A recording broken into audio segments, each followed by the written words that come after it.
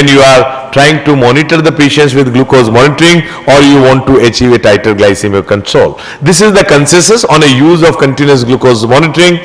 I was one of the experts from 35 experts from all over the world who were using CGM in 2017 along with ATTD meeting at Paris, and then we published that international consensus on a use of continuous glucose monitoring. And what we decided that all type 1, all those who are on insulin, all those type 2 on basal bolus therapy, they all should be ideally on continuous glucose monitoring.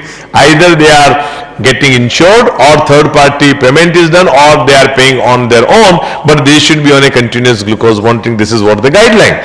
And then 2 years later, from the same consensus, we had come out that how much time in range they should be in glucose in control between 70 to 180, and this consensus was published in 2019, and then it was all over the world, including ADA, SPAD, Diabetes India also the part of it, even all the organization, ESD, they all agreed that this is the consensus for getting the continuous glucose monitoring. And with continuous glucose monitoring, more than 70% of the time they should be in time in range between 70 to 180, and that is what we are expecting from all garden variety of type 1 and type 2 diabetic patients who are coming to our clinic, between 70 to 180. But those who are elderly, those who are having high risk of hypoglycemia, pregnancy with type 1 diabetes, their time in range may be different depending on what type of conditions which they have. So what's time in range? Between 70 to 180, how much time they remain in that? And there is a new concept had come, time in tight range, that is between 70 to 140. Percentage of time when it goes below, that is below 70, we call it TBR. When it goes more than 180, we call it time above range. Time in range may be used as an appropriate endpoint in a clinical research as a measure of glycemic control in patients with diabetes. And there are a lot of evidence which is coming out with time in range is inversely correlated with risk of developing micro and macrovascular complications in diabetes. Time in range is defined that 70 to 180 is very when you are using continuous glucose monitoring, it also becomes very easy for you to explain the patient that this should be your target. Most of the time in the day you should be between 70 to 180. There is a level 1 hyperglycemia and level 2 hyperglycemia when it goes more than 250, and there is level 1 hypoglycemia and level 2 hypoglycemia, time below range, and we don't want our patient to go below 70, but more than 5% if patient goes TBR, then you have to change the therapy in such a way that risk of hypoglycemia becomes less and less. So there is a continuously you can monitor while HbA1c give you the last 3 months, and it gives you the data of last 3 months, and nothing predicts for next 3 months how the patient is going to have. So we all know about the DCCT trial in 1983 when DCCT trial was done to achieve tight glycemic control from median A1C from 9 to 7.2. The severe hypo rate was 62 per 100 patients here. They all were on basal bolus therapy. They all were on a self-monitoring of blood glucose, which was almost like 6 times in a day. But after 25 years, when the continuous glucose monitor was available, it was older one, but definitely newer insulin analog was also available at that time. You can see by putting the patient on CGM, the median A1C they could get from 7.6 to 7.1. But at the same time, the risk of hypo, which was 62 per 100 patient here, was decreased from 62 to 20 per 100 patients here. So you can understand by putting the patient on CGM, at that time it was not real time. It was in 2008, it was not real time. It was a pro. So the first 3 days continuous glucose monitoring was available in 2008. I will show you the data later on that now with the continuous glucose monitoring, which is real time continuous glucose monitoring, you can achieve almost zero hypoglycemia if a person is using CGM. This is what the 10-year incidence of developing diabetes-related complication by improving time in range. So if you put the patient on continuous glucose monitoring, you can see significantly improvement. We always expect microvascular complication to decrease more, but there is a data to support also that even macrovascular complication also get decreased in type 1 and type 2 diabetes. Also, there is a 10-year cost reduction by improving time in range. Now, most of the time, particularly when we talk in India, we always talk that patients can't afford it.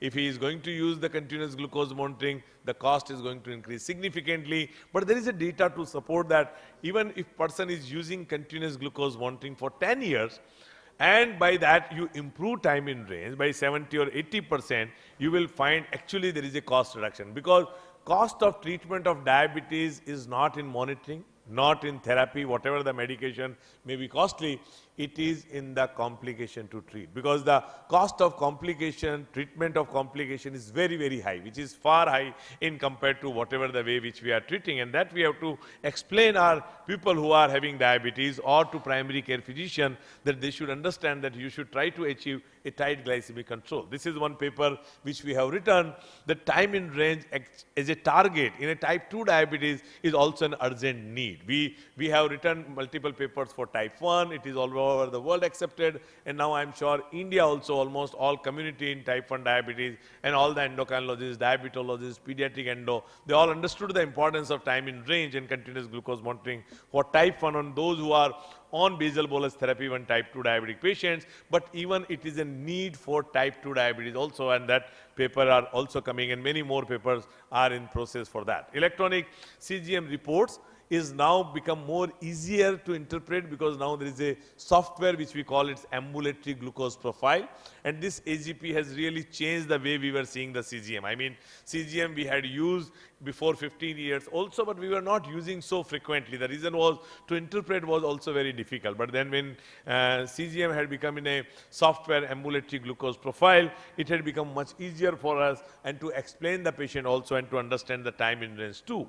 This is evidence which is showing that using time in range or using continuous glucose monitoring, a diamond study in type 1 diabetes, gold, there is one more diamond 2 study in type 2 diabetes and a replace study which had shown there is a significant difference in HbA1c, which has got a significant p-value also. But for type 2 diabetes like diamond 2 and a replace, there was no significant p-value as far as by using people on CGM, will they improve the HbA1c? Definitely the glycemic variability decreased significantly. And replace trial, which I was talking about, the flash glucose monitoring in type 2 diabetic patient, which was supported by Abbott. At that time it was only flash glucose monitoring, it was not a real time, every time they have to flash, but you can see significant difference with the people who are using SMBG versus continuous glucose monitoring as far as sugar control is concerned.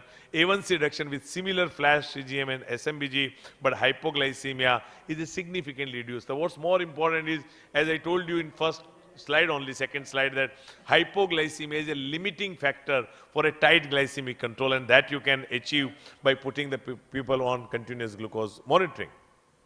CGM is in patients with type 2 diabetes on a multiple daily insulin injection. These are some of the papers which had shown that actually there is risk of hypoglycemia significantly decreased, and even say with non-significant, but there is an absolute decrease also.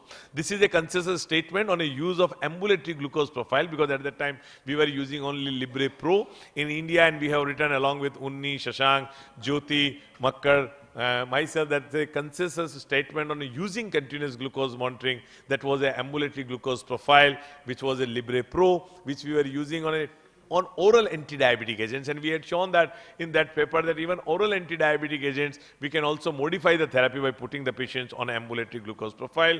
As we also know that people can't afford it to using continuous glucose monitoring, and that's the reason this was even paper with Dr. Anup Mishra and Jyoti Dev, which frequency of CGM. So I mean, your type 2 diabetic patients who can't afford continuously, even intermittently we can use, and how frequently that should be used. If patient is very well controlled, even once in a 2 month, or if patient is, once in 4 months or 6 months, while the patient who is not very good control, even once in a month or once in 2 months or once in 3 months, also you can decide depending on the type of control and what type of continuous glucose monitoring which you are using. You can also use intermittently continuous glucose monitoring too. So at this point of time, I will not say that we have to replace HbA1c or finger stick testing, because I will say that they all three are complementary and essential, like using SMBG, using A1C and using CGM. So use all three modalities for your patients, whether type 1 and type 2. If definitely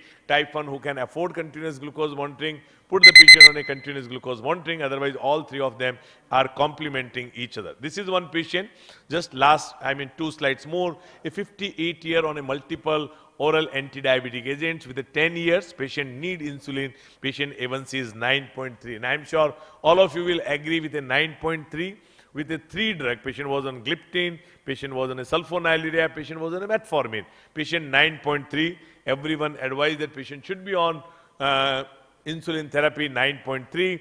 This is the report when patient came to us. We asked the patient that, okay, let us put you on a continuous glucose monitoring. At that time, it was again Libre Pro. We called the patient after 4 or 5 days. Again, we could explain that all your sugar reports are very high.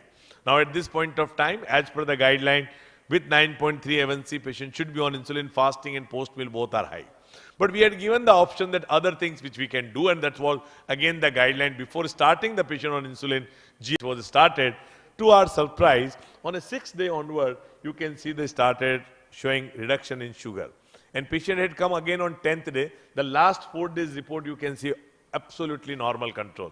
We reduced on telephonic consultation from 2 milligram to 1 milligram, and then we stopped. The last on 10th day, we stopped the glimepiride, and now the patient is only on GLP-1, SGLT2 and metformin. So you know how precisely you can change the therapy for a type 2 who is on oral anti-diabetic agents. A patient with 9.6 with guideline is suggesting that patient should be on insulin therapy while patient is shifted on this.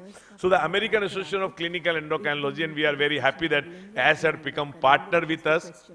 Rajiv Chawla had become from Asia Hub, also he is a hub leader for ACE. They had first time in 2020, even for managing type 2 diabetes, they had put CGM should be considered. It is in part of all those 11 principles. Using CGM whenever indicated assist patient in reaching glycemic goals safely. Benefits of improving time in range using continuous glucose monitoring. Lot of other data is also there. This is accepted by almost all the guidelines across the world. To summarize my talk, HbA1c is the gold standard for diabetes management. However, it does not demonstrate a holistic or an individualized glucose profile. CGM provides a closer view of person's glycemic status, and it aids in better glycemic control. Glycemic variability is associated with increased risk of severe hypo, diabetic complication, reduced quality of life.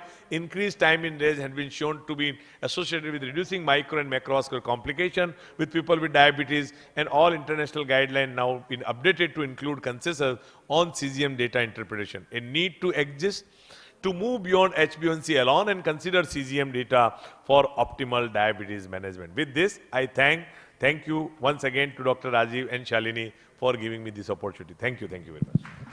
Thank you, sir. That was really vivid.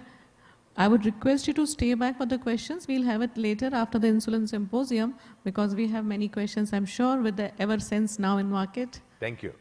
So over to Dr. Ahuja, sir.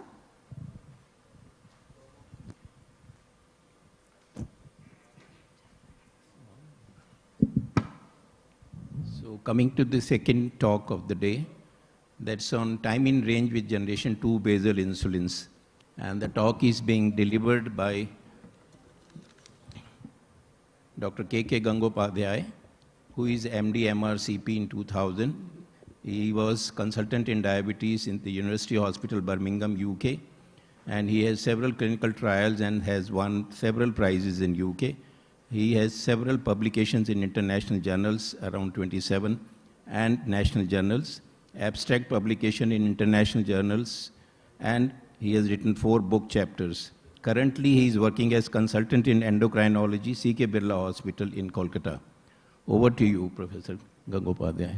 Thank you, Chairperson, sir. So I'm going to talk about, I think Bansi has set the stage for the time in range concept, and I'm going to tell you about the basal insulin use and time in range. Now, I might criticize 1 or 2 of my own slides, and I'll tell you. Otherwise, it becomes very boring. Now, we know about this, and Bansi has enumerated in detail about the glycemic variability and the time in range. Now, this, can I have a pointer, please? Now, this is one area which I have a mild objection to. So the consensus is that we should spend 70% of the time with a blood sugar range between 70 to 180. So if somebody is having blood sugar of 70, I am okay. No, I'm not okay. There's one less and it is hypoglycemia.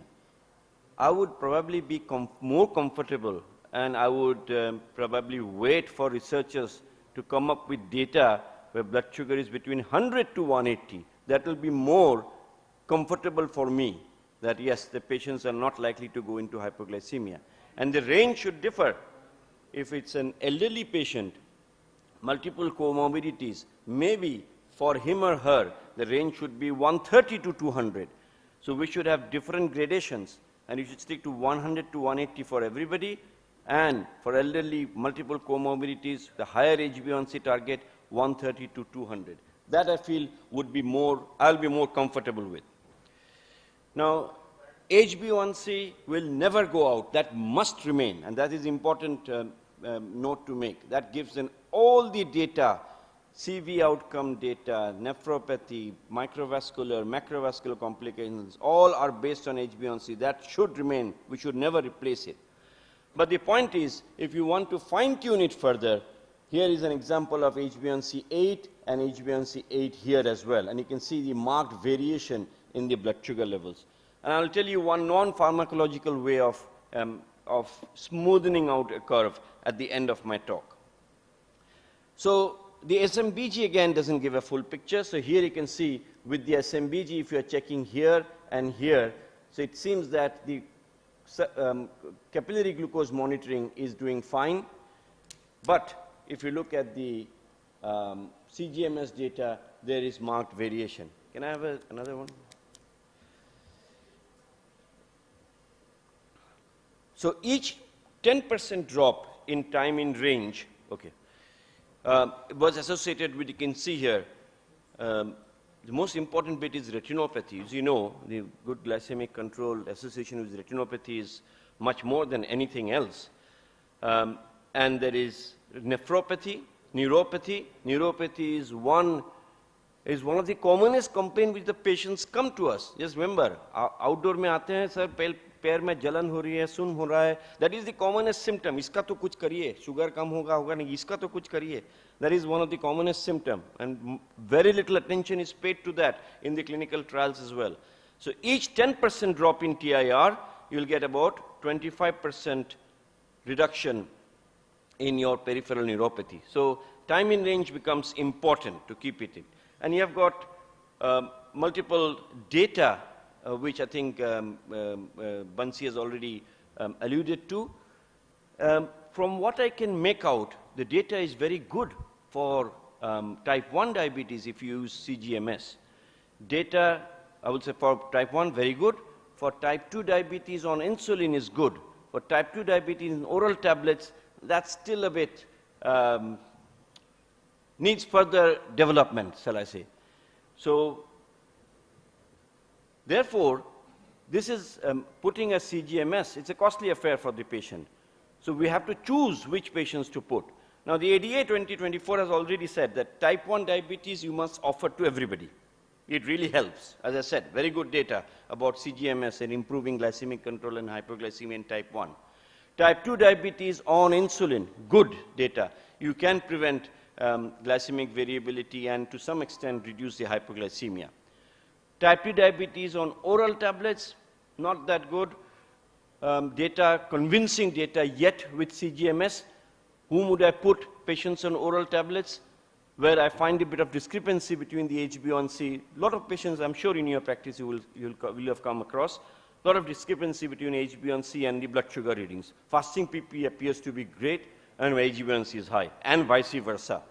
And I put them on CGMS, and every time the CGMS has educated me rather than tell the patient what has happened. So with the CGMS data, I always first have a look at it myself, then I turn it to the patient and I say, ये आप देखिए, ये sugar level है, ये time है, यहाँ क्यों बढ़ रहा है जरा बताइए तो, यहाँ क्यों घट रहा है जरा बताइए तो.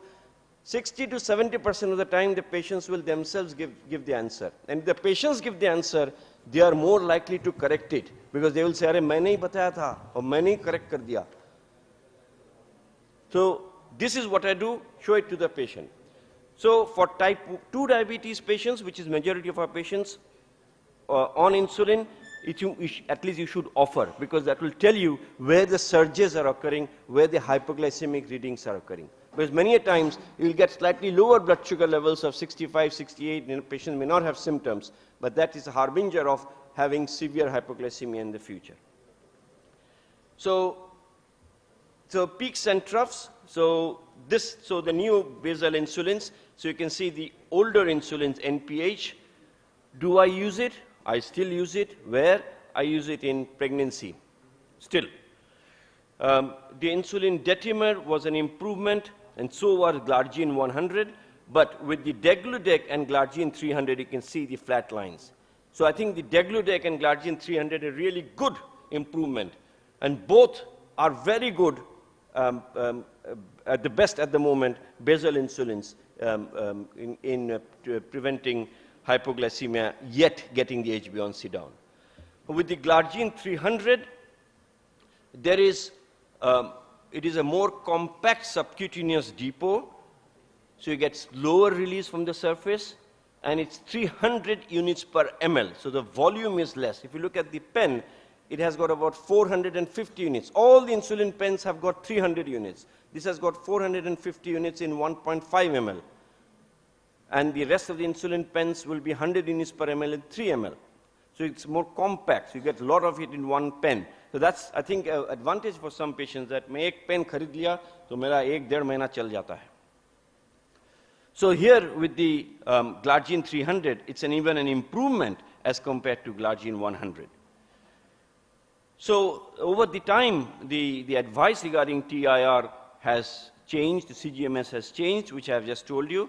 And this is the trial data for glargine 300 using CGM or time in range. So there is multiple data. There are 3 PKPD data. Actually, there is 4. And there is RCT data, real-world evidence with glargine 300. This is the evidence of glargine 300 versus 100. And you can see here, with the glargine 300, it is very flat. With the glargine 100, there are some peaks in the blood sugar levels. You have got comparison with degludec 100 with glargine 300. There, it shows that there is 22% greater peak with degludec 100 in this, and 23% lesser within-day variability with glargine 300. So it seems in this study, comparison with glargine 100, glargine 300 seems to do better. But I will quickly add, there is another trial with glargine and degludec done by another company, the degludec company, which shows that degludec is slightly better than glargine 300. So both sides are there. So you have to remember this. So it depends on which podium the speaker is speaking from, but the beta is there. What does that tell you? Both are very good. So this is one data which shows that glargine 300 is better than degludec 100, and this is another data, PKPD, which shows that the glycemic variability is less with glargine 300 as opposed to degludec. Now, this I thought was an interesting trial. This was done in Japan, albeit the number of patients were less. It's only 20 patients. I hope there would be more patients, but there weren't. So these patients were on IDAGASP twice a day. They were, then their CGMS was done. They were then changed to glargine 300 plus glulysin, so basal plus 1 bolus. Now, you see, with IDAGASP, do I use IDAGASP? Of course, I do use IDAGASP. The advantage of IDAGASP is it's a single pen. You can start it once a day, and you can increase it to twice a day. There is good, robust data. But sometimes you do get difficulty with the IDAGASP. What difficulty? So many of the doctors have said that, अच्छा, इसका PP जो है control हो गया, fasting ज़्यादा है. So you increase the IDAGASP, fasting will come down, but the PP will also come down. And there is vice versa. So that creates a problem in some patients, not all, in some patients. But if you use a basal plus, then you can take care of this problem. Because fasting ज़्यादा है, आप basal बढ़ा दो, PP ज़्यादा है, आप bolus वाला बढ़ा दो. But the disadvantage is there are two different types of pens. So where do I use basal plus? Who are the best patients to use it? Those who have got very erratic lifestyle. Example, doctors. On food habits. कभी एक दिन कम ले लिया, कभी एक दिन ज़्यादा खा लिया. So for them it is ideally suited, the basal plus. And this is one data to suggest that if you use glargine 300 plus glulysin, that is basal plus 1 bolus, versus IDEGASP twice a day, you get better time in range with the basal plus, much less hypoglycemia, 7 times less hypoglycemia, and also 18 times less nocturnal hypoglycemia. This is very important, I think. So for those patients who have got erratic lifestyle and food habits which fluctuate from day to day, and particularly vulnerable patients, this would be an ideal regime using a basal and 1 bolus. In-range study was a study in type 1 diabetes where patients were randomized to glargine 300 as the basal insulin and IDEG insulin degludec as the basal insulin. And the investigators were blinded to the trial. So they did CGMS, and what did they find? That actually glargine 300 and degludec, they were exactly almost similar. Primary endpoint, TIR 70 to 180, glucose variability, all were similar. So here is a trial which suggested that degludec versus glargine 300 in type 1 diabetes at least were similar. So this is that. And so this is just a case example of a patient before starting glargine U300, and after starting you get a very flat profile. Now I had promised a non-pharmacological way of improving glycemic variability, and I will tell that in a minute. So in elderly patients, they are a challenge because you don't want to improve the glycemic control too much, but you want to improve it, at least to prevent symptoms, infections, etc. But at the same time, very important and top of the list, less hypoglycemia. So you have got very robust data with glargine 300 in elderly patients. You have got the 8 edition trial comparing with glargine 100, where there is 18% reduction in risk of hypoglycemia. You have got ATOS trial. You have got the BRIGHT trial as well. You have got the DELIVER trial, which is real-world data. You have got the EDITION trial again here. All these trials in the elderly patients suggested that it is quite safe to use it. In patients with renal impairment, that's another group which has got hypoglycemia as a potential problem. So therein as well, you have got data with the glargine 300 comparing with glargine 100 and degludec, which suggested that there is certainly less reduction of hypoglycemia with glargine 100 and at least comparable, if not better, with degludec. So if a patient comes to me and I need to start an insulin, which is the easiest one to start for the doctor and the patient, it is basal insulin. And the cost issue is always there. But my viewpoint is, I will offer the best insulin which is there. If the patient can't afford, then I come back to the lower one, not the other way. I will use the cheaper one and then go up. No, I will use the best one first. You can't afford it, okay, then we go one step down. Now the bit which I told you about non-pharmacological method, and I'm planning a study on this as well to see if that helps. So this is a CGMS which I had done on one patient where it was difficult to get the sugar under control, and if I used too much basal insulin, then the patient was landing into hypoglycemia. So where was the problem with this patient? Look at the time. This is 8 p.m. and this is 10 p.m. I then showed it to the patient. ये है आपका इस जगह पर क्या हो रहा है जरा बताइए तो. So the patient said, she's the lady, she said, सुबह नाश्ता तो बहुत कम करती हूँ, ऑफिस में सब लोग चले जाते हैं, बच्चे कॉलेज में जाते हैं, दोपहर को घर में अकेले मैं ज़्यादा नहीं खाता, शाम को सब लोग घर में वापस आ जाते हैं तो जम के खाना होता है. तो ये जम के खाने का नतीजा. So just a basal insulin may not have worked here. We need something else. So here, I will show you some data about walking after. So what is the best time? So हमारे पुरखे ये कहा करते हैं कि सुबह उठ के चलिए सूर्योदय के time. That is the best time for walking. And that is many patients don't walk because they can't get up in the morning. और नवंबर में बहुत फॉग हो गया, कैसे चलेंगे? तबीयत और खराब हो जाएगी. So this is one interesting meta-analysis to suggest what is the best time for walking for postprandial sugar control. So in this meta-analysis, they tried to show walking in the morning, fasting, empty stomach, versus walking 30 minutes immediately after your meal. Which one is better in reducing the postprandial? And if you see here, this is pre-meal exercise, that is fasting. Subah utھ ke main chalna shuru kiya.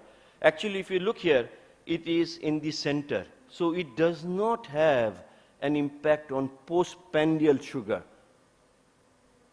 But if you look at post-meal walking for 30 minutes immediately after your food, immediately means you can from 0 minute to 15 minutes after your food, you get a good reduction in PP sugar. In fact, there was one study from North India which had suggested that it was almost equal to a bolus insulin as well, if you do it every day, 45 minutes walking after food. So when my patients ask, तो क्या मैं गलत करता था सुबह उठ के चलना? No, that is not wrong either, and I will tell you. So exercise such as 20 minutes of walking has an acute beneficial effect on postprandial hyperglycemia. Longer intervals between eating and exercising weaken the effects. An exercise prior to meal does not blunt postprandial hyperglycemia. So walking subah उठ के जो चलते हैं उसका कोई value नहीं है. No, that is wrong. If you walk in empty stomach, that has got a good effect on lipemia, lipid profile. And if you walk after food, that has a good effect on postprandial sugar. So we had come out with this consensus statement about exercise in type 2 diabetes.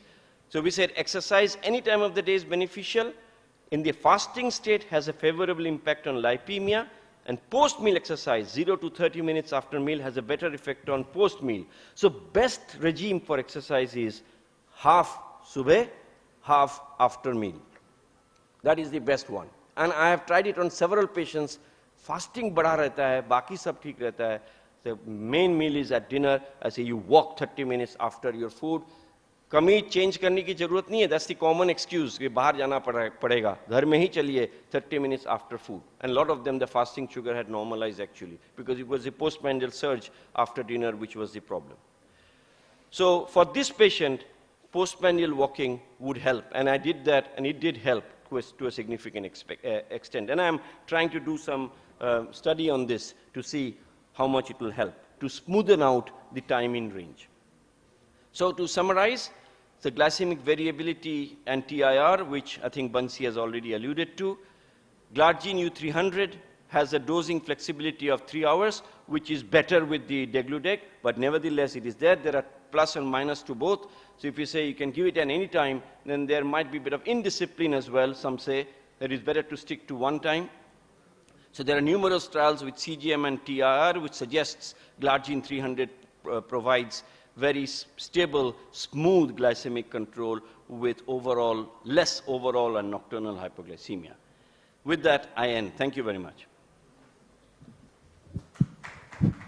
Thank you, Dr. Gangopadhyay, for a very lucid talk on the role of basal insulins, and especially long-acting basal insulins, in maintaining glycemic control and their advantages in keeping the time in range for type 1 and type 2 diabetic patients. Thank you so much. We will have the discussion at the end of the session. Thank you. So moving forward to the last talk of the Insulin Symposium, I now invite Dr. S.K. Wangnu. Sir is the leading endocrinologist of the country. He has led Apollo Hospital to ACCORD, which is Apollo Center for Obesity, Diabetes and Endocrinology. So sir would be talking on degludec and idec-SPART, a co-formulation path-breaking innovation. Thank you, Chairpersons. Thank you, Bansi and the Kalyan, for the first two talks. So I'll start my statement that any war can be won with even with the old weapons if you use them judicially. And you can lose a war even with the new weapons if you don't know how to use them. That is why my talk is that even if you're using new weapons, you must thoroughly understand how to use that. Gangopadhyay fired a missile with the glargine and the generation 2 insulin judicially to hit the target. I'll fire another missile with the degludec. Although he talked a little bit about the degludec, he was very gentle in balancing the views between the degludec and the glargine, with the degludec and the co-formulation. So ultimately, what is our aim of using the new insulin to control the blood sugars? And we know we have been talking about the HbA1c, TIR, glycemic variability. We have a lot of tools with us, but we should have a knowledge enough where to use them, how to use them, and how to utilize these weapons in your day-to-day clinic practice. I think a word about the quest for the ideal basal insulin, although the ideal basal insulin has been already discussed by Kalyan, the generation 2 insulin. If you see the historical aspect of the journey towards the perfecting the basal insulin, right from the isolation of the insulin to the animal insulin preparations and NPH. I was happy that Kalyan still uses NPH during pregnancy. I am also using NPH during pregnancy, not the newer insulin. Followed by the detrimer glargine, the first generation, then came the generation 2, the glargine U100 and the degludec, along with the ultra long acting, that is ultra long acting basal insulin. Because I am talking about the degludec, a little bit of mode of protraction, because everybody should know, when you inject this insulin, which is a dihexamer formulation, the rapid phenol depletion after injection results in multi-hexamer chain formation. The zinc diffuses slowly, causing individual hexamers to disassemble, releasing dimers and the monomers.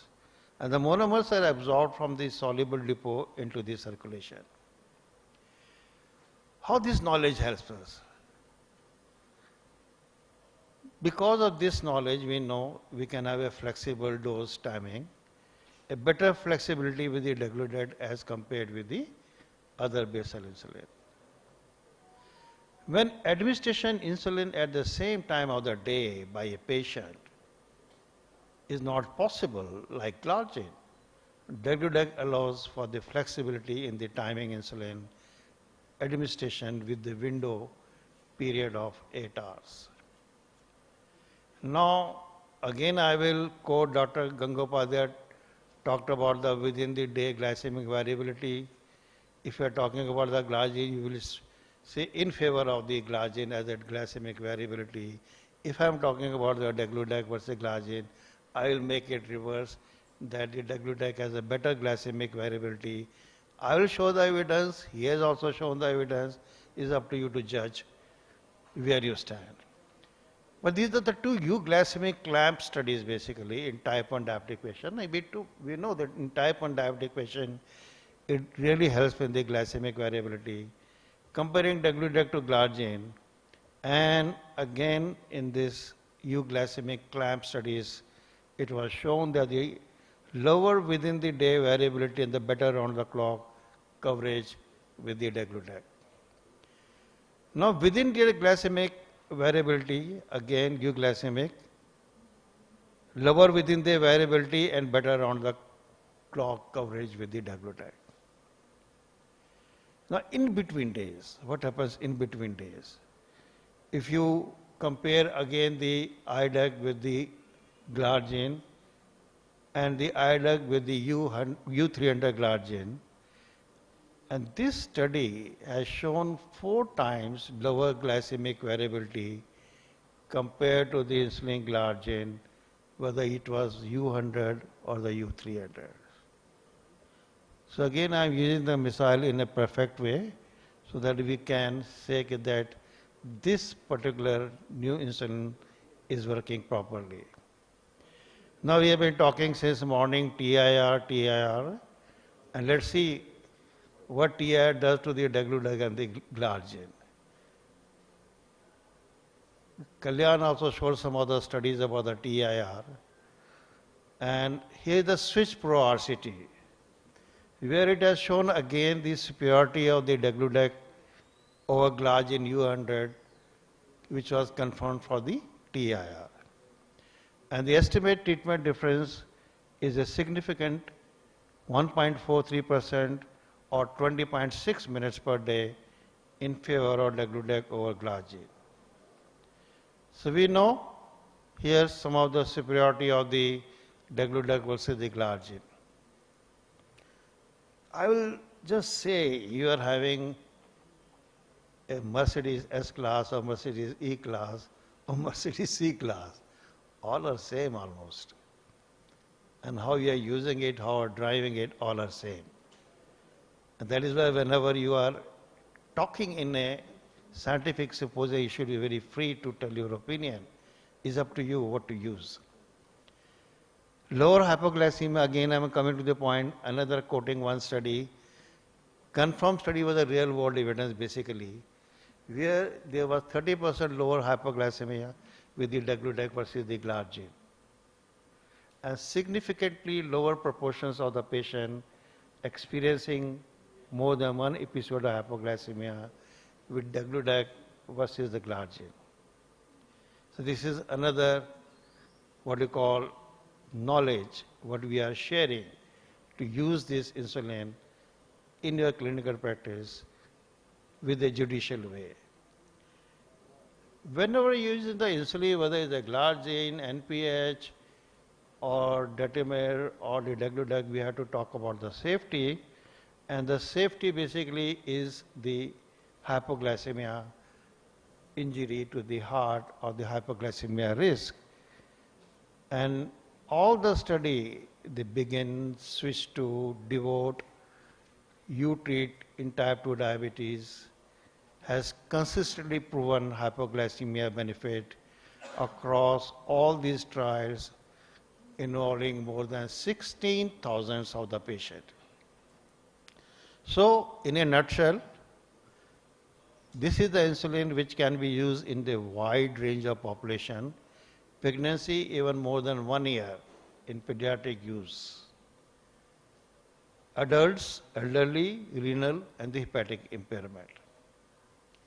Same way, now I switch on to the another weapon, that is the co-formulation. After giving a brief overview of the ideal basal insulin, which is flat, peakless activity, long duration of action, and the minimal variability. So, I told you our second weapon and the missile is the evolution of the premix insulin.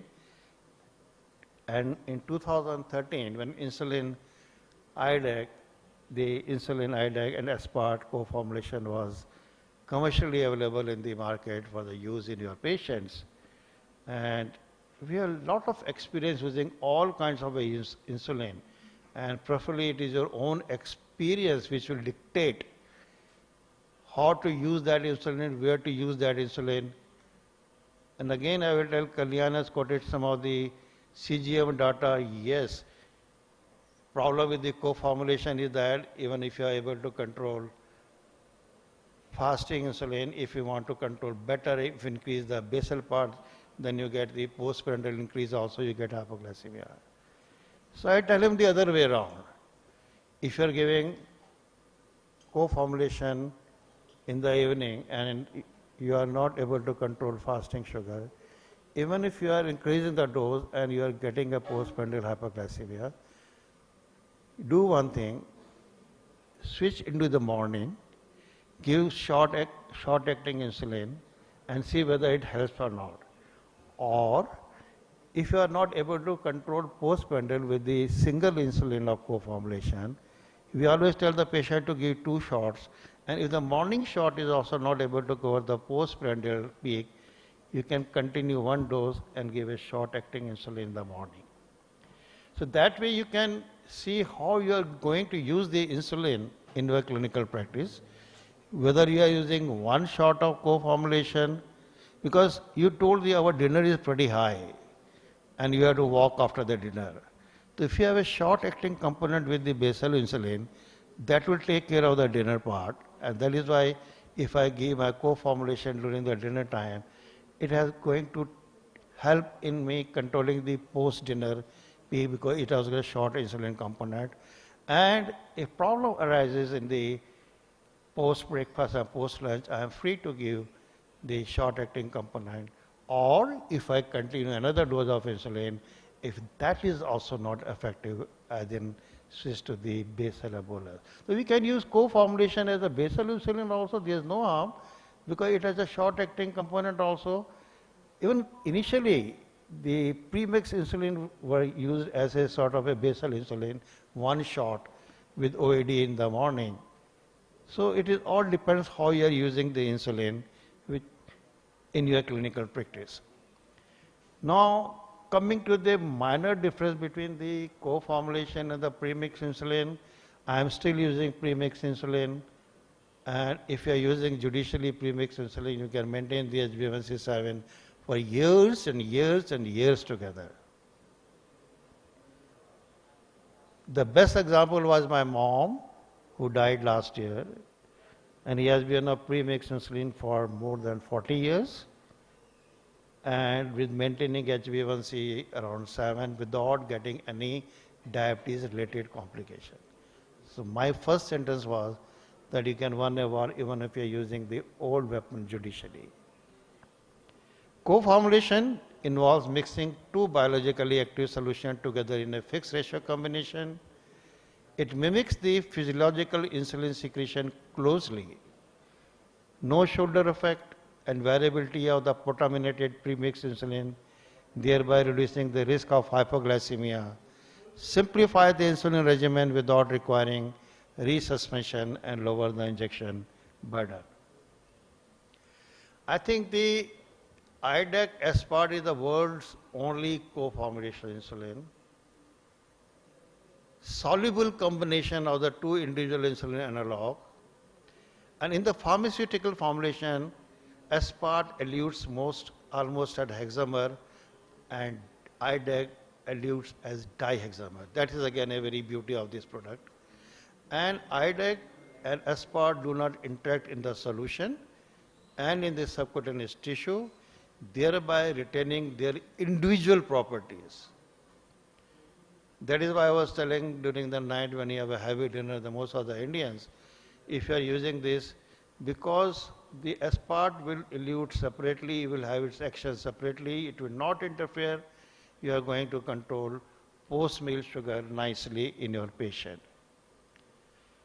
RSDI clinical, our boss of RSDI is sitting in here, Bansi Sabu, he has made many consensus guidelines, which we are all reading, and he has also made these guidelines or the use of IDEC aspart, a choice of insulin initiation versus other premix insulin. A few lines about the various studies to give the evidence-based medicine. The SMART study was basically in type 2 diabetes, and participants received IDEC across 40 sites in India, and it has shown effective A1C reduction, effective fasting plasma glucose reduction, as well as PPG control. And there are many meta-analyses basically which has come and shown a very efficacy outcomes. Meta-analysis of at least, I think it was more than 5 to 6 trials of mean A1C, fasting PPGN, 9-point SM, self-monitoring of plasma glucose at the end of the trial. So ultimately what it taught us that lower nocturnal confirmed hypoglycemia with IDEC aspart compared to the glargine alone, superior mean HbA1c control with IDEC-Aspart compared to the IGLAR in end of the trial analysis. So in short, what I have shown you that it has significantly decreased the mean hemoglobin A1c with lower nocturnal confirmed hypoglycemia. It is a simple solution that provides total control with mealtime flexibility, and I told you the window period may be roughly around 8 hours. The quality of life is good. There was a questionnaire put to the various subjects. They have shown improved quality of life, found it very comfortable to inject IDEC-Aspart, and could manage their day-to-day activities better after initiating IDEC-Aspart. And also reduction in the pill burden, which also improves the quality of life and adherence and compliance in individual with diabetes. So use of IDEC-Aspart, he also told about the glargine in various populations, like with elderly patient, renal impairment, hepatic impairment, individuals with religious fast, adult type 1 diabetes. Degludec is approved for more than 1 year. I think IDEC, the co-formulation, is approved over the age of 18 years. So these slight minor difference between the two, if I am correct. A choice of insulin at the time of initiation because of all the factors which are shown here, it is a good insulin to start with. Thank you very much. I think I finished my talk well in time. Thank you so much, sir. So may I now request all the 3 speakers, the leaders of the diabetes world, with 3 different beautiful ideas early morning, talking of TIR, all together, put together, summarizing, and TIR, the significance of TIR, CGMS, Dr. Bansi Sabu, talking of the 2nd generation basal insulins, Dr. Gangopadhyay, and of course talking of a co-formulation, Dr. Wangnu. The house is open for the questions, please.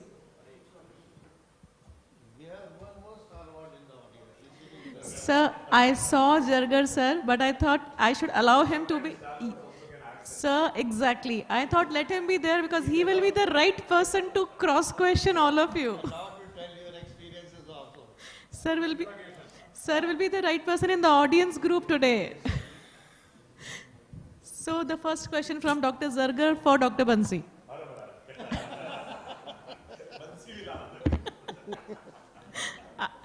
I will ask Dr. Zargar how frequently you are using all the newer basal and co-formulation in your practice. Hello. And where you find it the most correct. इनको वो दे दो.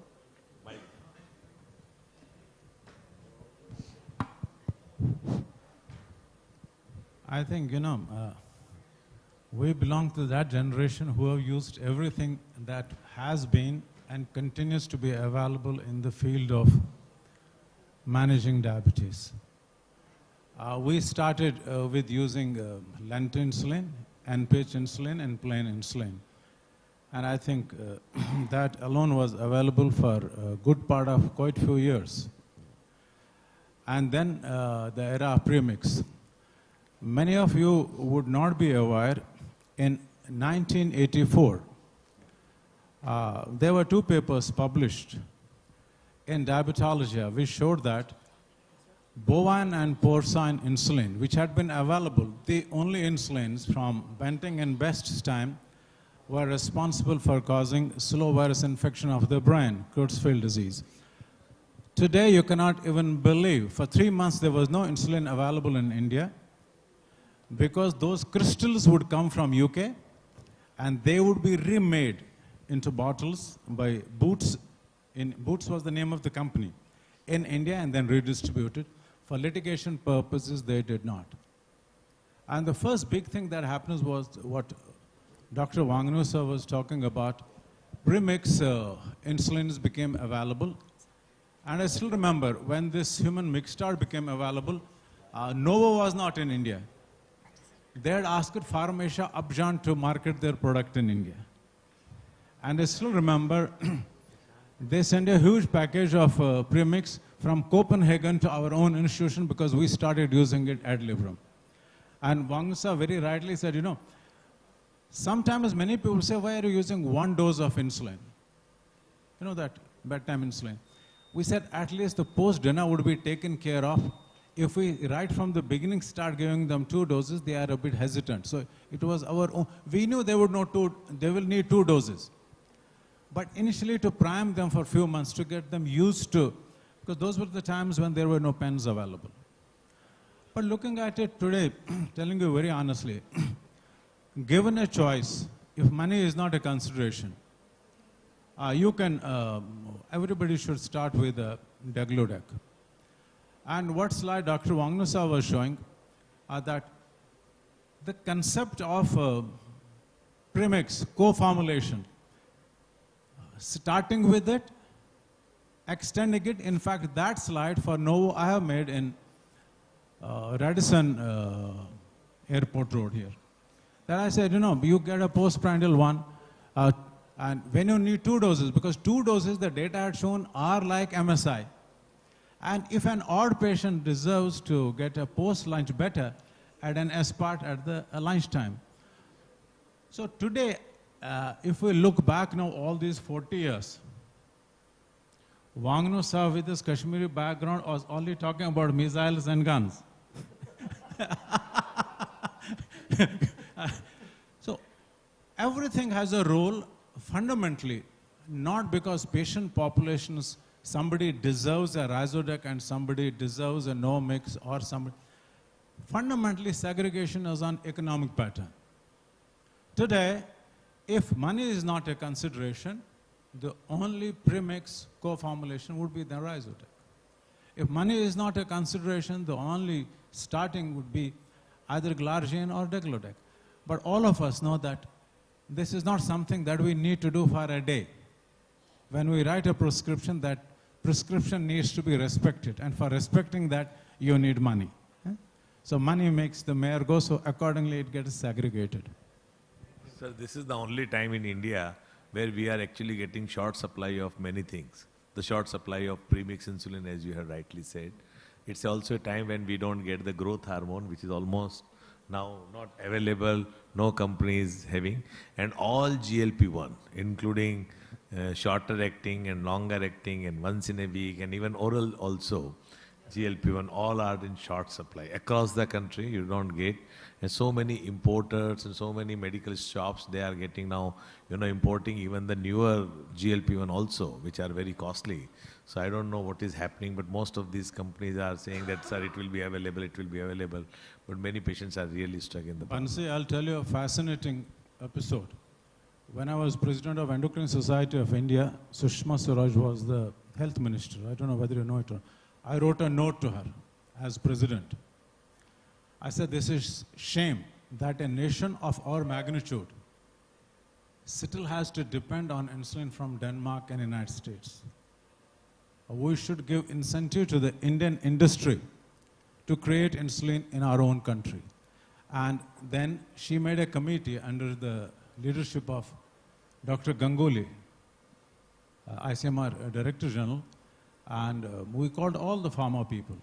Dr. Dash, me and Ish Bhatia were the designated experts for this committee. And I'll tell you which you stalwart would not know. When they first started making insulin, it was in the Aurangabad by Wockhardt and then Biocon. And in just a matter of 3 months, the market of insulin cost crashed in India. From almost 400 something, it was the Wockhardt, they had really decreased rupees. It was almost 50%. From 450 to 145 rupees. Exactly. So don't worry that premix will continue being available here because No, but I'm saying you, just now it is in a short supply because of this crystal supply of Mixtard and premix insulin. Many parts of the India, they don't get this premix insulin regular supply. Sanofi is also slowly winding away from here. So when Bansi sir is holding the mic, sir, one word about Eversense. So the Eversense is a continuous glucose monitoring device, which was originally in India thought of that Essentia will come with this. They have done some, board meeting also and understanding that whether India will be taking it over because it is costing almost 2 lakhs rupees per year now. And you have to do a small surgery also. So it's To placed put it in subcu. this, it's a subcutaneous. Ever since when you put it, it was for available for 3 months and 6 months continuous glucose monitoring. But actually speaking, all over the world, they are also not doing great ever since, as far as ever since is concerned. But yes, definitely they will come to India. Dexcom is also planning for this year in India. There are 3 Chinese companies who had already come in India for continuous glucose monitoring. Roche is planning to launch their continuous glucose monitoring that is predictable. So the first time in the world, they have come out with a predictable continuous glucose monitoring. So when you put the CGM, for next 2 hours, how the sugar will behave, not AI based. They will show in real time that this sugar may go down, and that is all the predictable real time CGM, which will be introduced also next year. They are introducing first time in Switzerland and Germany this year only. So probably by next year 2025 end, we may have around 10 continuous glucose monitoring devices which will be available in our country. Great. So any more questions we have for sir? See, there is a, disproportion between measurement of sugar levels by CGMH and finger prick. There is a delay of about 10 to 15 minutes. So, So, sir, how this issue is this is interstitial addressed? and that is capillary blood. So that also we have to explain. But now, you know, the newer and newer, this MARD is getting decreased. So if you see the Libre Pro, from compared to Libre Pro, Libre is better. From Libre to Libre 2 is better. And now Libre 3 had also come with the MARD is very less. So I mean, they are trying, it's a evolving technology. So definitely few companies have a problem, but I'm sure over a period of time this MARD will decrease and we will depend more on continuous glucose monitoring rather than on finger stick. I'm sure, I mean, before 20 years our patient used to do SMBG and simultaneously they will send their blood to the lab also, and then they will complain you that, you know, my sugar is getting different in this machine and that. The same thing is going to happen here also. Another question for Dr. Bangno. Sir, we need to wind up. Yeah. It's okay, we'll just have this one question, then we'll wind up. The use of insulin degludec, which is a very ultra long-acting insulin with a half-life of 24 hours and duration of action for 45 hours. What is the rationale of giving it twice a day? The rationale of giving twice a day because the problem, insulin degludec you are talking. Just giving it twice a day. We do give only once.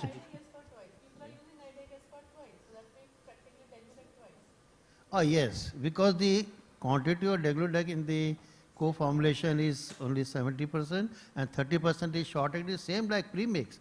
We are giving morning and evening. Yeah, flexibility and the flexibility of taking the insulin. If you have missed the insulin and you can take another for some time. So flexibility and the variability, glycemic variability is much less as compared to the premix. So don't you think we should have a 50-50 co-formulation? And that depends what kind of meal you are taking. Yeah, specifically when we have a lot of carb intake at each meal, I believe. Yeah, if you are taking 2 meals per day, you can. So we tell the company to make 50-50, I don't know. I can butt in here. You see, when the first premix was started, it was started as 50-50.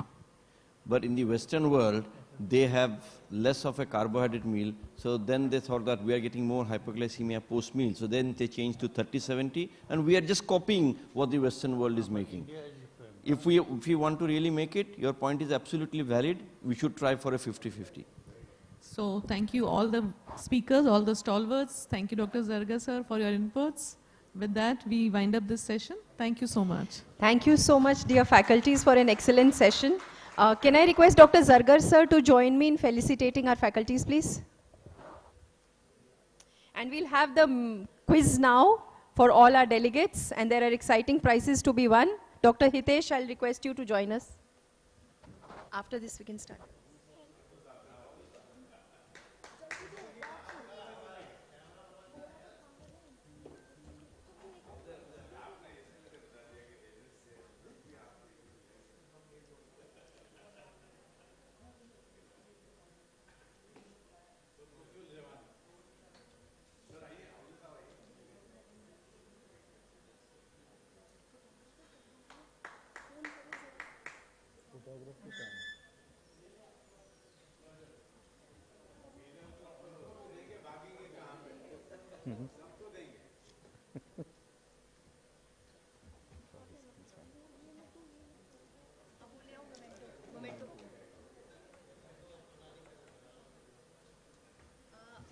minute. Dr. Zargar, we want you to felicitate Dr. Banshi. He was there yesterday for the ACE symposium virtually, so we were not able to felicitate him.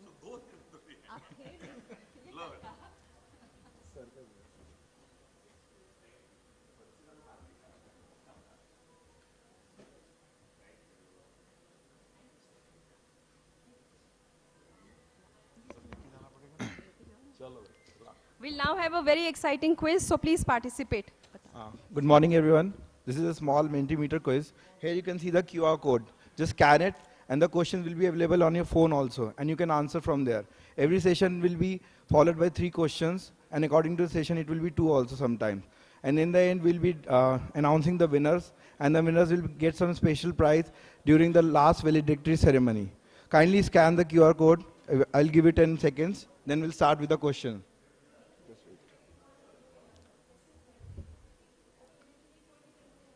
And the questions will be consisting of the session topics which is just occurred. All the 3 topics which you have listened about, CGM, insulin, another topic. Another 5 seconds for scanning the QR code.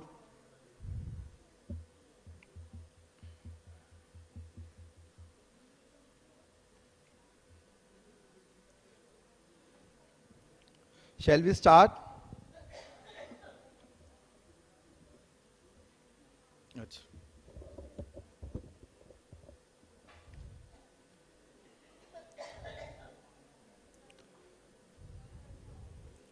Last 5 seconds.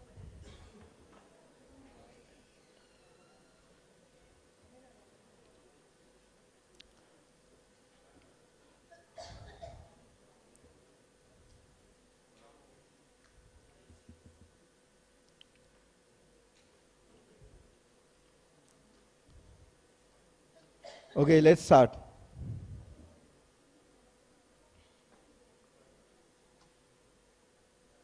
You have to be fast also to answer this question so that you get maximum points. For every question you have 20 seconds.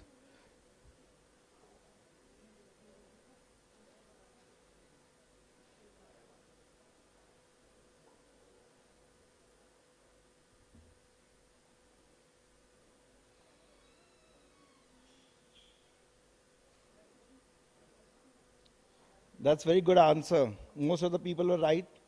Let's go to the next question.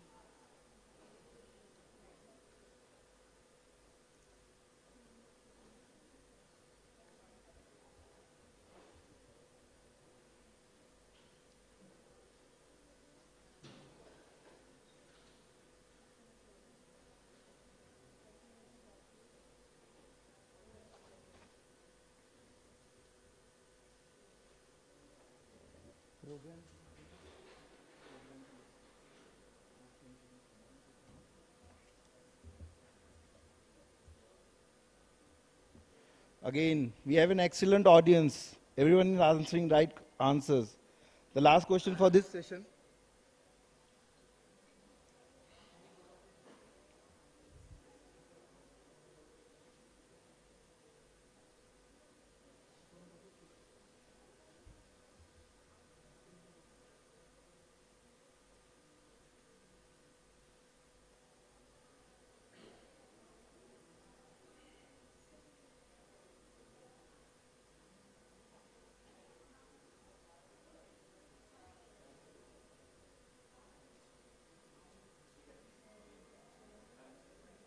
Amazing. I think it's because of the not many people got confused. Anyways, now we'll show the leaderboard. That's great. Let's see who is the winner for this one.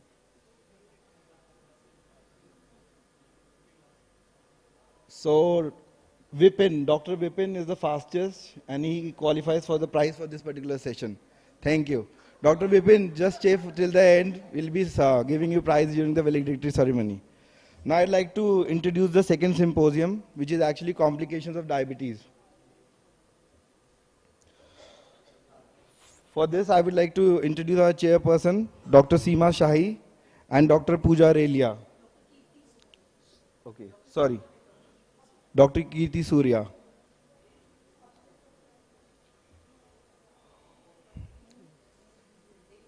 Okay.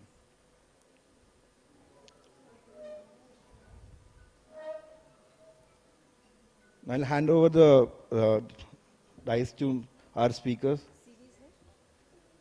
Thank you.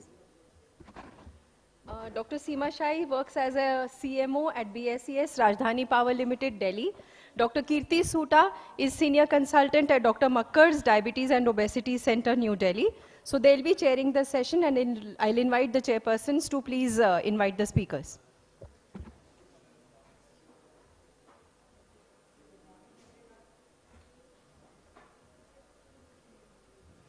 I would like to invite the first speaker of the session, Dr. Siddhant Trehan.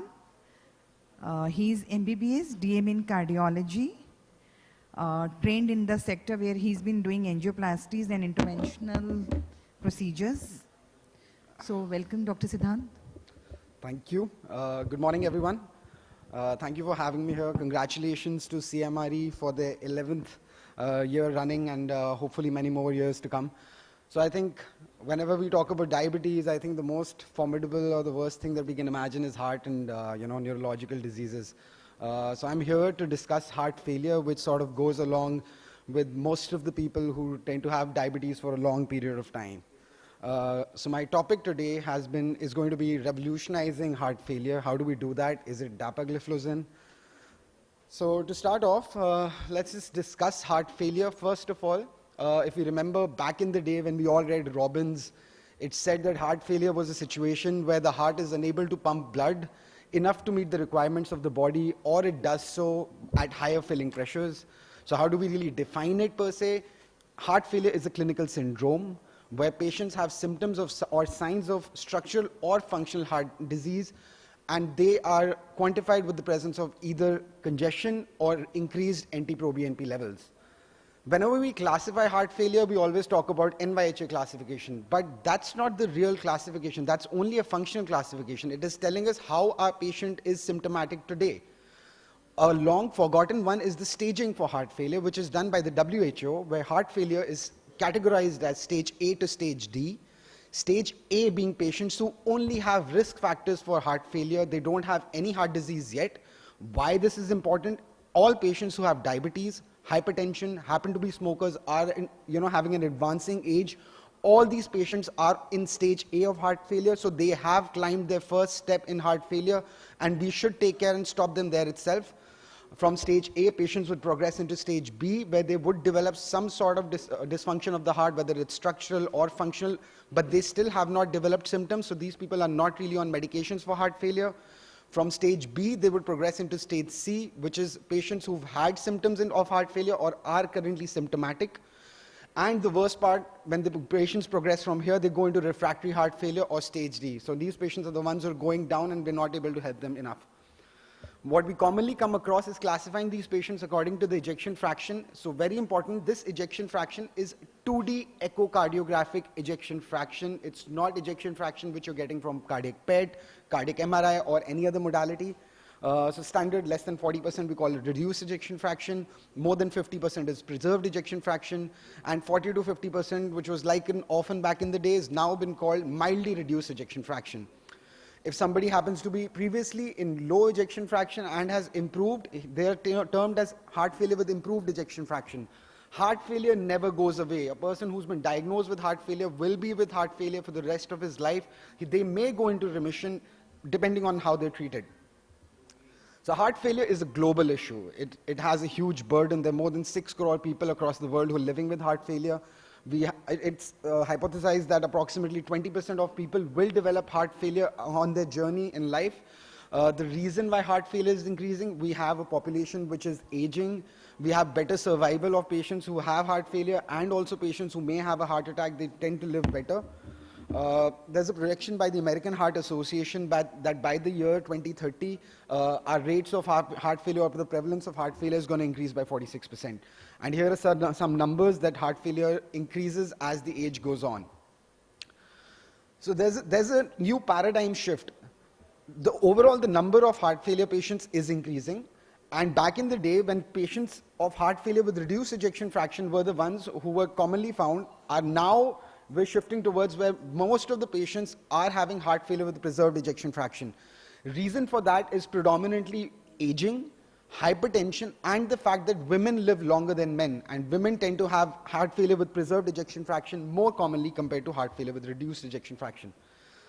So this burden, what does it really lead to? I mean, the financial implications are huge if you look at it. These patients have to have outpatient visits. They're going to be on medication for the rest of their lives. They would need to undergo diagnostic testing. Some of them would require revascularization in the form of maybe a bypass surgery, or they would require stenting. Some patients would require some device-based therapy, which could be a CRTD device or an AICD device. It's approximated that the cost for heart failure is approximately $340 billion per annum, and this is going to increase up to $400 billion. So patients with heart failure are predominantly having two problems. One is that they would be having heart failure hospitalizations, and they may, end up dying. And the other part is that they have a poor quality of life. So if we see that in the United States and Europe, which are the more affluent areas, despite that, heart failure was the #1 cause for hospitalization. And whenever a patient who was hospitalized and treated appropriately, the patient required approximately 8 days of hospitalization to get back to track. And unfortunately, these patients will have frequent rehospitalizations as well. Approximately 1/3 of these patients tend to have low physical activity. Around 60% of them would say that they're unable to do, the rest of their daily activities, and they'll have problems with that. And very importantly, the percentage of these people who have depression is quite high, and I think that's something which we rarely look at. So here, beyond this slide, I would just want to talk that in 1990s, when we did not have all these standards of medicines, or we did not have stenting, we did not have bypass surgery as frequently as it is done now, we did not have any device-based therapies. At that time, the median survival for any person who had heart failure was only 18 months. Do you think any cancer or any other disease that, is diagnosed and then the survival is going to be only 18 months? But now, things have dramatically changed. We're in 2024, and it's seen that if a patient receives appropriate therapy, the survival is going to be 80% at 10 years. So we've come dramatically from living only 18 months to 80% survival at 10 years. So mortality is going to be high if patients are not treated. Any episode of hospitalization is going to take the patient down. So I say, if we remember that, like a cat has 9 lives, and if it dies once, it gets the next life after that. Any patient who gets hospitalized with heart failure loses a life. His next time, he's going to be left with less number of lives. So we should make sure that we prevent these patients from having deteriorations and episodes of acute decompensation. So like I mentioned, with good therapy, patients will do well. The mortality would be decreased significantly. But unfortunately, when we talk about guideline-directed medical therapy means you have 4 drugs, and you're supposed to give the 4 drugs at the maximum tolerable dose. Just the fact that you have a prescription and they are on 4 of these medicines does not justify it. So the penetration of having all 4 drugs at GDMT doses is very poor. Approximately only 20 to 25% of patients receive appropriate medical therapy. And that penetration is even lesser when it comes to heart failure with preserved ejection fraction. We can see that usage of SGLT2 inhibitors and the usage of ARNIs and MRAs are still pretty low. So when it comes to treatment, what really is our goal? So like I've been saying, that we want to prevent mortality and we want to improve the quality of life. So when we want to improve quality of life, we want to improve the functional status, which is again the NYHA classification. We want to improve the symptoms. What really are these symptoms? Symptoms could be decreased aerobic capacity, decreased muscle strength, decreased physical activity, having fatigue, shortness of breath, not being able to do their daily activities, depression, and we also want to improve the outcomes by decreasing mortality and hospitalizations. So we've come a long way. We had 3 drugs which were predominantly, beta blockers, MRAs, and RAS modulators as the ones which are going to take care of these patients. But then came along this SGLT2 inhibitor with empagliflozin coming in for diabetic patients, and then we had 2 landmark trials for us as intervention cardiologists as well, because whether patient has diabetes or not, this drug happened to do well. So we had the DAPA-HF, which was for heart failure with reduced ejection fraction, and we had the DELIVER trial in 2022, which was for patients with heart failure with preserved ejection fraction. In both the cases, the primary outcomes were the same. There was CV death and hospitalization, and the secondary outcomes were similar. And if we look at DAPA-HF on the left side, and we look at these Kaplan-Meier curves, we see that at the end of 2 years, the curves have dramatically, they've segregated, they've separated out, and we had approximately a 26% relative risk reduction. And if we look at the starting part as well, we didn't really have to wait for 2 years to see that this SGLT2 inhibitor was, giving us some sort of a benefit. And now when we look at on the right side, for patients with preserved ejection fraction, when these patients were followed up for 3 years, there was an approximate 18% relative risk reduction. And in such cases, again, if we look at the left part of that Kaplan-Meier curve over here, we see that just after maybe 2 weeks, we were starting to see maybe a few changes.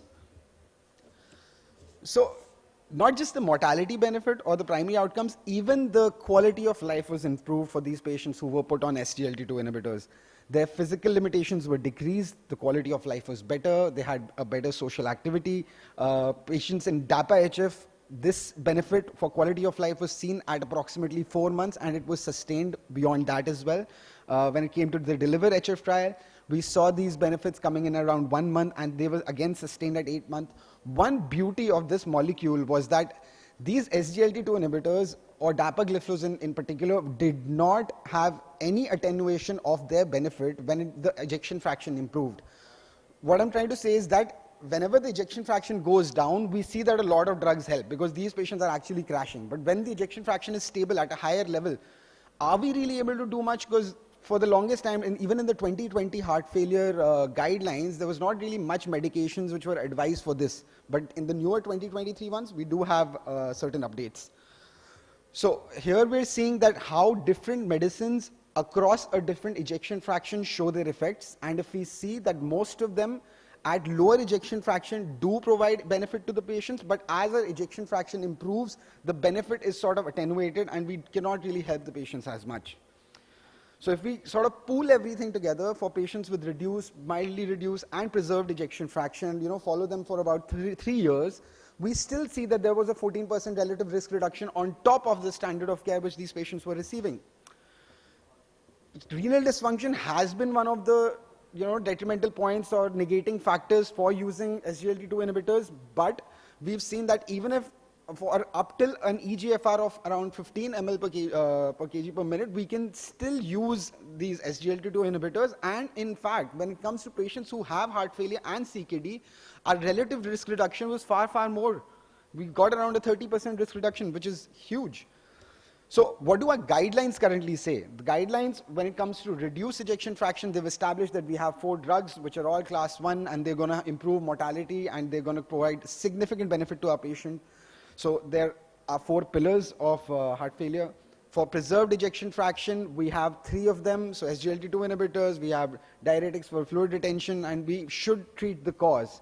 And heart failure with mildly reduced ejection fraction is similar to heart failure with reduced ejection fraction. So the drugs are pretty similar, but from having a class 1 indication in reduced ejection fraction, they tend to have a class 2B indication.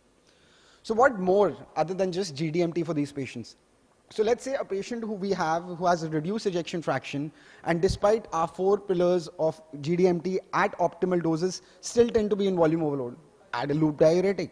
They tend to be hypertensive, decrease afterload, add isolazine.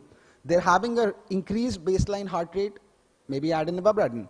And let's say patient is having, despite all these medicines, is still having worsening of heart failure in terms of, again, repeat hospitalizations. Why not add vericiguat? We can add digoxin. We can add omecamtiv. There's a lot we can still do. When it comes to heart failure with preserved ejection fraction, we can try. Our therapies may help, but they're not they do not have a deterministic effect that you give it in and then they help you get better. What we can really use are using loop diuretic agents, adding MRAs, and adding ARB or ARNIs for these patients. So with GDMT, we can significantly reduce the patient's risk of cardiovascular death across a significant ejection fraction range. We can improve the quality of life, and we can also decrease hospitalization. Now, I call SGLT2 inhibitors as the statins of the 20th century. Like aspirin and, Astorvas used to be on every cardiologist's prescription. I think now, considering the safety and the benefit profile of this new molecule, it is probably going to be one of your first go-to drug that you just put on any prescription. So we should prescribe GDMT to all our eligible patients. We should drive a change by encouraging GDMT adherence and supporting multidisciplinary work. We should provide guidance to multidisciplinary teams, such as those with nephrology, endocrinology, primary care, to help patients across a range of ejection fraction. So was I able to revolutionize heart failure for all of you, or should we just, add a little bit more? I think SGLT2 inhibitors are there, but that's not the real revolution. The real revolution lies within ourselves. As our understanding for heart failure improves, our ability to manage these patients is going to get better. And for that, I think let's just go back to the basics once more. So heart failure is a chronic progressive disease. It is as debilitating as cancer. It's not going away. It's going to be with you. The morbidity and mortality rates are as high as any bad cancer out there. We have found good therapy for it. So it's not an untreatable cancer, because I told you that, the mortality rates have significantly decreased. We need to understand that there's a paradigm shift. We're not dealing with only reduced ejection fraction anymore. There's also heart failure with preserved ejection fraction. And unfortunately, one very important thing that we do not talk about is we only keep thinking that patients die with hospitalizations and, breathlessness and that. But that's not the truth. Most of our patients actually are dying with sudden cardiac death, and we're not doing anything for that. No ARNI, no beta blocker, no SGLT2, no MRA is going to do anything for these sudden cardiac deaths, but we need to prevent them. So the basics for management have to be prevent, prevent, prevent. Remember stage A of heart failure, kindly stop your patients there. Don't let them progress from there further. Heart failure needs to be attacked early, and it needs to be attacked hard. What I mean by that is, do not hold on to your medicines. Don't think that, we'll start this on a different day. I say that heart failure treatment is a basket. You have to put everything in that basket, whether it's medicines, whether it's revascularization, whether it's a device, whether it's a heart transplant. You have to think about everything and provide everything to your patient. The patients need to be counseled well, because they will be living with this disease for the rest of their lives. And a patient who is well counseled, is compliant with his medications, he's going to have a much better outcome in comparison to somebody who's not counseled well. These patients will require frequent visits, which is absolutely important. Don't just look at saving a life. Also think about the quality of life. If this patient is in depression, please send him in for support, because his quality of life would improve eventually. So me as an interventional cardiologist, can I do a little bit more? Maybe, yes. So I could do maybe a good 2D echo for this patient, look for the etiology, do an angiogram. If the patient needs revascularization, I can revascularize this patient.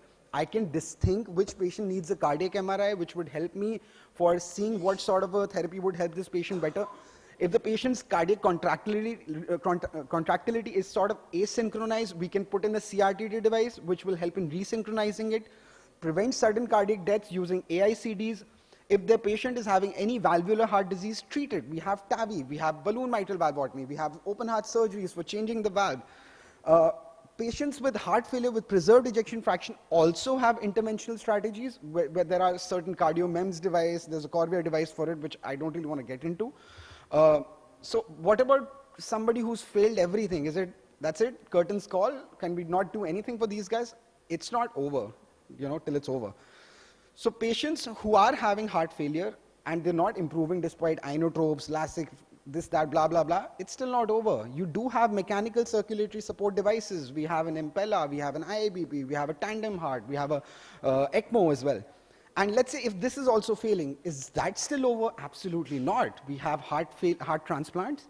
I have a patient we can counsel for a left ventricular assist device, and these patients will have approximately a 10 to 12 year survival, which is going to be 70 to 75%. I think that is beautiful. That is technology which is taking on nature head on. So these are the four mechanical circulatory support devices that we have: IABP, Impella, a tandem heart, and an ECMO. And just to leave you guys, this is a person, his heart had failed. He was just told that he's going to die. He has a few months left to live. Maybe lives, maybe not. The person was strong enough. He underwent and got an LVAD. He got a HeartMate 3 device. So that's just a pump that you put inside the heart and connect it to the aorta. So what the heart really does, this pump is doing the same thing, and this guy's enjoying his morning golf session. So with that, thank you so much. If there are any questions, I think I'll take them later. I must congratulate you, Dr. Siddhant. Excellent talk, a very lucid talk. So, moving to the next session of the day, I would like to invite Dr. Pratap sir. He'll be talking about glucose, weight, or vascular protection. What should be my priority? Dr. Pratap is Director and Consultant Diabetes Specialist at Jetwani Diabetes Care, Rajkot, and Visiting Diabetes Specialist at Rotary Diabetes Clinic, Rajkot. He is current National Joint Secretary, RSSDI, and past Executive Member, RSSDI 2022. Immediate past Chairman of Gujarat, Chairman of RSSDI. Welcome, sir. Over to you. Thank you, Dr. Kirti. Let me first thank Dr. Shalini, Dr. Rajiv Chawla, sir, and the entire team of CMRE for making me part of this prestigious event in its 11th edition. So today I will be speaking about glucose, weight, and vascular protection. What should be my priority?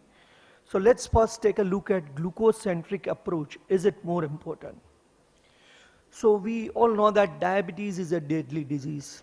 If somebody is diagnosed with diabetes in their 20s, they will lose 12 years of their precious life. And if they are diagnosed in 4th decade, they lose 6 years. And if they are diagnosed in 6th decade, then they lose 2 years of their precious life. And it is a disorder associated with hyperglycemia. If you control sugar well, you will reduce the risk of complications, and if the sugars remain high, the risk of complications will be high. We all agree about that. And therefore, all the guidelines across the globe, they still recommend that glycemic target is very much important in diabetes management, and it is generally below 7% if you are able to achieve it without increasing the risk of hypoglycemia, and you need to individualize target according to the patient characteristics. Still, in our country, HbA1c control remains poor. This is 2014 paper. HbA1c mean was 8.9%, and the recent news, 2019 to 20, average HbA1c is still hovering around 8.5%.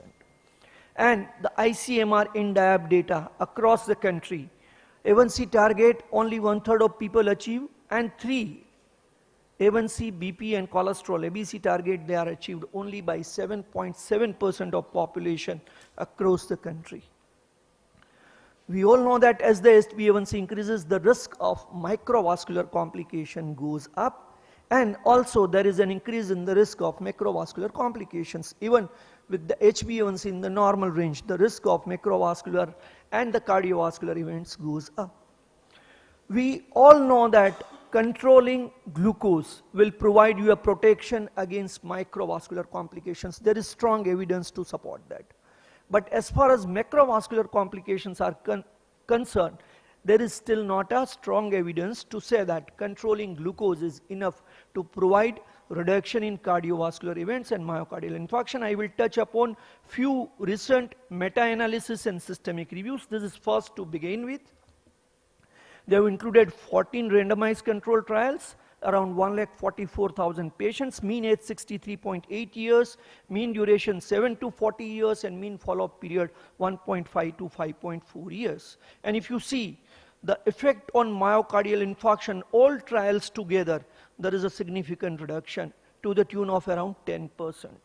Now, the important analysis which was done in this systemic review, they have tried to find out people who have reduced HbA1c by more than 0.5% as compared to the population who were not able to reduce their HbA1c by 0.5%. So those who were having glucose reduction, there was a significant reduction in myocardial infarction as compared to those who were not able to reduce their HbA1c. So this gives a clue that glucose control also plays an important role in prevention of cardiovascular events, particularly myocardial infarction. And the same is available with major adverse cardiovascular events. The overall, there is an 8% reduction. And if you see those who are reducing HbA1c by more than 0.5%, there is a significant reduction as compared to those who are not able to reduce HbA1c. So this is first systemic review showing that glucose control is important as far as cardiovascular events, myocardial infarction, they are concerned. This is another meta-analysis of cardiovascular outcome trials and intensive glucose control trials. They concluded that SGLT2 inhibitors and GLP-1 receptor agonists, they provide cardiorenal protection, and they should be included in patients who are having type 2 diabetes and established cardiovascular disease. But at the same time, they also say that if you improve glucose control, then that will amplify the benefit on major adverse cardiovascular events. So not only drugs, but also attention should be paid to glucose control if you want to reduce major adverse cardiovascular events. This is third meta-analysis and meta-regression of 35 randomized cardiovascular outcome trials. They clearly say that glycemic control conferred by a wide range of anti-hyperglycemic drugs decreases major adverse cardiovascular event risk in an HbA1c dependent manner. So you reduce HbA1c, the MACE risk goes down. But the same is not true for heart failure. For heart failure, the major reduction comes with the body weight reduction. So I think I have convinced you that glucose control is important, not only for prevention of microvascular complications, but also it plays an important role in prevention of cardiovascular events, the major adverse cardiovascular events. Let's take a look at vascular-centric approach. Is it more important? So we all know that the intensive glucose control trials, when they were carried out in long-standing diabetes, having poor control, multiple complications, there was no benefit, rather there was an increased mortality, so only glucose control will not give you all the answers. We know that type 2 diabetes, people, they are having multiple CV risk factors. Majority of them, they are having either overweight or obesity, they are having NAFLD, they are at high risk of cardiovascular disease, already having cardiovascular disease or heart failure, they are at high risk of microalbuminuria, chronic kidney disease, and all these things together, they increase or they potentiate the risk of cardiorenal complications in these patients. And in our country also, the CVD risk is very high. This is type 2 diabetic patients, newly diagnosed. 39.5% they are high risk, and 60.5% they are very high risk based on Lipid Association of India criteria. And most of our patients, they are having either two diseases, type 2 diabetes, hypertension, or CKD, or dyslipidemia, or CVD, or obesity, or they are having triple combinations or even quadruple combinations of all these abnormalities which are there in cardiometabolic syndrome, and therefore they are at very high risk of cardiovascular complications and renal complications. What are the advantages of complication-centric approach? I think cardiovascular outcome trials, they have clearly shown us that the newer drugs, the SGLT2 inhibitors and GLP-1 analogs, they provide cardiorenal protection. They alter the way the complications occur in routine type 2 diabetic patients, and therefore they are to be used in patients who are at risk of developing these cardiorenal complications. Why? Because they act not only on glucose, but they also act on body weight, they act on blood pressure, and they provide beneficial impact on lipids and liver fat also. These are variety of cardiovascular outcome trials which have shown cardiorenal protection or benefits as far as cardiovascular outcomes and renal outcomes are concerned. All these drugs, the SGLT2 inhibitors, the GLP-1 analogs, they target multiple CV risk factors. This is new glucose lowering treatment and MACE outcomes. If you see, these are the intensive glucose control trials. These are cardiovascular outcome trials. The HbA1c reduction in intensive glucose control trials was around 0.9%, whereas in CVOT trials it was around 0.42%, but the reduction in MACE was same. That means these newer agents, they provide something beyond glucose, because of which the cardiorenal complications goes down, and therefore they are being recommended by almost all the organizations across the globe to be used in patients who are having established cardiovascular disease or multiple CV risk factors or heart failure or chronic kidney disease. SGLT2 inhibitors and GLP-1 analogs, both these drugs, they are to be used much ahead in the hierarchy if patients are having this kind of complications. And they affect all the aspects, that is MACE, CV death, heart failure hospitalization, hard renal endpoints, all-cause mortality, albuminuria, almost everything. There is a beneficial impact with these newer agents.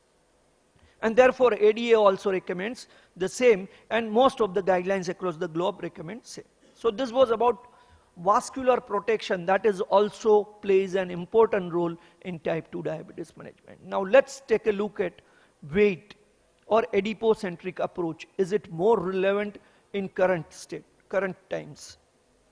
So this is not a new thing. This is an old concept. This is 2011 critical review of consensus and clinical guidelines for the treatment of type 2 diabetes, where they have compared glucocentric approach with adipocentric approach.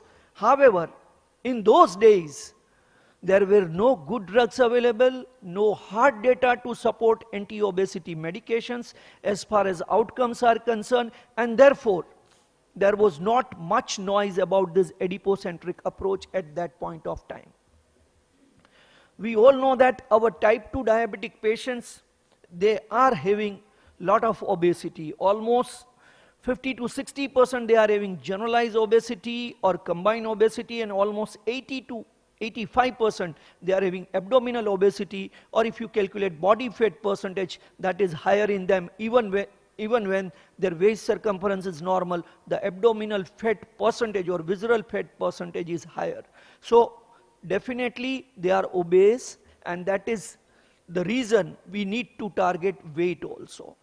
So is it the right approach to treat the pathology? We all know that if we provide weight reduction, that will translate into multiple benefits. And we all know that obesity is the harbinger of insulin resistance, and that contributes not only to type 2 diabetes, but also to multiple cardiometabolic risk factors and ultimately cardiovascular disease, renal disease, and heart failure. There is an evidence that if you reduce body weight across the spectrum of type 2 diabetes, starting with only insulin resistance, then pre-diabetes, metabolic syndrome, then pre-diabetes and diabetes, at every stage, if you lose weight, that will provide you some benefit. So weight loss nowadays is considered also an important component as far as type 2 diabetes management is concerned. And this is being now documented as the upstream approach. So what is upstream approach? There is obesity, then the patient will develop insulin resistance, then comes type 2 diabetes, hypertension, CVD. So if you can treat obesity upstream, then you can prevent all the things. Whereas focusing only on glucose as a downstream approach, you are focusing only on glucose and prevention of complications related to hyperglycemia. Whereas if you target body weight, you can not only prevent hyperglycemia, hypertension, dyslipidemia, but multiple other abnormalities which are associated with abnormal body weight. Weight loss is associated with significant improvement in CVD risk factors at 1 year, and larger the weight loss, more will be the benefits.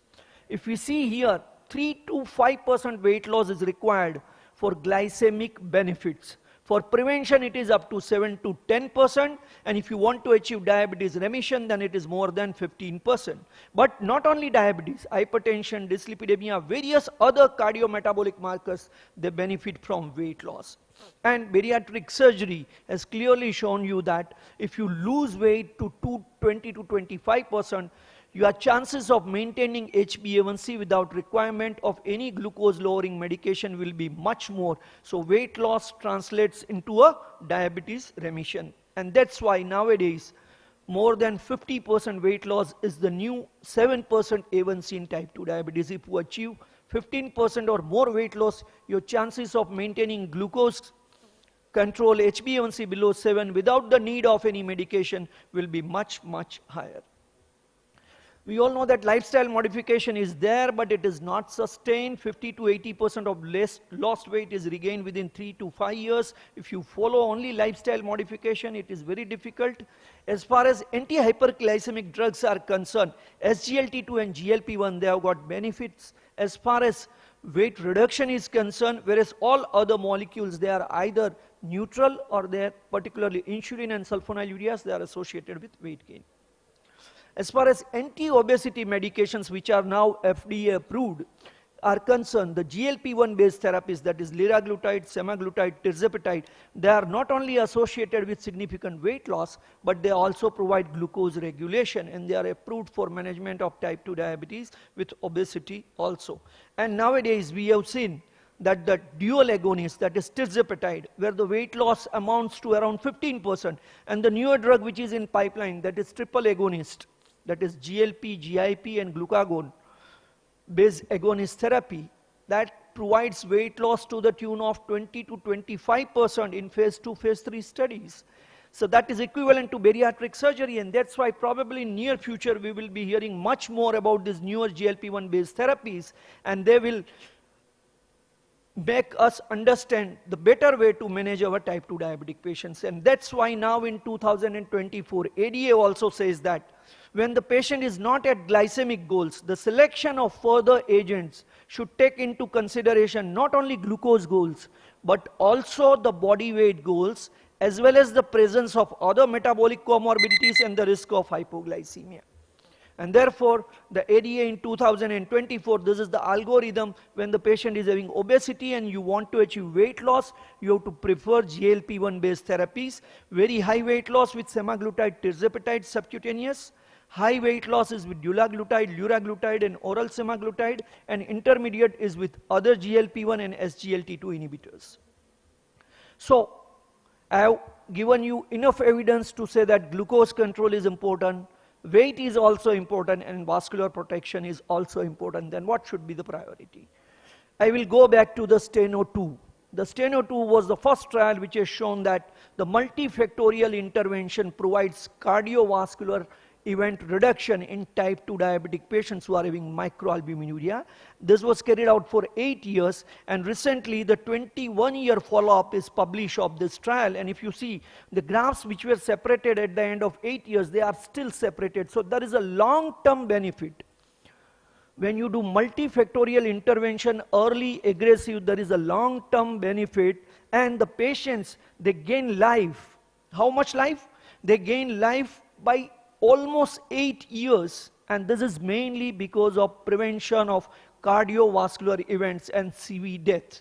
So you target all the things early, aggressively, early in the course of the disease, you can give them a longer life free of complications. And the same has been proven. This is an excellent review published in 2023 in Cardiovascular Risk Epidemiology, where all the trials which were focusing on multifactorial intervention in patients with type 2 diabetes, whether it is screen detected or having other CV risk factors or microalbuminuria or advanced retinopathy or advanced nephropathy, there was a CV disease reduction, malignant neoplasms go down. Although these trials, they have still not demonstrated reduction in total mortality, but definitely the life is prolonged and the CV events go down.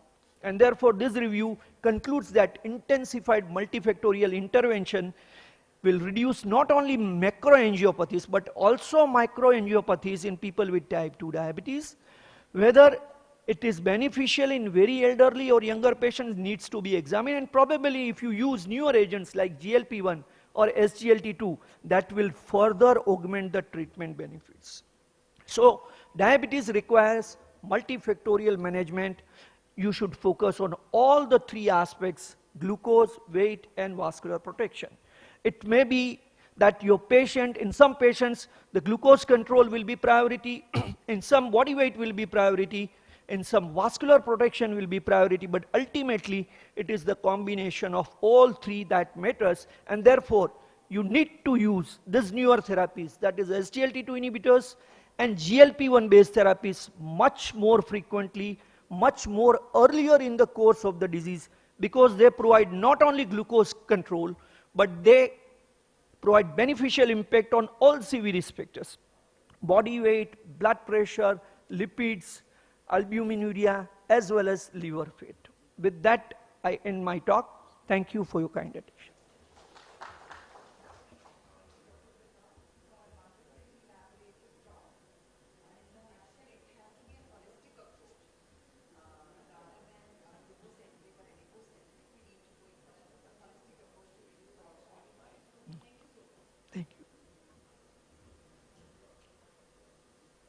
So moving on to the next session, I would request Dr. Mithun Bhartia to please come on the stage. And the topic is diabetes and sexual dysfunction. Sir is a President, Association of Clinical Endocrinologists, co-founder DTech, Zognioti Newman Prize 2013 for his work on diabetes, testosterone and erectile dysfunction. So over to you, sir. Slide change. Thank you. I'll just have my slide changer. So I've been asked to talk on diabetes and sexual dysfunction. I have only 6 slides, so I'm going to make it more interesting. And I'm sure I'll try that when you go back, there's something new you would have learned that would make a difference in your practice. Now, I don't know. Slides are not here. Slides are not coming. Let me start by asking, how many people out here are predominantly premix insulin prescribers? Can I have a show of hands? Premix. So, Novomix, Humalog mix. कौन वो ज़्यादा लिखता है, कौन basal bolus ज़्यादा लिखता है, तो कौन मिक्सचर ज़्यादा लिखता है? 3. कौन बेसल बोलस ज़्यादा लिखते हैं, कौन बेसल ज़्यादा लिखता है, और बाकी कुछ नहीं करते. तो एटलीस्ट 50% जनता इंसुलिन नहीं देती. See, one of the reasons why I'm saying, so my slide said, can I have a slide changer? My life becomes easier. We are creatures of our own habit. I prescribe what I am trained with and where I have trained, what my bosses have prescribed. And that actually makes the prescription of what we are prescribing. How we see our patients is a reflector of our upbringing, our ethics in our own mind. And sexual dysfunction is very typical that comes into the being. My boss was a basal bolus. I trained in UK. My prescription naturally becomes basal bolus first, and I have to convince myself very hardly when I have to kind of change it to a mixture. So we are and all these practice makes an impact on how we look at patients and how we think about patients. Now this was a photograph I'd taken when I'd gone for a meeting in ADA long ago. It's been a few years ago now. And I saw a dog, cat and a mouse together. Very difficult for me to accept, because I belong to the generation where there was only Tom and Jerry and Mickey Mouse. There was no other Cartoon Network. For me, a dog and a cat can never be friends. And suddenly I have something which is disrupting my whole belief. So sex is something very similar. How we talk about sex, because medical college, there is no discussion on sex in medical college when you pass out MBBS. And there's a restraint in ourselves when we want to talk about sex, because we have our own ignorance and we have our own belief. How a person should have sex, how much sex they should have, what is normal sex, what is unnatural sex, what is natural sex. And we impose that belief on our patients. And there the bias comes in, because the patient doesn't want that. I'm an endocrinologist, so diabetes is my bread and butter. Majority of my patients... Excuse me, Dr. Mithun, can I interrupt? Can I call Dr. Sen Gupta and Dr. Ajay? There was little confusion from our side. So we've got, please, Dr. Ajay Gupta and Dr. Sen Gupta, please. So you will be leading the session. That's fine. And they'll Yes. be taking care of it. I'm so sorry. Shall I continue? Yeah. So I lost my chain of thought.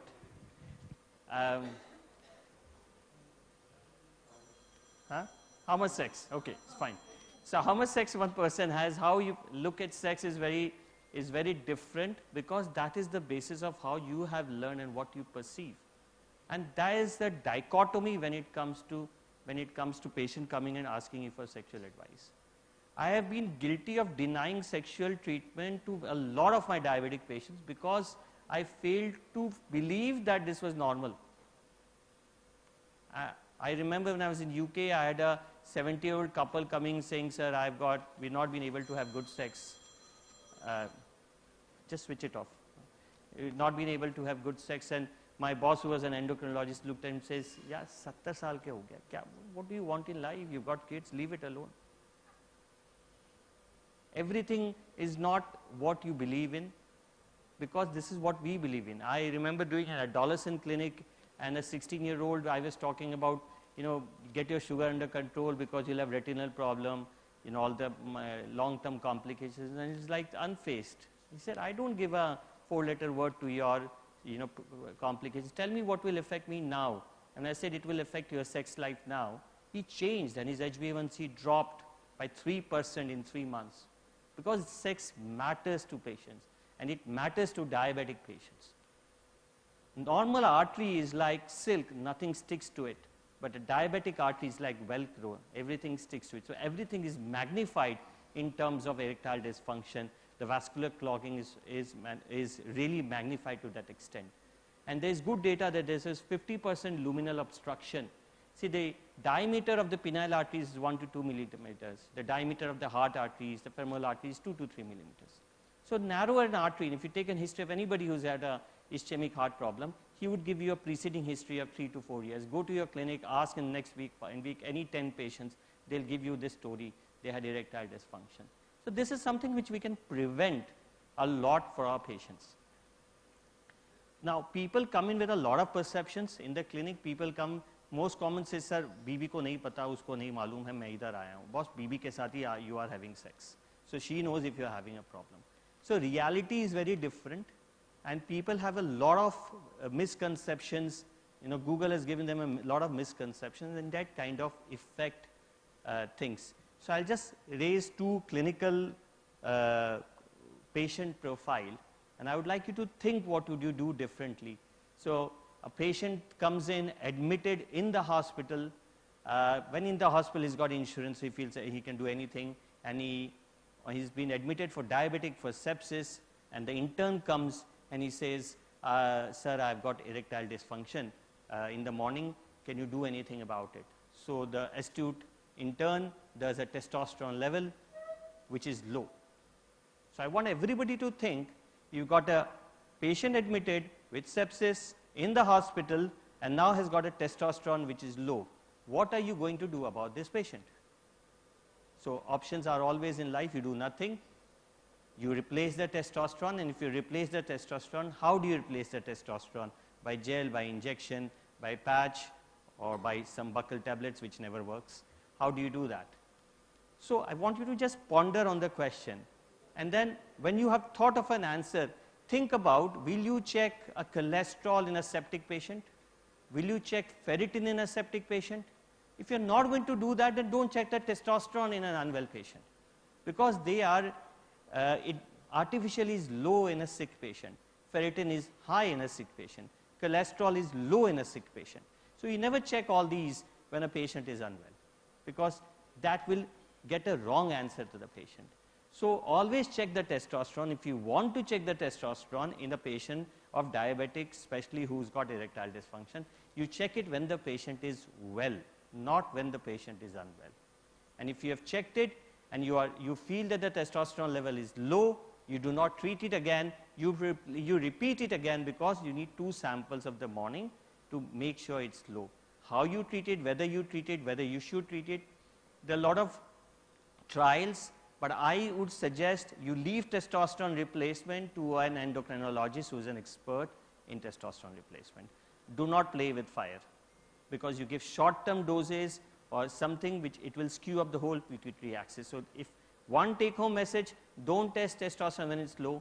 Even if you really want to check it in the morning. If it's low, check it again to have 2 low samples, and then if you want to replace it, if you have an active interest in it, you might not need to be an endocrinologist and you are up to date with affairs, then you embark, because the testosterone replacement is a replacement for life. It's thyroid replacement. गाड़ी में petrol नहीं है तो रोज डालना पड़ेगा, तो testosterone नहीं है तो रोज आपको कुछ लेना पड़ेगा. ऐसा नहीं 3 महीना दे दिया, 6 महीना दे दिया, कुछ ठीक हो गया. It will not work. So that is one testosterone story I wanted to clarify. But most commonly, what comes in what the person appears is not what the problem would be. You might get a fit person coming in the clinic, looks very fit, his testosterone level or his sexual life is not reflective of how he looks at it. It has a lot of discordance with that. So beware of what it might have. Now there's recently a lot of, the most common treatment that we give for erectile dysfunction is PD5 inhibitors. I'm sure experts will agree. And PD5 inhibitors are a wide variety. We have some short acting, we have some long acting. And you see there's a lot of noise recently with GLP-1s and non-arthritic ischemic optic neuropathy, and I'm sure in NAIN there was a lot of noise that PD5 has been causing NIN for a long, long time. So it is known to cause non-arthritic ischemic optic neuropathy, something because there's a lot of noise, people are aware of it, you must know that this is possible, and onset is usually sudden and painless, and there might be some visual field losses. So this history, when a patient comes and you've given them PD5, when they come back in the clinic is very important, because that has an interaction with it. It's more commonly seen with the older PD5 inhibitors because they have been more used. The newer ones have been less used, so the database is very different. Again, PD5 related sudden hearing loss is also very common. So don't just prescribe PD5 and forget the patient. When he comes back to the clinic, you need to take this two histories, very important. Any problems with your hearing, any problem with your visual loss, because there is documented huge amount of cases of PD5 related sudden hearing loss that are there. Priapism is also very common, but priapism, we are well aware of priapism. Even though it's more commonly with intracavernosal injections, if somebody has come with a sexual dysfunction, diabetes and sexual dysfunction, don't ever do a pipe test. This is a take-home message number 3. Don't ever send him to a radiologist or a urologist who will inject intracavernosal papaverine and see if he's got an erection. Please don't do that. Patient get priapism and then is finished for life. So that test should be abolished completely. That is there. No point doing a penile ultrasound also to look at blood flow. That is also of no use to any patient that you are going to do. So this is priapism. How does in a diabetic, there are psychological factors, there are neurological factors, there are vascular factors. And also the preceding, if you've not had a good sex life or if something is going wrong, वो इतना ताना सुन के उसका next time कुछ होता ही नहीं है. जैसे cricketer has lost, is getting out in few wickets in 0, he would not be able to actually go to the crease, the confidence is gone. And I don't believe there is pure organic, there is pure psychological. I think there is like diabetes, we used to talk about type 1 and type 2, now there are varying degrees of gray in it. So there are varying degrees of gray of interrelation of neurological, psychological and vascular factors that play an important role in sexual dysfunction. Sexual dysfunction in female data is very poor, predominantly poor because there is no medication to it. There is no indication of prescribing PD5 to any females. There is no data, doesn't work, don't give. Arginine and other supplements, which is very rampant, I think it's more of the photograph that is there on the box that works more than the actual content that is there. So beware of what you are giving to the patient. It's a need. I think a lot of my patients have it, especially we have some good data on GLP-1 as well that is coming with sexual dysfunction.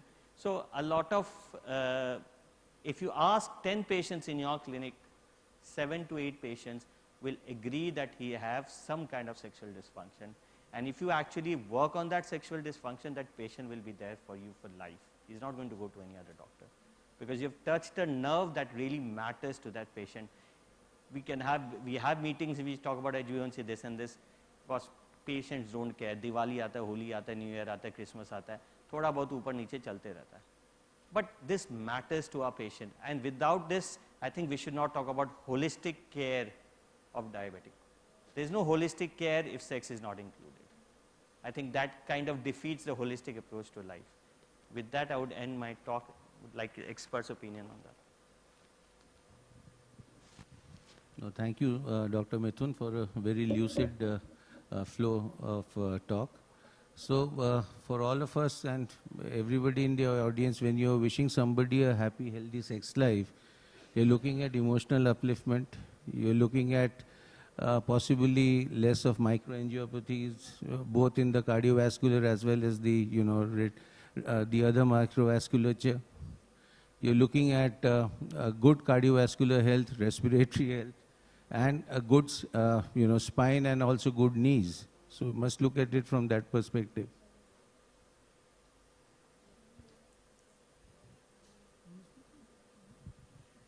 So very right, Dr. Mithun. like you had said that without talking about the sexual life, the consultation is not complete. And nearly around 10 years back, I had learned this, means in my own practice, we used to have the diabetic coach along with the patient coming. And many of the patients used to refrain from answering such questions in front of the diabetes coach. So what I have changed is, like when we are talking about the sugar control and the blood pressure control, I keep the coach along with me. And then we send the coach outside and then talk about the erectile dysfunction and some personal topics which the patient wants to say. Even in many of the patients, they don't reveal about the SGLT2 induced urogenital problems also in front of the coaches. So that I have learned. And many a times patients already come taking this sildenafil and tadalafil on their own from the medical stores. But in the practice, majority of the patients who are not responding to these PGD, so what else can we offer? So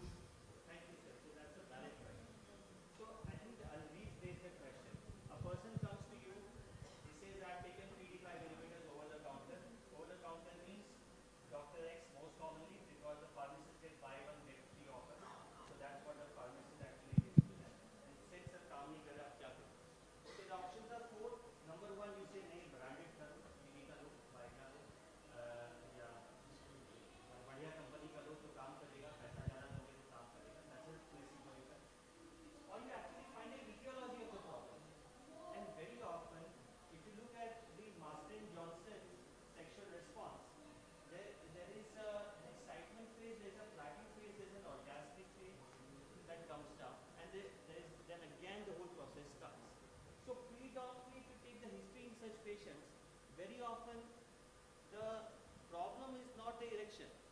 The problem is that the wife is not satisfied or he is not satisfied. That is orgasmic satisfied. We have sex because of procreation and recreation. Procreation to ho gaya, bachcha ho gaya. Recreation, satisfaction is in between two ears, not in between two legs. And nobody has sex with a stopwatch on. So you need to, once we find actually the etiology of the reason, then it becomes far more easier to actually focus on the treatment. And very often they've taken PD5 inhibitors and not had enough gap. If you've taken a short-acting PD5, they've let the half-life pass away. So that story needs to be extracted from the patient. Very many of our patients who are, under treatment for depression, this is one of the causes if you try and probe. And one thing which is often overlooked is, sexual dysfunction or aversion in ladies who have been subjected to childhood trauma, abuse. This is a very big thing, and in our closeted societies, unfortunately, at times the aversion and the lack of desire, arousal doesn't come because of some possible, these episodes. So this needs a very compact history taking, and obviously the patient is benefited at the end of it all.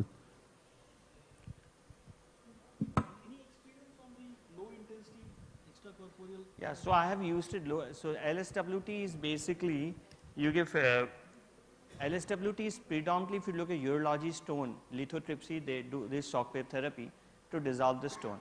So there's an LSWT machine which predominantly they started by saying it increases vasculogenesis. There is some data, and then they looked at no, vasculogenesis nahi hota hai, resistance, artery resistance reduce karta hai. So the assumption is there is a 50% response rate to this. They asked for 12 sessions. There are various kinds of companies who have come with reducing the sessions and more cost. And some of them have converted PD5 non-responders to PD5 responders as well. But the data is a little, needs more. I'll leave it a little diplomatic. There's more data that is needed in that. The last DTEC symposium you have talked about an apparatus or a machine at your clinic which you have to evaluate some of the parameters. So we have, I've constructed, you actually, no, I don't think there was any machine that I have to evaluate. I think it's more you need to, the history is taken with both the couples there, both the husband and wife, because the story changes. The husband will say something, the wife will say something. So, and generally the wife is right as a default status, because husband is never right. Husband overestimates his performance by a mile. So if the wife is saying something, that is the truth, the hard truth, unless disapproved by any other scientific method.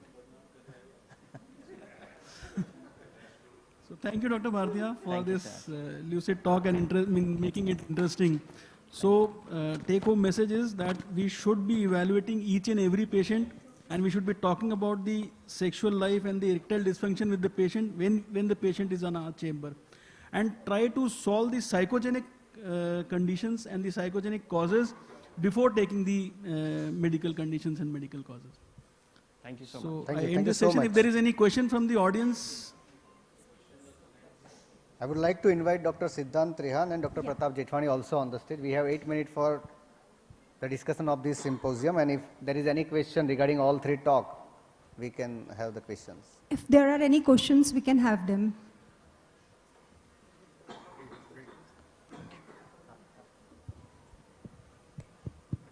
Please have a seat. I think we have come a long way in discussing topics like this. Once I started endocrinology back home, I employed a lady to ask about menstrual cycles because I was feeling too shy to ask about menstrual cycles. Last month, one relatively youngish guy walked into my clinic through the circular route of being seen here. And the first thing he did, walked in and closed the door from inside. I told him, why did you close it? And nobody walks in. He said, is Cmre mein koi nahi aata hai. Unless, I call them, nobody walks into my house. So I opened it. So I said, what is the issue? Must have been around 40ish, maybe a year or so younger. He was initially feeling very shy of saying what to say. He said, I'm married. And I said, do you have a child? I understood. The moment he said, I am married, and my staff, my deputy had written, he wants to discuss some personal issues. He said, I have a small phallus. And I said, do you have a child? He said, yes. I said, do you engage in sex? He said, yes. I said, then where is the problem? He said, jab se meri shaadi hui hai, these are his precise words. I have not seen my wife naked, and I have not let see me, because I thought that if she sees I have a small phallus, there will be a problem. And so they have a son who is few years old. He said, the last time, मैं bathroom से निकल रहा था, अभी नंगाई था, वो टवले वाला साफ कर रहा था. So he said, you hardly have anything there. I examined this fellow. I now closed the door. Absolutely normal guy.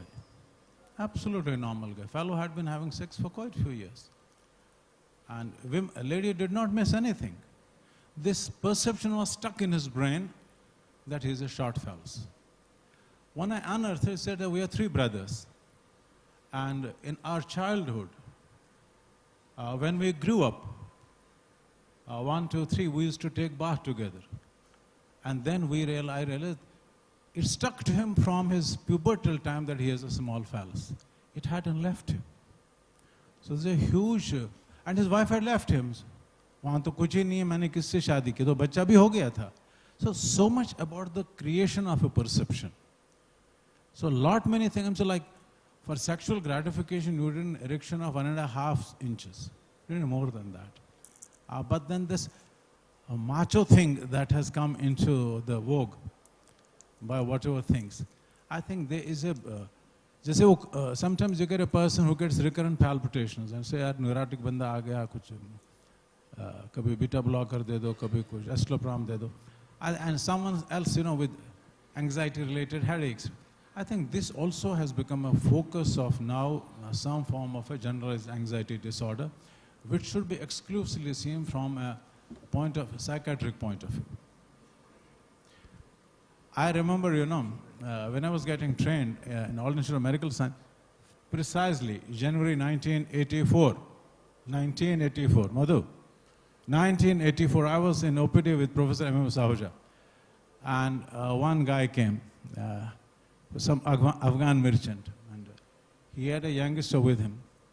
So, but I was the resident who was evaluating him, DM resident. He said, ये जानवरों के पीछे भाग था, गाय के, कुत्ते के, उसके. मैंने भी बड़ी वो history लिखी. And when I presented it to Dr. Ahuja, He said, you spoiled half an hour with him, just send him to a psychiatric department, what we got to do with him. So sometimes you have to make those decisions where we can handle it, where a better doctor needs to handle him. Thank you. Thank you so much, sir. I just wanted to add something, and that reminded me something to just add for something that we can do in our own house. I think the attention has changed when I said something we can do in our own house. So I think all of us have children. If you have boys in your house, please call the penis a penis in the house. Don't call it by any other fanciful local names. Because that, once you start talking about, people feel it's normal. There's nothing normal. You have to make it a normal thing of one part of your body which is normal. You've given a special part of it in everybody's upbringing, including my upbringing, and I'm sure most of us. If your boys in the children, when you talk about their penis, call it a penis. They must be using that word, then it will become normal for them to talk about it. That is something which I've felt, and once people have changed, the perception in the house has changed, and don't have sex when your child is sleeping, because that affects the sex life of the children in the same room. So that is something you can do. So if there are any questions regarding the management of heart failure or glucovascular adipocentric approach, which should be the priority, we have 5 more minutes for discussion.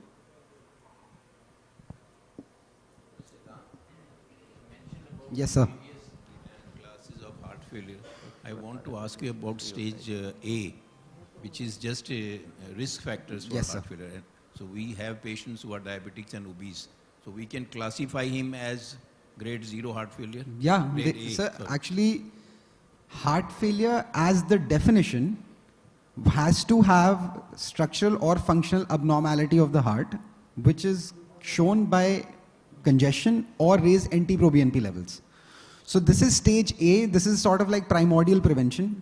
When before the structural functional abnormality of the heart has set in, because all these patients do have a significant risk factor, and a lot of them will eventually move into stage B of heart failure. So and in fact, the problem is this, that stage A is so rampant out there. Any patient who's above 60 years of age is in stage A of heart failure. And out of this, 20% of them will eventually develop heart failure. So because of that, my point was to, very strongly, because the age you cannot control, but there are other modifiable risk factors. So whenever I counsel my patients, I tell them, see, there are 3 things you can never control. You can't change your age, you can't change your gender, you cannot change your genetics, which you've gotten from your parents.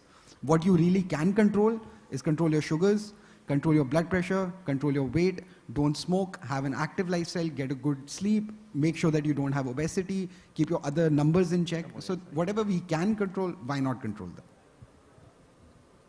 And I think, sir, there's been a lot of talk on sex, and I think whenever we do discuss heart failure, in diabetes or any other disease, whether we are discussing emotional issues, whether we're discussing organic issues, they may or may not eventually impact sex life.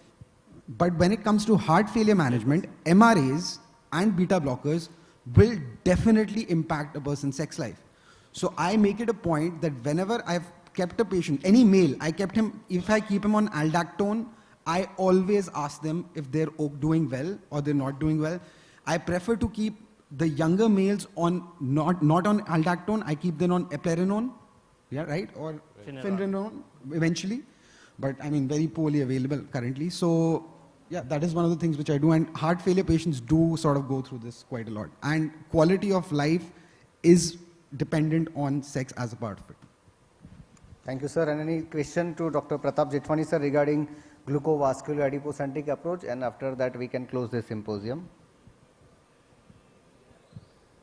Sir, your talk was excellent and there is no question. So have a big round of applause for all 3 speakers and wonderful discussion.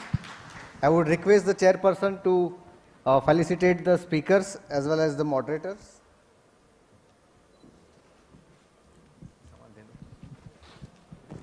Dr. Kirti ma'am and Dr. Seema ma'am, to Dr. Siddhant Trehan.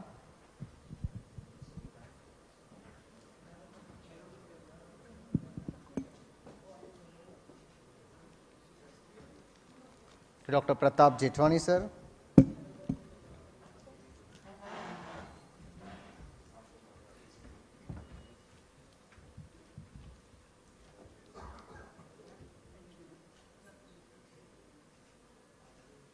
Dr. Mithun Bhartiya,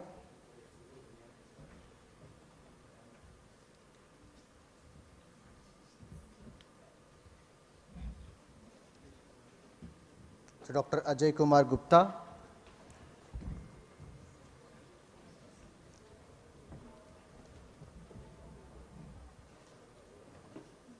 to Dr. Sen Gupta,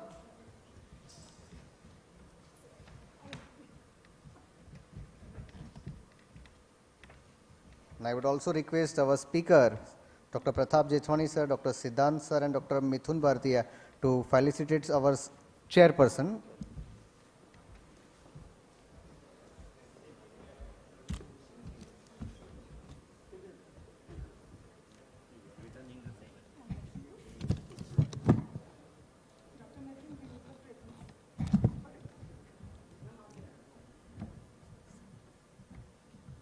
I would invite Dr. Hitesh for further proceeding.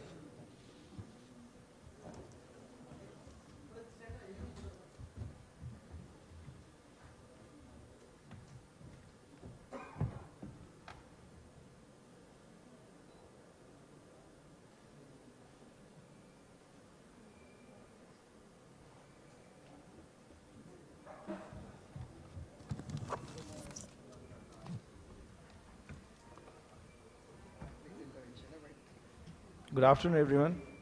We will have another session of Mentimeter. After the second session, this is another session. Just scan the code. I'll give you 20 seconds. Then we can start the questions. It will consist of 3 questions, which you have already learned a lot about the sexual dysfunction, about the priorities and the revolutionized heart failure. So just waiting for you to scan the code. Then we'll start with the 3 questions.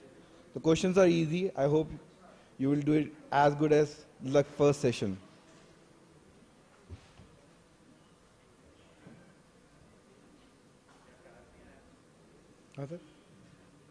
Scan.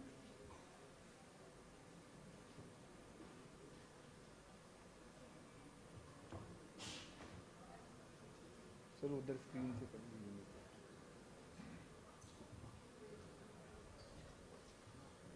Last 5 seconds for scanning.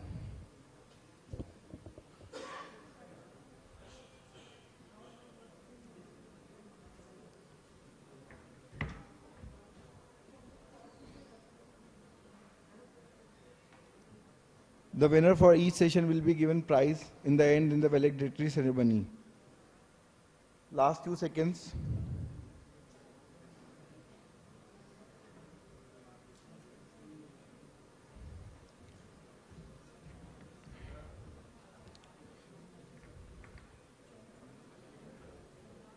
Okay, let's start. The first question.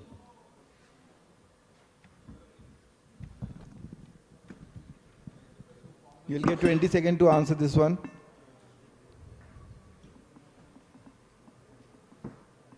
The leaderboard for this session will be displayed after 3 questions.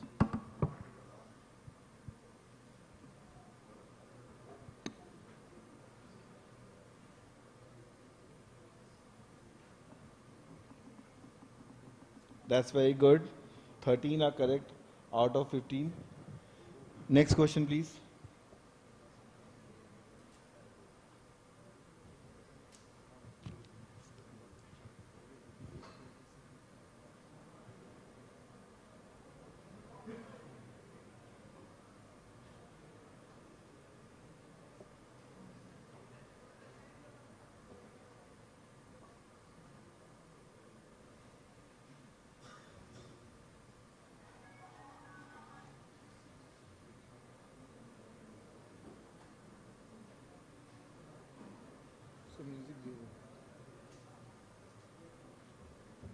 Very good.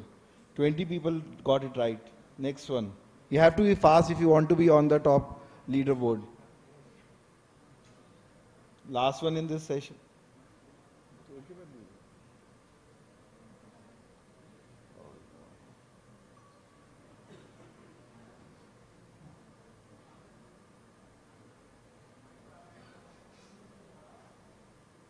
Yeah.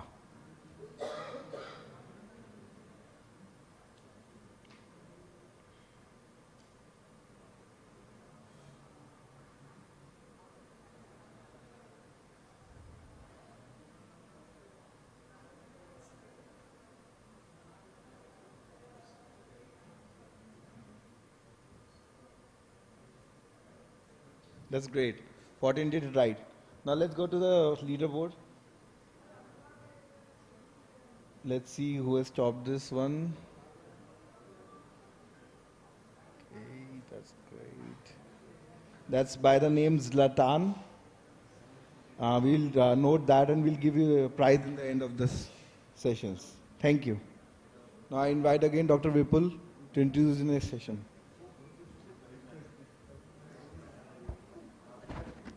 So again, let's have a therapeutic approaches as a third symposium. And to start that, I would invite Dr. Rajesh Maria, Dr. Sunil Masan, and Dr. Mukesh Bhatia, all from New Delhi, to chair this important session, which is on therapeutic approaches. In this symposium, we have two speakers, Dr. S.V. Madhu sir from New Delhi and Dr. A.H. Jargar sir from Srinagar. Over to chairpersons to invite first speaker. Good afternoon, everyone. I welcome you to this new session of therapeutic approaches, in which we have two speakers or three speakers? Three speakers. I think I'd like to invite the first speaker, Dr. S.V. Madhu. He is MD DM Endocrinology, Director Professor at Department of Endocrinology, University College of Medical Sciences, and Endocrine Society of India, past President Research Society for Study of Diabetes in India, and past EIC IJDDC.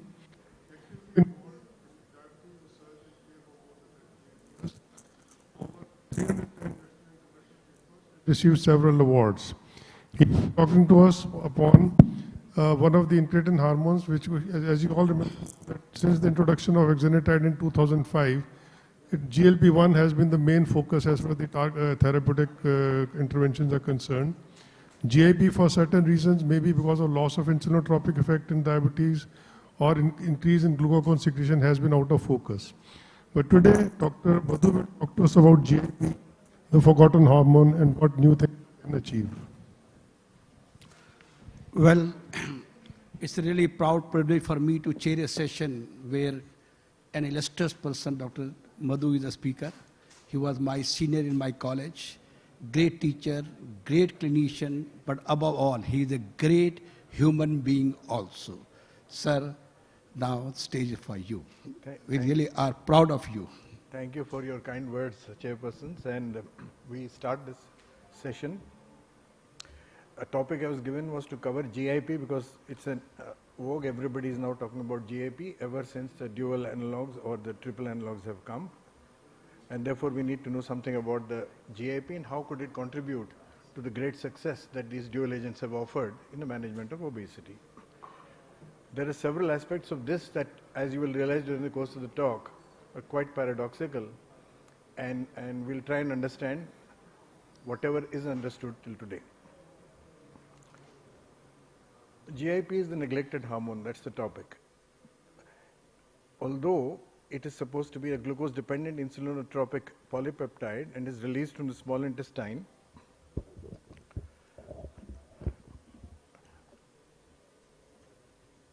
it is secreted in response to several nutrients, the macronutrients, particularly the fats and the carbohydrates, also the proteins, but primarily the fats. And in response to that, it causes a secretion of insulin, and that's why it's called an incretin. But it's neglected for sufficient reason, and the reasons will be covered in this slide. For example, whereas exogenous GLP-1 infusion was found to boost insulin secretion in volunteers with type 2 diabetes, exogenous GIP infusions were less effective, so it doesn't have much effect in diabetic patients, for example. And therefore, the focus shifted only to the GLP-1s, and people thought that there's not much point in pursuing the GIPs. Now that the GLP-1 analogs are firmly established and are highly effective, people thought maybe now let's stop and think about the other agent, other incretin as well. And therefore, there may be some untapped potential therapeutically, and we need to tap that. And that's how the interest has grown or had started to grow in this particular hormone. A number of studies in humans, however, have concluded that GIP is a weaker stimulus in GLP insulin secretion in vivo, even in healthy subjects. No, in diabetics, certainly weak, but even in healthy subjects, supposed to be weaker. And the weaker effectiveness of GIP compared to GLP-1 and stimulating insulin secretion in humans is even more accentuated in type 2 DM, and therefore the interest was lost, so to say, for a long time. The resurgence of interest has been because of, as I said earlier, because of the favorable outcomes that have been demonstrated, not only favorable but substantially favorable outcomes that have resulted from using a dual agent in treatment of patients with obesity, particularly diabetes and obesity, and therefore we're talking about this agent today. As you can see, the two circles, the fifth and the sixth agents, the tirzepatide, of course, is a dual agonist, and the retatrutide, a more recent one, is a triple agonist, even the glucagon receptor agonist. And as if you see in the right, the percentage weight loss with the dual agent is far more profound than what you found with single agents, maybe the GLP-1 alone, whether parentally or orally. And you can see that, especially with the triple agent, nearly 93% achieved a 10% weight reduction, and almost 83%, more than 15% weight reduction was achieved. Therefore, this substantial weight loss that occurred once you added GIP to that analog or a combination led people to start thinking.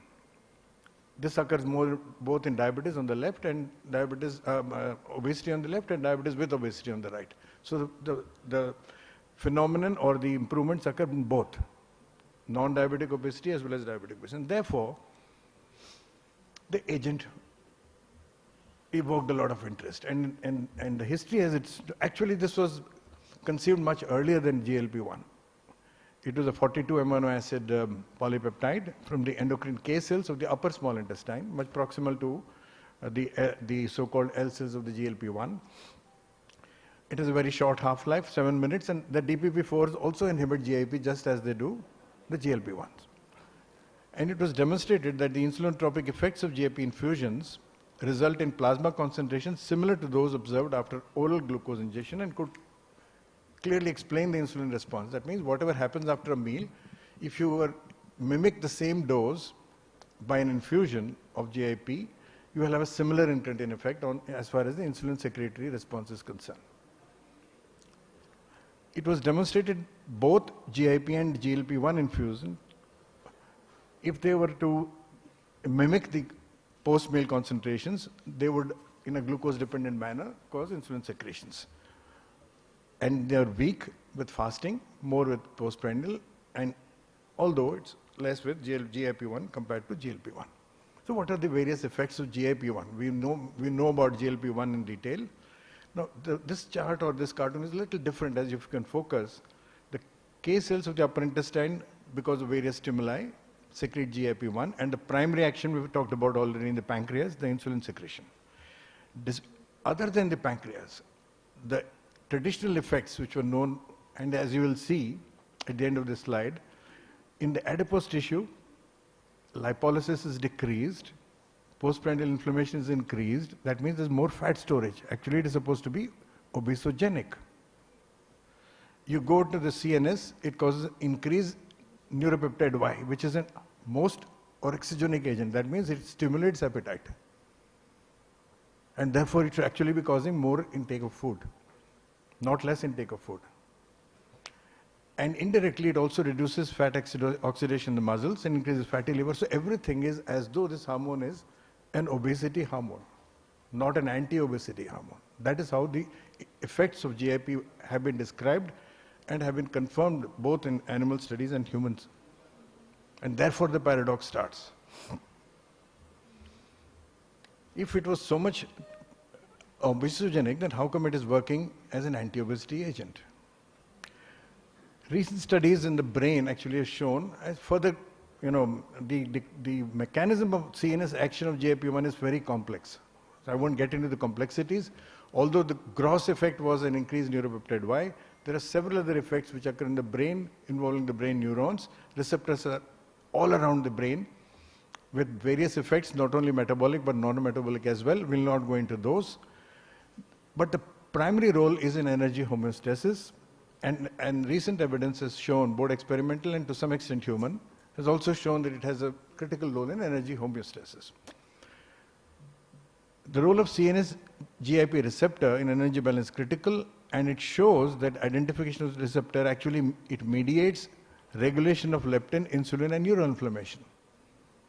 All these are actually counterproductive, as we will realize just now. This is what happens. In a diet-induced obesity, when you take too much of energy, fat, it increases GIP levels, with the most potent stimulus for GIP. And in the brain, it acts on the receptors there and actually causes leptin resistance, insulin resistance, hypothalamic inflammation, and actually propagation of the diet-induced obesity. All these roles, which have been very well elucidated, actually are counter to what we seem to be thinking and what we have come to believe. However, growing evidence supports the physiological and pharmacological relevance of GIP in obesity. This is where the dichotomy comes. In an obesity setting, inhibition of endogenous GIP or its receptor, therefore people, the research actually was on trying to find ways of inhibiting GIP all along, not creating a GIP agonist, as we now talk. So the entire research focus was, because GIP was conceived or perceived as an obesogenic or obesity hormone, the entire focus was in trying to create antagonist to GIP.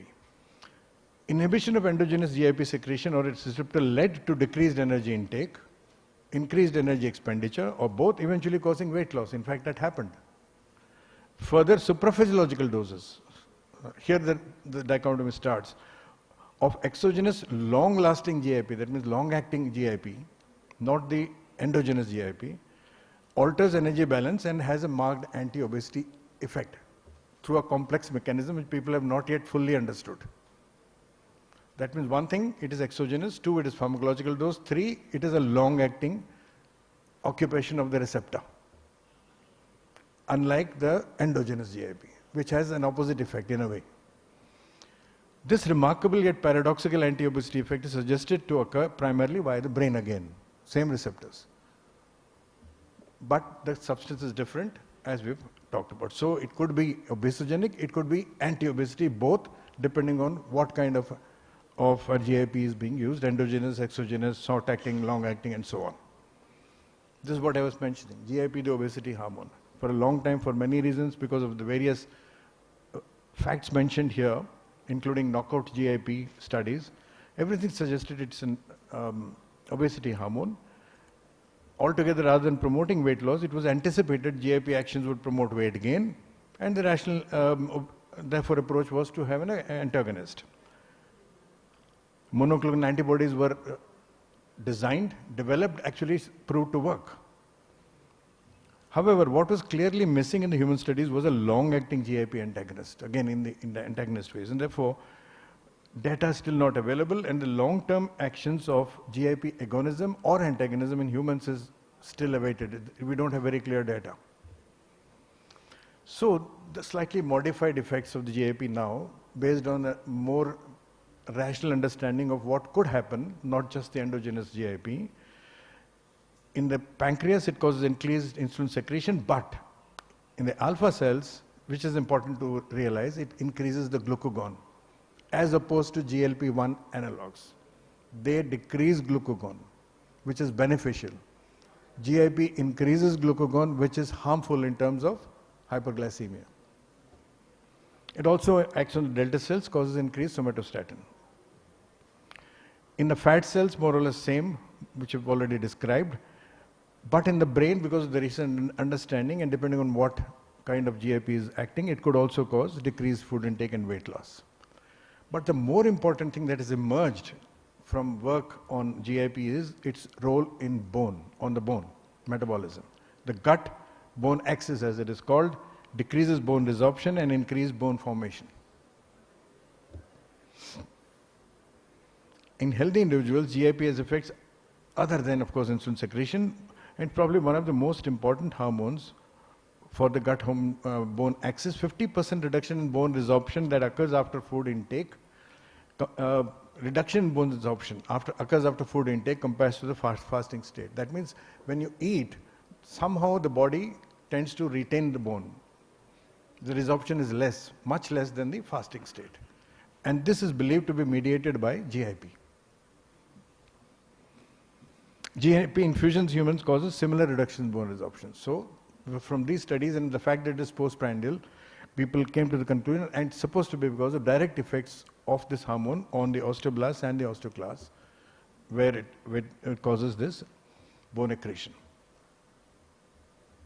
Okay, having talked about those effects, so it could have a very important implication for bone health in addition to other features. Now, anti-obesity effects of GIP can be induced both by, therefore, and you must have understood by now, central agonism or by central antagonism. Both can cause weight loss. That's the paradox. So a long-acting GIP analog can cause weight loss. On the other hand, neutralizing GIP receptor antibody or a brain-specific GIPR deficiency also can cause weight loss. Seems to be paradoxical, but I have explained why. And therefore, you can have body weight decrease, adiposity decrease, food intake decrease, energy expenditure generally is not unaffected, fasting plasma glucose can be decreased, and indirectly later on fasting insulin can be reduced.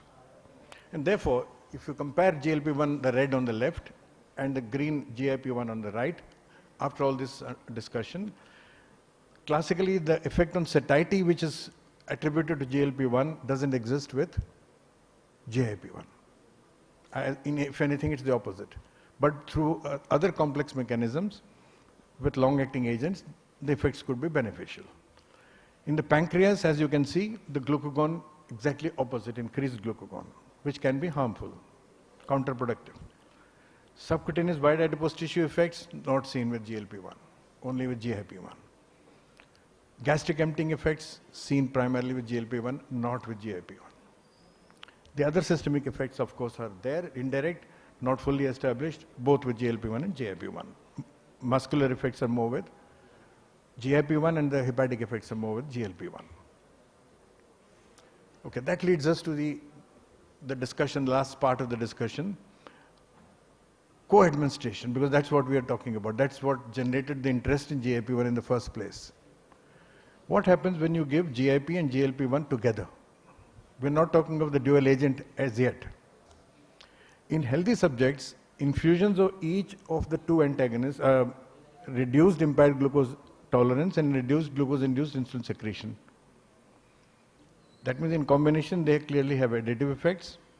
And it was calculated that glucose, its response to glucose, isn't it? Glucose, oral glucose related insulin response is the incretin effect. If that was 33% of insulin response to oral glucose, 44% responsibility was to GIP and only 22% was to GLP-1. So it's a much greater incretin effect. However, in obese patients with type 2 DM, the infusion of GIP are remarkably ineffective.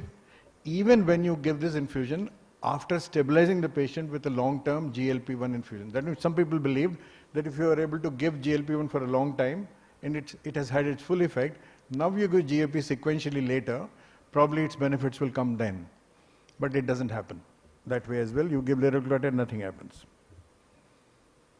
However, this is what happened. A co-agonist, that means the same molecule which can act on both receptors, which has been developed. And that's what is causing all these miraculous effects.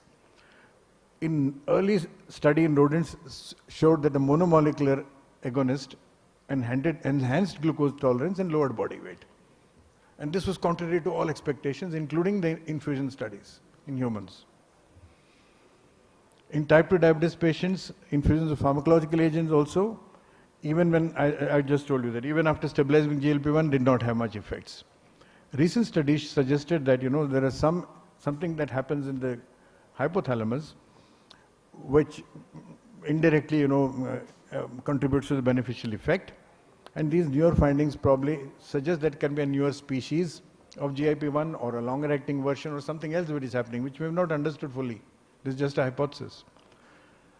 And currently, therefore, we have two opposing viewpoints. One, maintaining the GIP antagonism would be beneficial, and the other proposing that GIP agonism is probably far more important. And the reason for this could partly be because of recycling of the receptor. This we've talked about. So currently what is believed is that the co-formulation works because it is believed that, by changing the molecular structure, when you create this molecule, it affects both the structure of GLP-1 as well as GIP-1.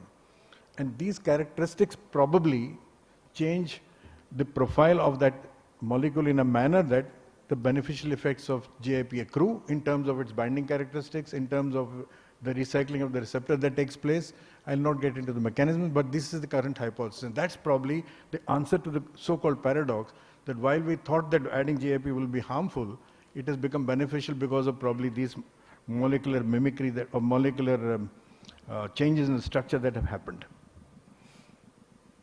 And this can, of course, be proven by pharmacological and cellular studies which are going on, and they have to be confirmed finally that actually this is the case, but this is the hypothesis, this is the state of the belief today. And probably we will solve the so-called mind-boggling problem. So despite understanding all the physiology of GIP-1, we do not yet have a very authentic explanation of how the molecule, a dual analog, works so effectively in producing weight loss. But we know that there are a combination of these effects, and the beneficial effects of both get added on. The glucagon secretion, if anything, in the balance decreases overall, and the beneficial effects normally tend to get added when you have a dual analog. So what are the conclusions from what I've said?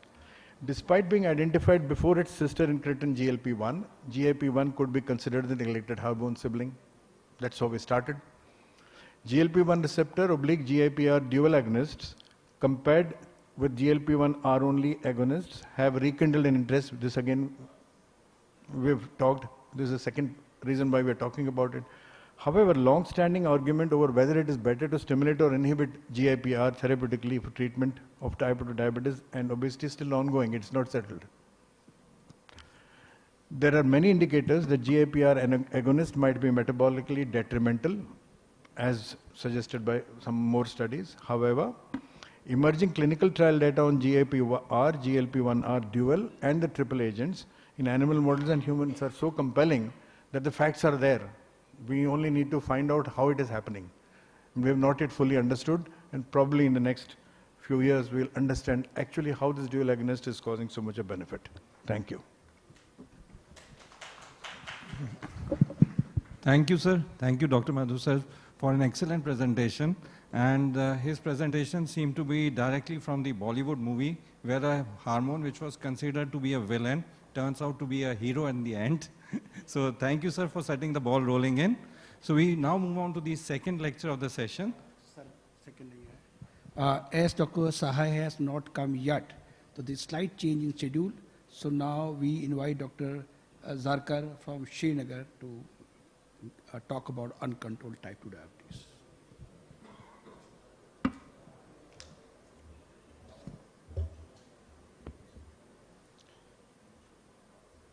Very exciting lecture, Madhu.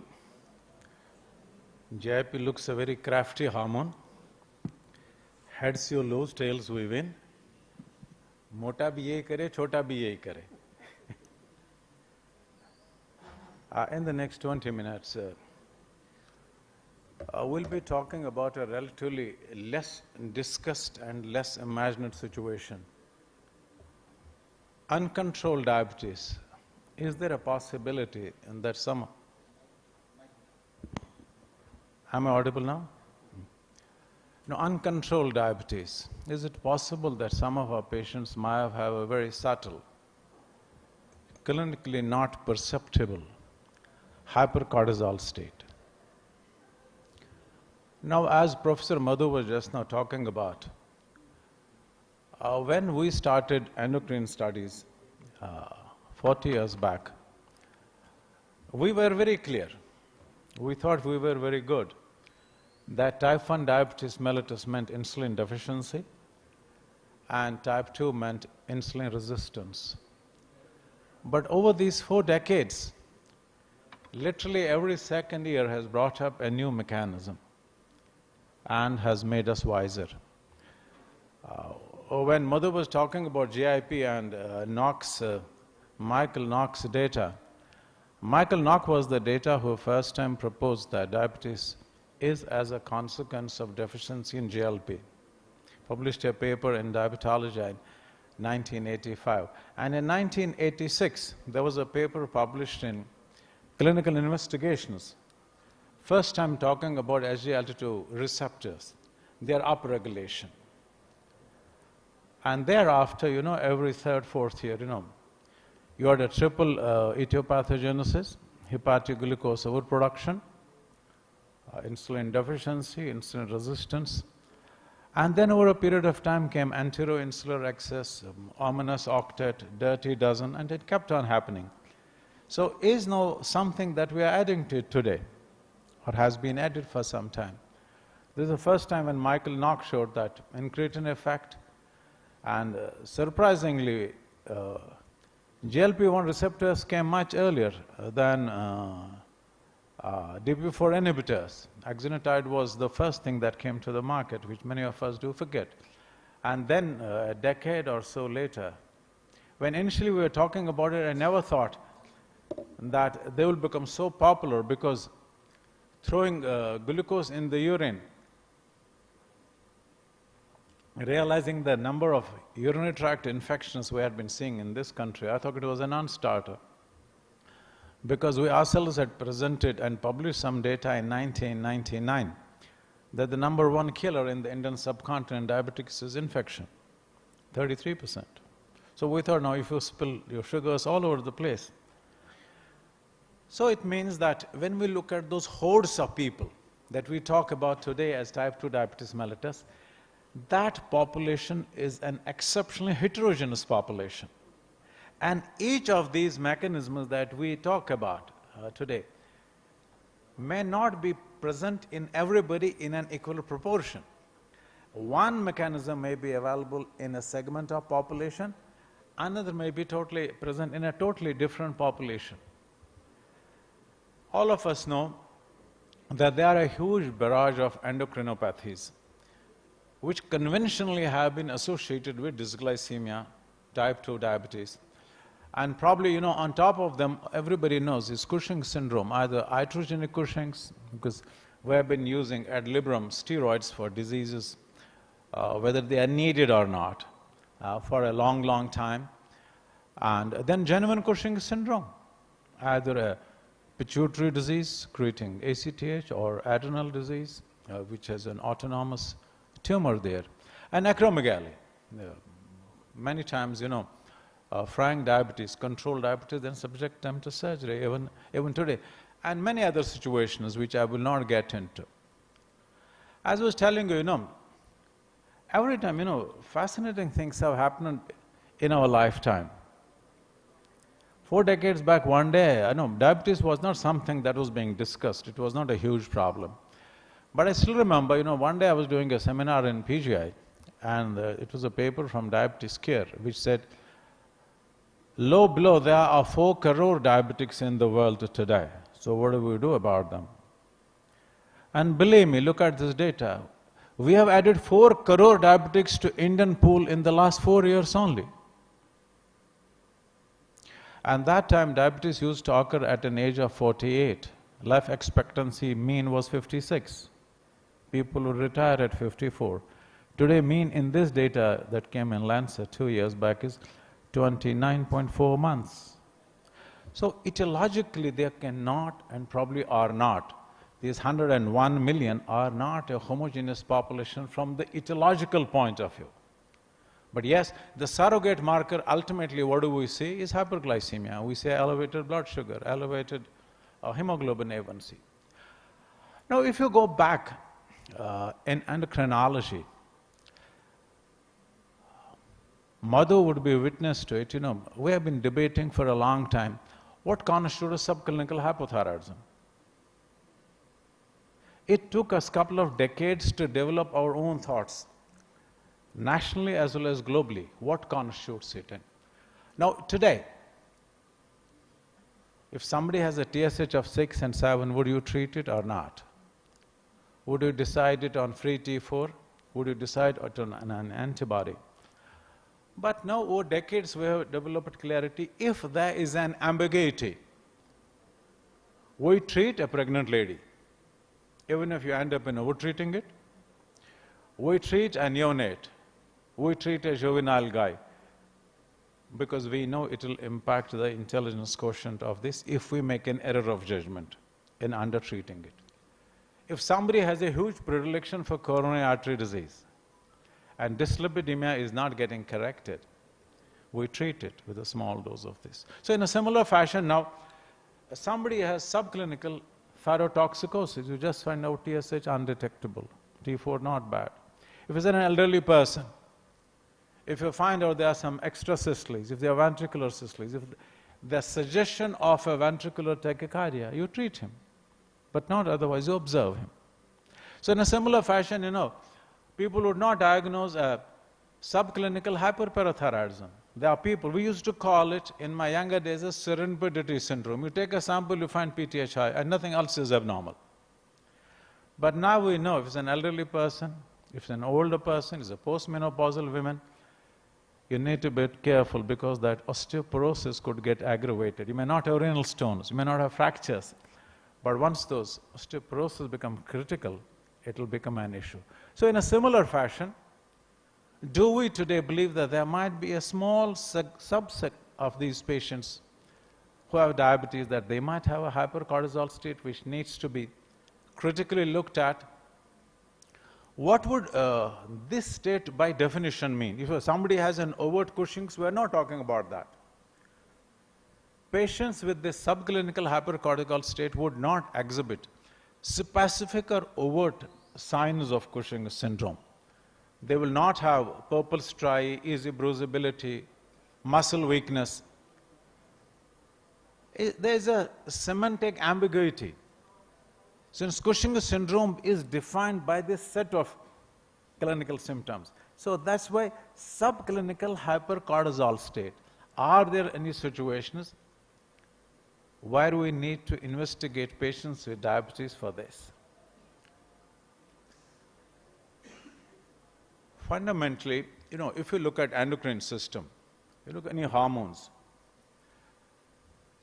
at any given time, if you look at the range, it might fluctuate up and down. And you know about cortisol, we already know about its diurnal variation, morning and evening, and 24 hours variation, how it impacts the so-called dawn phenomenon. But imagine a situation mentally. Imagine you have a tool in an individual to monitor the amount of cortisol that a guy has secreted over 24 hours. So you plot it, we call it area under the curve. So these people at any given time would not critically go into a hypercortisol state which would give them Cushing's syndrome. But overall, 24 hours cortisol would be higher than the normal mean. You get my point? It would be overall normal mean. And we're talking about that sort of a situation. And probably, not only that we have a situation like that, that situation not getting worse immediately. Because if it gets worse, then we'll again develop a frank Cushing's. You get my point? So there are people, it's something like that, somebody persisting with that TSH of 7, 8, 9, 8, 9, 10. Someday we do it 3 months later, it's 8, and it comes 9. I will wait till it crosses 10, and then again next time you find out it's 8. Is that sort of a situation we're talking about persisting for a long time? Now, if you look at cortisol and its relationship with glucose, clinically, overt hypercortisolism is known to cause hypertension, diabetes, and osteoporosis, non-starter. We know it all. It's established. And prevalence of frank diabetes from 1/4 to half the people with Cushing's do have it. In type 2 diabetes, prevalence of hypercortisolism varies widely because there's some data now available. How do you test it? What cutoffs you take? The population studied. If you take everybody, you'll find hardly anybody. But if you segregate a smaller group, which we'll do over the next few minutes, then probably a 1 or 2 might emerge. So then you should not, you see, if you select 100 people out of 10,000 and then find 10 is, but don't say it is 10%. It's in those difficult populations. But if you compare, you screen them from 1,000, then 0.01%. And the severity of the type 2 diabetes mellitus. So prevalence accordingly would change, depending on how we do it. Glucocorticoids in any form giving hyperglycemia, again, is not something new. You know,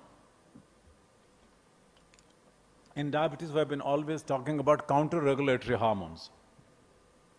See, like somebody gets hypoglycemia, you get palpitations, you get tachycardia, catecholamines get released, steroids get released, glucagon gets released, growth hormone gets released. So we know that these hormones do impact either insulin resistance or insulin secretion. Just look at this. In pancreas, beta cell is decreased because if a person has hypoglycemia, so endogenous insulin secretion is decreased so that, you know, nature provides a protective mechanism. Liver gluconeogenesis is increased. So if there's hypoglycemia, we need more glucose. Skeletal muscle, glucose uptake is decreased. Glycogen synthesis is decreased. Proteolysis increased so that there is more glucose in the circulation. Adipose tissue, less glucose uptake, more lipolysis. You know why? Because whatever little amount of glucose supposedly available in the circulation is predominantly being used in those areas where glucose use is not insulin dependent, brain and heart. And this is a defense mechanism. So nature has provided this. And that's how, you know, a multifaceted way it works.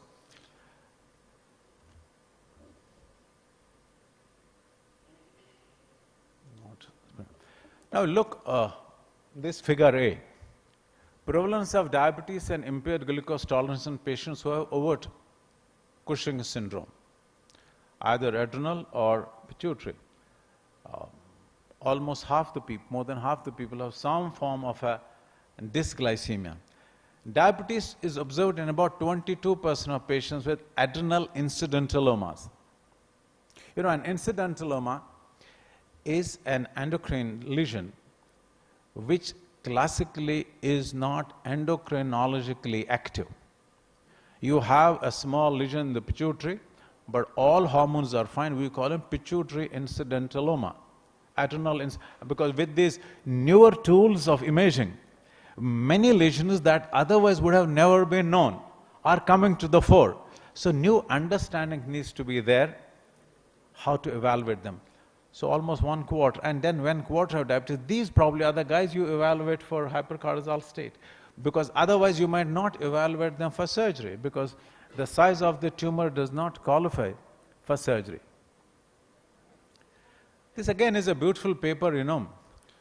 In this study, authors investigated the incidence of subclinical Cushing syndrome in type 2 diabetes patients with poor, you know, they took people who had a very difficult to control diabetes and those who easily could control. You know, someone, same duration of diabetes, now you find out somebody is on 4 doses of insulin, GLP, and still you are not achieving the target, and others where it's very well diagnosed. This study showed the presence of subclinical hypercortisol state in a notable number in type 2 diabetic patients having poor metabolic control. In spite of the best possible treatment that was given. Again, you know, a huge amount of data, relatively recent data which shows that this data indicates that patients with resistant or suddenly worsening hypertension or diabetes. What does that resistant mean? Somebody was doing well, now you give them insulin, 2 doses, 3 doses, and suddenly you keep on escalating the dose, nothing is happening. You add SGLT2 inhibitors, not major happening. You add a GLP, nothing much is happening. Suddenly blood pressure is getting destabilized. So these are the guys. Look for a source of a hypercortisol state. And many times, you know, you do a radiology, you do endocrine evaluation, you might first find out an incidentaloma somewhere. If not, finding out a small lesion in the pituitary is very difficult. Would not advocate that in people where you have 10 crore people having a sickness, where, you know, many crores may not have a well-controlled diabetes. So they said that if you really identify these people where it's diabetes suddenly de-escalated, hypertension, you find it difficult, certainly you document there is some form of an osteopenia, evaluate them for this. Again, you know, see, non-functioning adrenal incidentuloma we have been seeing for the last 3-4 decades, ever since ultrasounds came to the fore. And today, after 4 decades of looking at them, the only thing that helps us, the size of the tumor. You know, if you have done basic endocrine evaluation, which has come as normal, the size of the tumor. And probably this is a class of people where we should be looking, if they have diabetes, we should be looking for a, in this particular paper, is a meta-analysis of many studies done on people who had this incidentuloma. The longest period of follow-up with concern to glycemic profile was more than a decade. And they found out, yes, this is a class which is worth investigating for hypercortisol state. Now, what I'm trying to tell you, you have a group of people now who have incidentuloma. You evaluated them, fine. They are not. Now, they have a diabetes, is getting well controlled. But suddenly, a year or two down the line, it has suddenly become uncontrolled. Now, not only that you try to control it, but also try to find out whether the underlying lesion has become functional. And that functional necessarily is not. It's not a pheochromocytoma, it's not a sex steroid, and there's no Cushing's, you are seeing it. But look at that the level at which it was secreting cortisol might have gone a bit higher, and it might be rewarding. So another systemic review and meta-analysis of the literature, again, endogenous hypercortisolism is a relatively frequent finding in type 2 diabetes, which may have a therapeutic implication. Right? Now, you know, again, so much data has come up in the last couple of decades. In this particular study, subclinical hypercortisolism, if you randomly do it in every diabetic, then the effort would be a meaningless exercise, because then you wouldn't find cases. We're not talking about run-of-the-mill, because type 2 diabetes epidemiologically is a huge disorder. So everybody need not be scrutinized. It's something like, you know, we give somebody a gliptin. We don't evaluate whether his anterior insular axis is okay or not. We give somebody SGLT2 inhibitor. We don't evaluate the quantum of the SGLT2 upregulated receptors in his kidneys. We don't do that because it's not cost effective. So in a similar fashion, in everybody, we do not need to do it. But we need to do it in that select population that I did talk about. Due to the paucity of the time, you know, I will huge amount of data going to and fro on this subject, you know. But what is relevant? Patient population to screen for hypercortisolism, difficult to treat type 2 diabetes. Very fine. I'm sure that many of you find out 3-4 insulins, longer acting insulin twice, 3 times shorter acting insulins, gliptins. And if these guys are a bit obese or if their hypertension is becoming difficult, keep it in mind, because yield might be better in this class of people. And in a similar fashion, resistant hypertension, if somebody is taking full doses of 3 drugs and compliance is ensured, keep a watch that we might be missing a, so it will be something like analogous to that TSH of 7, 8, 9. And if you incidentally have been finding an incidentuloma that you neglected and that you evaluated initially and put him on a follow-up, initially an ultrasound or a MRI or a CT scan yearly, and then say, okay, do it after 3 months, 3 years. Now suddenly you find out his diabetes is escalating. That might have become functional. And so in summary, hypercortisol has a very variable clinical presentation. As I told you, any degree of hypercortisolism may be associated with a constellation of adverse outcomes. The severity of this is directly related to the insulin resistance and causation of diabetes, as I already showed you. Probably, you know, in years to come, because there are very difficult ways of making a true diagnosis of a hypercortisol state and an autonomous lesion for a general practitioner. Probably if the diurnal variation is lost and 1 milligram DEXA suppression is abnormal, a genuine endocrine evaluation should be put in place. Thank you so much.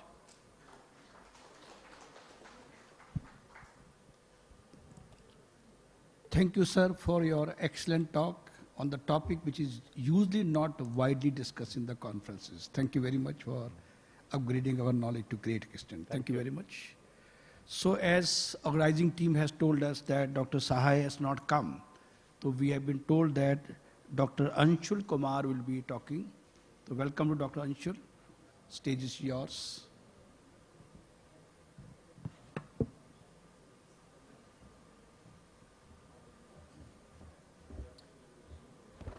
Good afternoon, everyone. So as a last-minute replacement, I have big shoes to fill. So I'll be talking about diabetes and inflammation today. So this is the famed Defronzo's ominous octet. We all know about this. The neurotransmitter dysfunction, there is increased hepatic glucose production, and all of this together leads to diabetes. This is what we know. This is famous. So we know the association of inflammation and diabetes. Diabetes, along with other disorders, is a disease of increased inflammation. And this was an article which was published in a newspaper and which rightly puts it as hazardous waste. There's a play on the words, but it is consequential, and it does lead to diabetes. This was a study which was published, where, as we can see, this was a study which was done in 24,000 women, and they were recruited. And it can be seen at 90th percentile, the incidence of the hazard risk of developing diabetes was roughly 5.1, as compared to those who had who were at the 10th percentile. Inflammation has been proven to be the principal link, whether it's rheumatoid arthritis, prediabetes, diabetes, or atherosclerosis. We also know that even dementia is a consequence of increased inflammation, and it has increased incidence in diabetes as well. And thus, controlling inflammation and preventing inflammation plays a major role in control of diabetes as well as its complications. So diabetes is no longer just a metabolic disease, it's a vascular disease as well. Whether it's the complications, be it microvascular, macrovascular, it's a continuum starting from microvascular complications progressing towards macrovascular complications. In diabetes, when a patient is diagnosed, the scales are tipped in favor of a pro-inflammatory state, a pro-thrombotic state, and a pro-oxidant state. All of this together leads to a variety of complications that we know, whether it's diabetic nephropathy, diabetic retinopathy, or diabetic neuropathy. So what are the key mechanisms? So key mechanisms regulating inflammation in diabetes. It's hyperglycemia, the elevated free fatty acids, they promote inflammation. All of this induces a pro-inflammatory trait in macrophages residing or invading the adipose tissue. The adipose tissue in itself is an inflammatory tissue, especially the visceral adipose tissue. We know about the Southeast Asian Indian, the YY paradox, the Indian phenotype, wherein we have increased visceral adipose tissue, which is now known to be more pathogenic as compared to the subcutaneous adipose tissue. Glucotoxicity and lipotoxicity, it also exerts an oxidative and endoplasmic reticulum stress. It occurs through release of various interleukins, especially interleukin 1b, interleukin 6, TNF-alpha. Together, all of this, it amplifies inflammation by inducing the expression of various cytokines and chemokines. We also know that interleukin 1 beta in itself has an auto-amplification mechanisms, wherein it increases its own secretion and leads to apoptosis of beta cells as well. We'll be discussing it shortly. So the mechanisms of hyperglycemia induce endothelial dysfunction, whether it's hyperglycemia or insulin resistance, the primary mechanisms of diabetes. It leads to glucose autooxidation, polyol pathway activation, protein kinase C, advanced glycation end products. The final product is increase in vasoconstriction, inflammation, thrombosis, all of which leads to increased atherogenesis. This is preceded by increased oxidative stress. So the key mechanisms regulating inflammation in diabetes, obesity, again, there is alteration in the gut microbiome. We had a talk previously in the other lecture theater by Dr. Sanjay Gupta, where we talked about the obesity alteration in gut microbiomes, wherein there is increased lipopolysaccharide secretions. This is which is also known as the leaky gut phenomena, and this further increases or intensifies tissue inflammation. The renin-angiotensin system, this is also responsible. Angiotensin 2 has been shown to increase the expression of chemokines, especially the monocyte chemoattractant protein 1, interleukin C, leading to impaired mitochondrial function and insulin secretion.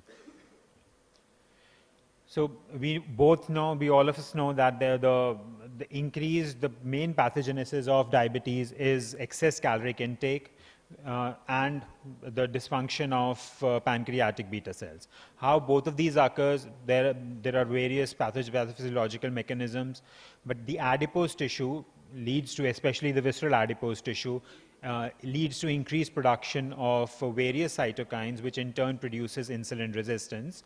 And in the pancreatic cells, the increased endoplasmic reticulum stress, oxidative stress, mitochondrial dysfunction, it leads to islet cell inflammation, leading to decreased insulin insufficiency, which is primarily because of beta cell apoptosis due to increased interleukin 1 beta, interleukin 8 secretion, and there is increased amyloid production as well as replacement of these beta cells by fibrotic tissues.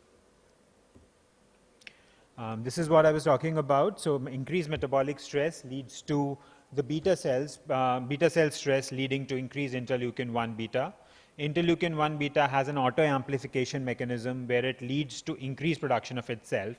Interleukin 1 beta also produces interleukin 8, which attracts macrophages from other tissues, and this leads to beta cell apoptosis. There were various studies which have been performed. So the earliest study which we have was by Pradhan et al. And they screened around 28,000 patients for 4 years. Out of those 24,000 odd patients, approximately 200 developed diabetes. So it was a prospective study. Once these patients were screened, these were majorly, they were looked after, their CRP levels and IL-6 levels were calculated. So they went back and took a matching control group as well, patients who did not develop diabetes, and it was seen that at baseline, when the study started at the beginning of 4 years, the patients who did end up developing diabetes had an increased CRP and increased IL-6 levels. The same was true for the other studies as well. Brazile et al. Also studied CRP fibrinogen along with the CRP levels. Warzarova et al. Studied the WBC count. The Festa et al. Again studied CRP, Freeman CRP, and Lindsay et al. Studied aponectin. So the groups at risk of diabetes characterized by increased circulating levels of inflammatory markers. So we have the ADA recommended groups that should be screened for diabetes. This is where the groups come from: obese and overweight adults, obese and overweight children, westernized South Asians, Pima Indians, subjects with family history of type 2 diabetes, women with polycystic ovarian disease, and sedentary individuals. These are the individuals who at baseline have an increased inflammation, increased levels of inflammatory markers, whether they're interleukin 6, interleukin 1b, or CRP levels, and they are at an increased risk of developing diabetes and should ideally be screened for diabetes. So there have been various articles published in various journals like Nature, JAMA, and all of these have underscored the fact that diabetes is an inflammatory disorder. So the obesity-diabetes link. We know about the YY paradox. We know about how South Asian Indians have increased visceral adipose tissue. Visceral adipose tissue is the seat of chronic low-grade inflammation. At the same BMI, Indians as compared to Caucasians have an increased abdominal adipose tissue. Cmre is especially an adipokine which initiates inflammation by recruiting plasmacytoid dendritic cells into visceral adipose tissue. This increases production of type 1 interferons and pro-inflammatory polarization of adipose-resident macrophages, leading to increased systemic insulin resistance. In fact, de-differentiation from visceral adipose tissue to subcutaneous adipose tissue is how pioglitazone acts, how some of the drugs also act. TNF-alpha is another key component in the obesity-diabetes link. TNF-alpha expression is elevated in the adipose tissue of multiple experimental models of diabetes. Neutralizing TNF-alpha has been shown to improve insulin sensitivity as well. And inflammation and macrovascular complications. So we'll just discuss how inflammation is also responsible for various complications that occur. Pro-inflammatory conditions such as oxidized LDL, advanced glycation end products, leading to increased production of, again, the same interleukin, interleukin-1, TNF-alpha, interleukin-6, leads to increased process of atherogenesis. Hyperglycemia, whether it leads to advanced glycation products, end products, increased protein kinase C activation, oxidative stress, as well as insulin resistance, leads to hyperinsulinemia, activation of MAP kinase pathway or PI3K kinase activation. All of this leads to a prothrombotic state, which diabetes is already predisposing us to. Endothelial dysfunction, endothelial injury, and in concert with each other leads to increased incidence of atherosclerosis.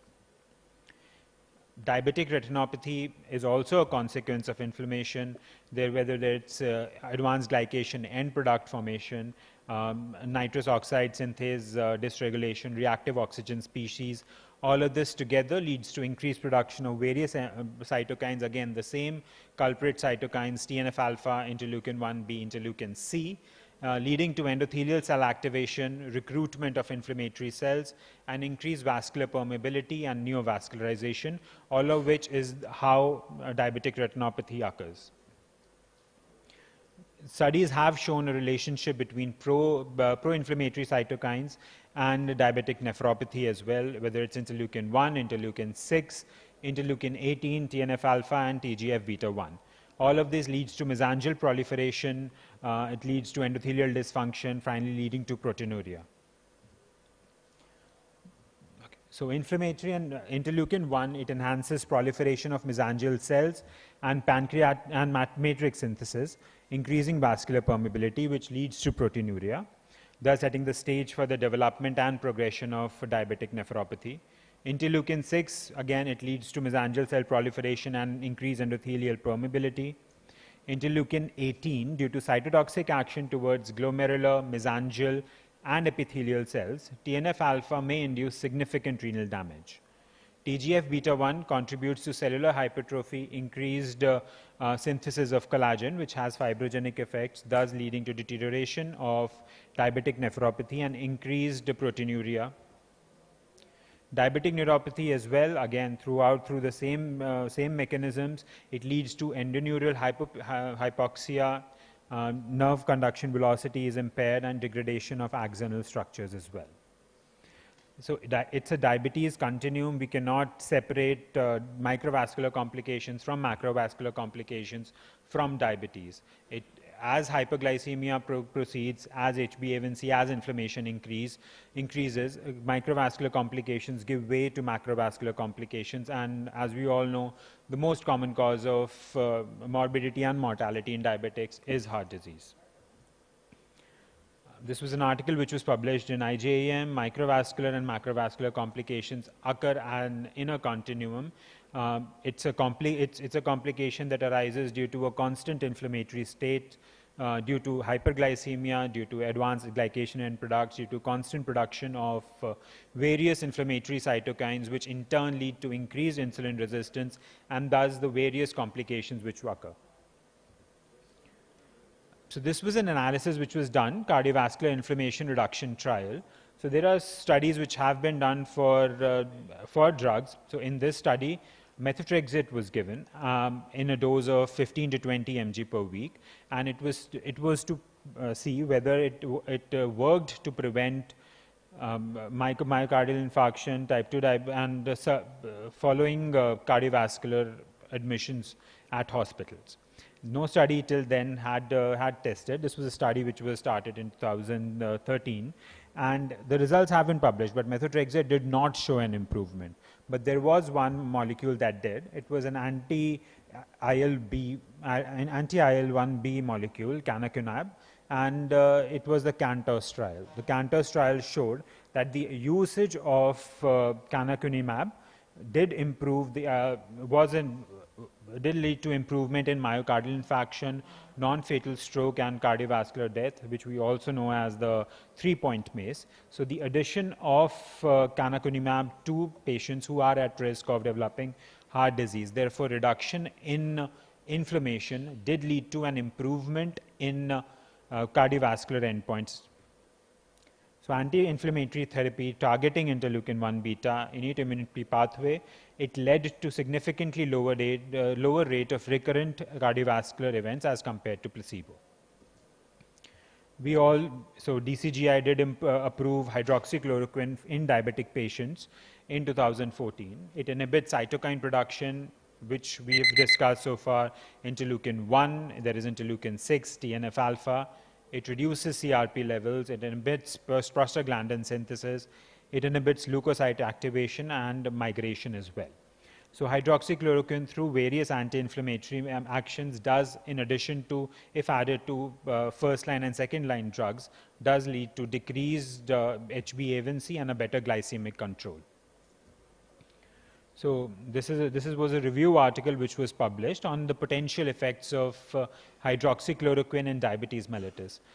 And throughout this article, as we can see, that it showed that the current evidence points towards the fact that the addition of some certain anti-inflammatory drugs, especially hydroxychloroquine, can lead to decreased HbA1c and a better glycemic control. These are various studies which have been published, which have shown that hydroxychloroquine in itself can reduce the risk of diabetes mellitus.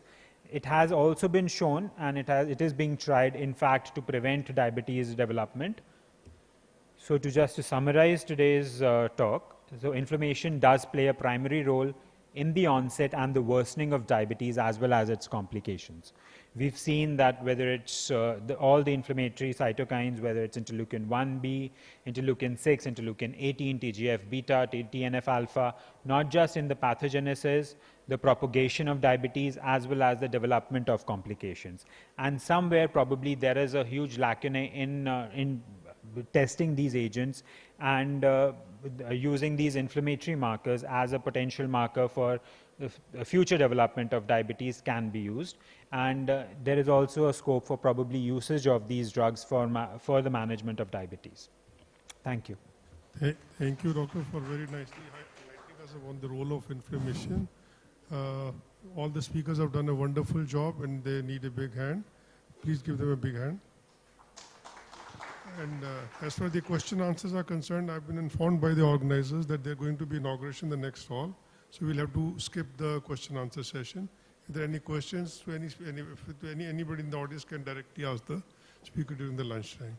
Thank you very much. Thank you all the speakers for the great job. Thank you very much to all three stalwarts. Thank you very much, sir. So requesting all the speakers to join on the stage for felicitation and respected chairperson to felicitate the speakers.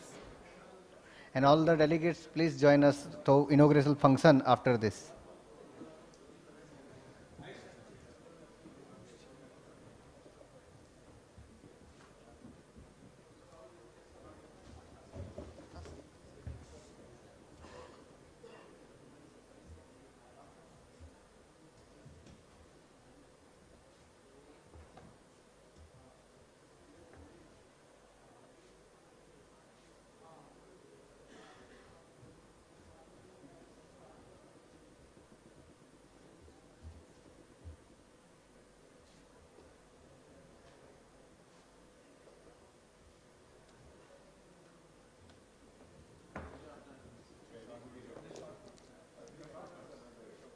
I will also request Dr. Sri Madhu sir and Jargar sir to felicitate our chairpersons, Dr. Rajesh Maria, Dr. Sunil Masan and Dr. Mukesh Bhatia.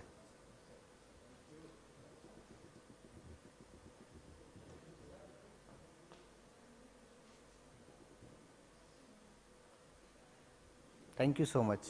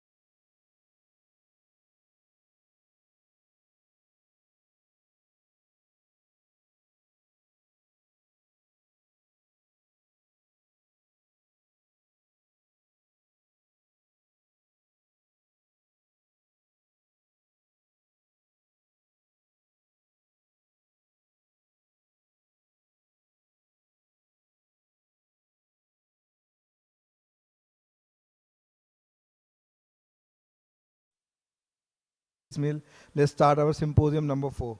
For that, I would like to invite Chairperson Dr. Amit Gupta. He's a consultant physician at Noida Director Center of Diabetes Care, Greater Noida, and co-founder of DTech. And along with that, I'd like to invite Dr. C.P. Ahuja, sir. And I would like to hand over to our chairperson to invite our guest speakers. Thank you.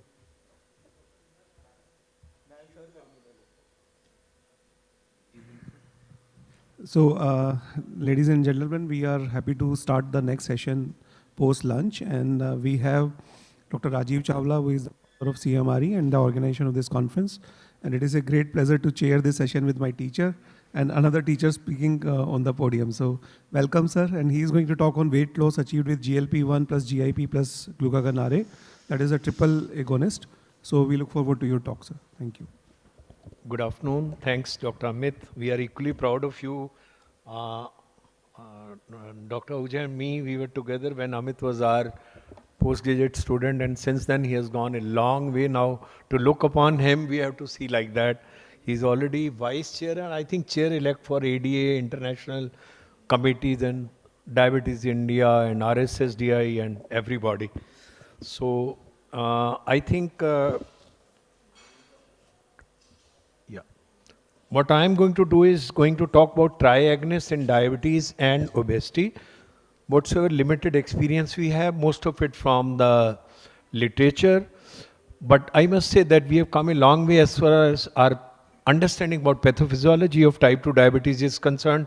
Earlier days when we thought that diabetes was only an interplay between insulin resistance into adipose tissue and muscles and into the liver, and in response to that, you have a growing beta cell dysfunction which sets in the stage for developing type 2 diabetes. To an ominous octet, 2009 Benting oration, where he said that there are close to 8 defects contributing towards pathophysiology of diabetes. We thought little ahead of that. Me, Dr. Sanjay and Professor Madhu, we have written this article, got published in IGM. We said that it is not only the ominous octet, but probably it is a dirty dozen, and now we hear that there are close to 15 defects contributing towards pathophysiology of type 2 diabetes which have been attributed towards pathophysiology.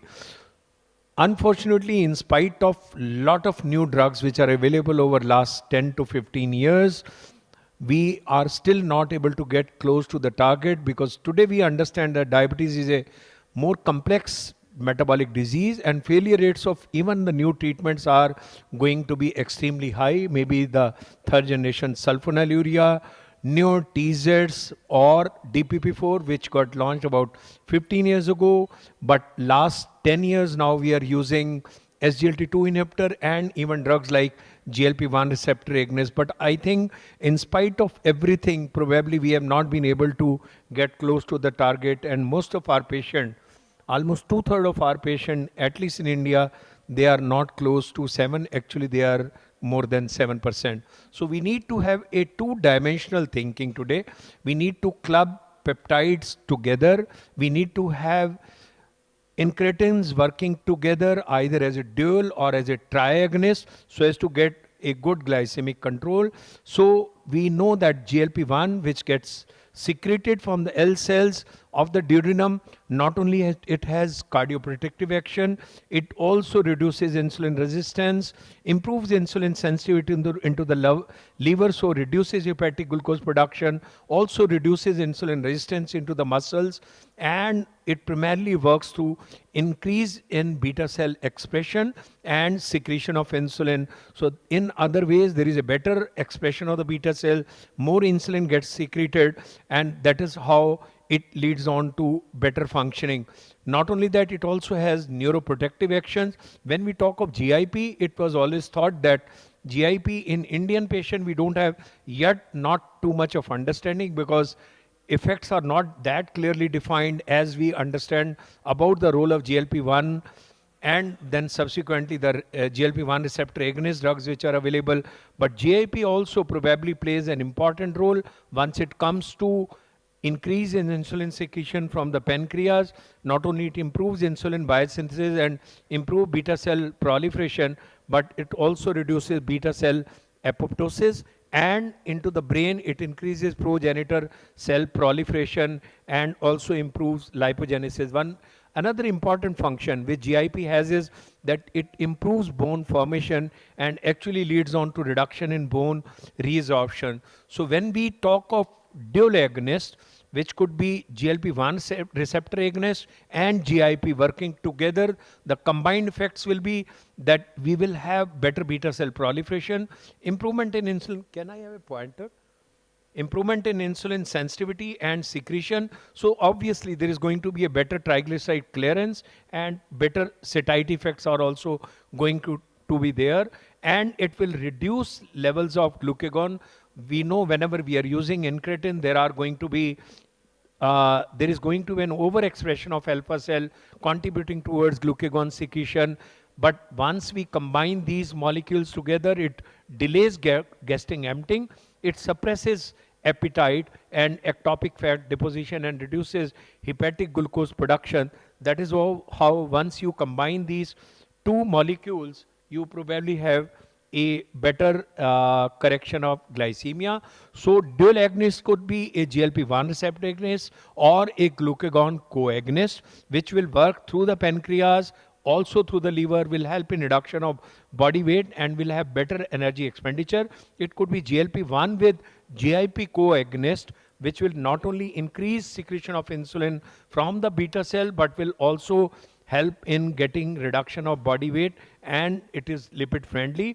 But when we are today talking of GLP-1, GIP and glucagon, it is a triagonist which not only improves insulin secretion from the pancreas by better beta cell proliferation and expression, it suppresses adipocytes and there is a lesser lipolysis, and it improves body weight by getting satiety effect from the brain. So not only it reduces weight, it improves glycemic control, and it is a very, very important drug once it comes to management of MASLD in setting of type 2 diabetes, and it also promotes energy expenditure. So what I am going to do is I am going to focus on triple agonist in new era in diabetes management, because it is a novel pharmacological agent yet to be launched and approved in this country. Maybe in 1 year time, we might be able to get dual agonist as well as triple agonist for management of diabetes. It simultaneously activates 3 key metabolic hormone receptors: GLP-1 receptor, GIP-1 receptor as well as glucagon receptor. And best thing is that triple agonist offers a multifactorial approach towards not only getting good glycemic control, weight management and overall metabolic health. So it is a sort of therapeutic innovation towards achieving multiple metabolic pathways by offering a more effective treatment for patients with complex diabetes profiles, particularly those struggling with obesity as well as multiple cardiovascular risk. This is how these 3 agonists work together: glucagon and GIP and GLP-1, and this is the molecule which was investigated. First of all, this is a Lilly's molecule, LY3437943. That is how it was labeled once they were into the preclinical studies, mouse model, then on healthy volunteers, and subsequently phase 3 studies came, and it reduced energy intake. There was a great increase in energy expenditure, so there was an automatically reduction in body weight, improvement in glycemic control, and again after the mouse model it was tried on healthy volunteers. This is how a drug is evolved, and this has been labeled as LY. It is a 39 amino acid single peptide which has been engineered from a GIP peptide backbone to achieve triple agonist activity at glucagon, GIP and GLP-1 receptors. So this LY molecule, which is a novel triple receptor agonist, provides glucose lowering and weight loss in participants with type 2 diabetes after 12 weeks of treatment. This was a preclinical study on healthy volunteers, and there it was seen, talking about this molecule, it is a single peptide which is engineered from a GIP peptide backbone with a triple agonist activity. It has C20 diacid acylated peptide with a very high albumin binding to enable it once a week. That is how it is a injectable once a week dosing. And GIP receptor activities in this molecule is almost 7 times higher as compared to the GIP native values. Although GLP-1 and glucagon receptor activities are balanced, they are almost comparable to the native ligands. So once you use this LY molecule, it gets you dose-dependent reduction in body weight, and there was close to 20% reduction in weight on healthy volunteers. There was a greater reduction in food intake and much significant increase in energy expenditure. That is how there is a negative balance which is created, and it gets you a significant weight reduction. In the volunteer, those who were normal healthy adults, it was shown to have almost a weight reduction close to 8 kg over 12 weeks and subsequently over 24 weeks, and it was all dose dependent in the healthy participants. Not only that, there was an improvement in blood pressure, both systolic and diastolic blood pressure came down. There was an increase in pulse rate, which is expected with any GLP-1 receptor agonist, dual or triagonist, which was high by 4 to 5 beats per minute. But if you see, there was a significant reduction in HbA1c, close to 1.9 in healthy volunteers, and it happened as early as within 12 weeks of the starting of this injectable once a week. And again, that dose dependent effect was seen when the dose was more than 3 milligram on weekly basis. That is how it came out to be very, very effective. So not only it got a significant reduction in body weight, there was an improvement in overall body weight from versus placebo at 12 weeks itself, and again it was dose dependent, and dose there identified was more than 3 milligram weekly. So this drug, when it was used in healthy volunteers, and prior to that in the mouse model, it was found that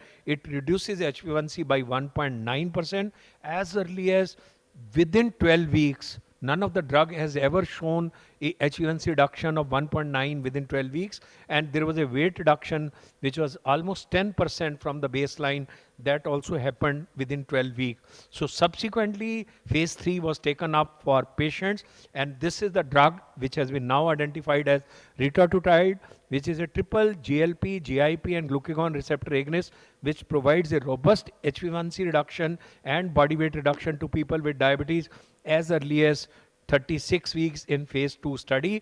This is what is the final molecular structure of retatrutide. You could see that it is a 39 amino acid single peptide engineered from a GIP peptide backbone, and this is conjugated to a C20 fatty diacid moiety via linker at the position 17 lysine. So that makes it getting attached to the albumin. That is how it has a very long half-life, and it can be given once a week also. And in this it was found that GIP receptor activity was almost 9 times higher as compared to the native GIP activity. So retatrutide activation to glucagon, GIP and GLP-1, it has shown not only reduction in body weight, improvement in glucose, and also in terms of getting a good satiety effect. So this was the phase 2 trial now on patients. They were randomized. It was a double-blinded, double-dummy, parallel placebo and active comparator controlled study. One group was placebo, another group was dulaglutide, which is already a sort of gold standard when we talk about GLP-1 receptor agonist. All those patients, those who had HbA1c more than 7.5 up to 10, and if they had a BMI more than 25 to up to 50 kg, they were enrolled in this study, and primary aim was to demonstrate superiority of this drug versus placebo as well as dulaglutide. And secondary objective was not only getting an HbA1c reduction, but also change in fasting glucose, in body weight, and assessment of safety and tolerability, and looking into the pharmacokinetic of that drug. And you could see in the different arms, it was used as 2 milligram, 4 milligram, 8 milligram, and 12 milligram plus dulaglutide, and another arm having only placebo. These were the demographic details.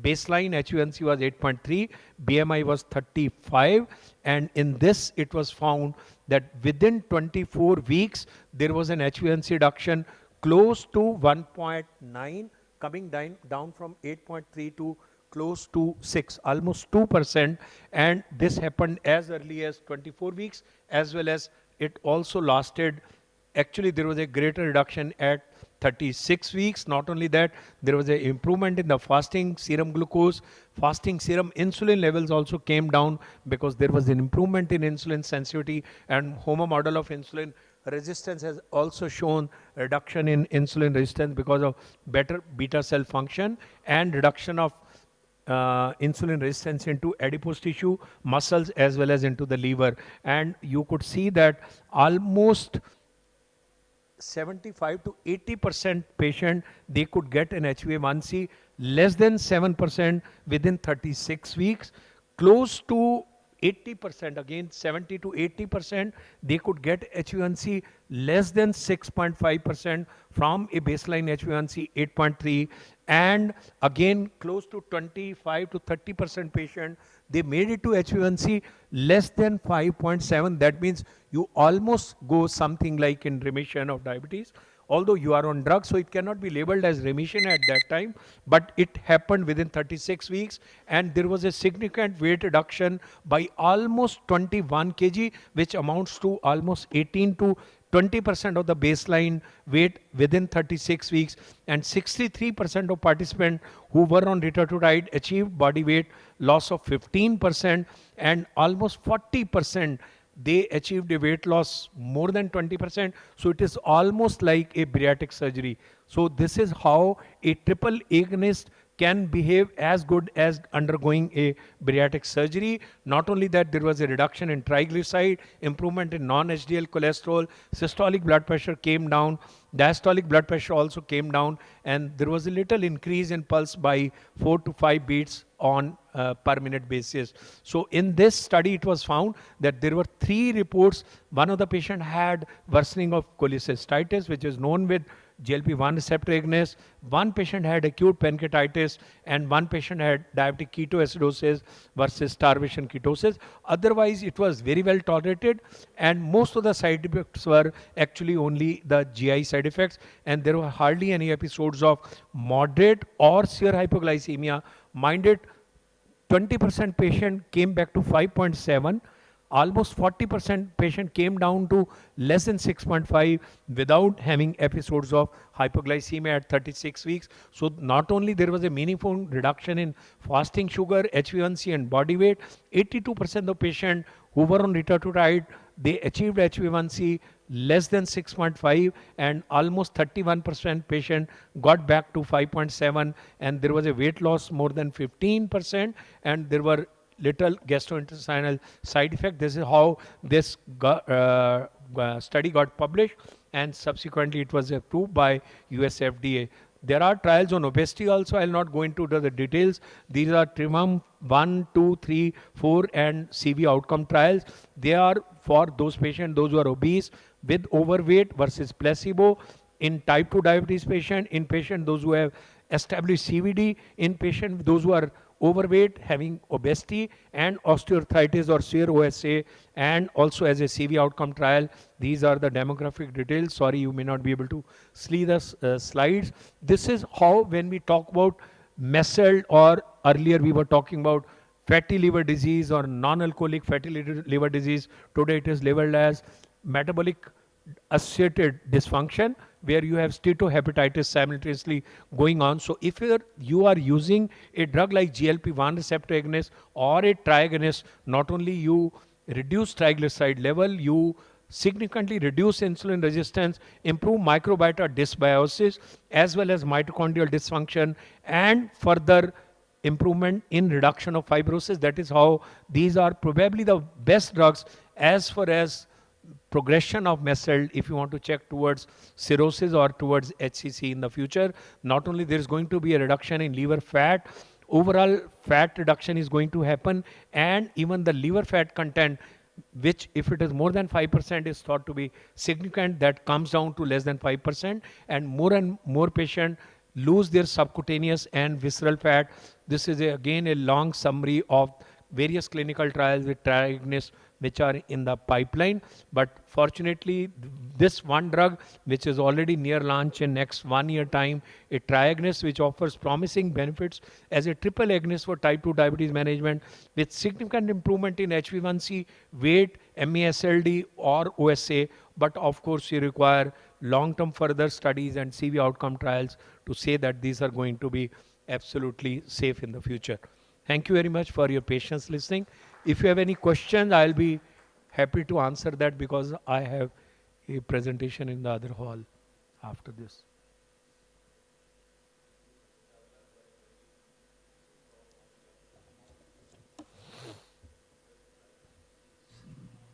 As you have already enumerated that it is very helpful in the control of diabetes and weight management to the tune of almost more than 20% and almost equivalent to a bariatric surgery.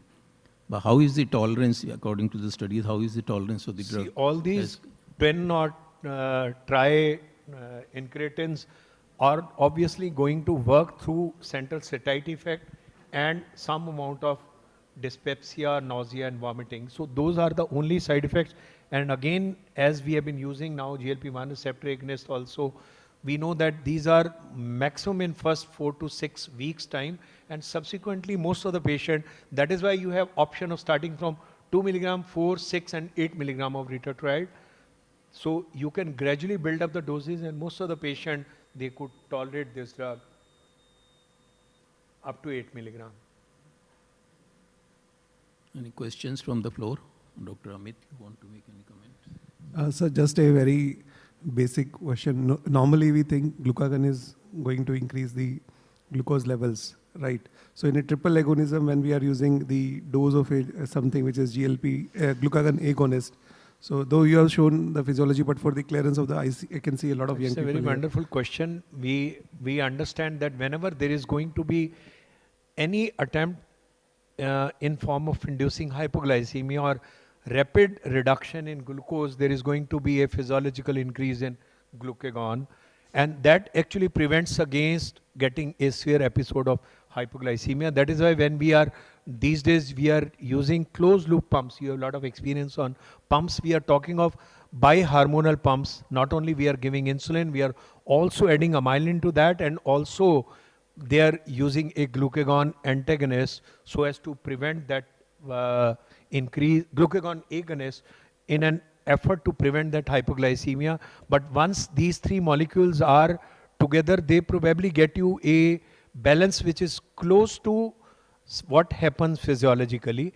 Not only overbuilding glucagon, not only suppressing GLP-1 or GIP, so keeping a energy homeostasis balance so that neither you dip into hypoglycemia nor you have hyperglycemia coming as a result of over usage of GLP-1 or GIP. So it gets you a glucose homeostasis or a energy homeostasis, keeping a balance to prevent that episodes of hyperglycemia.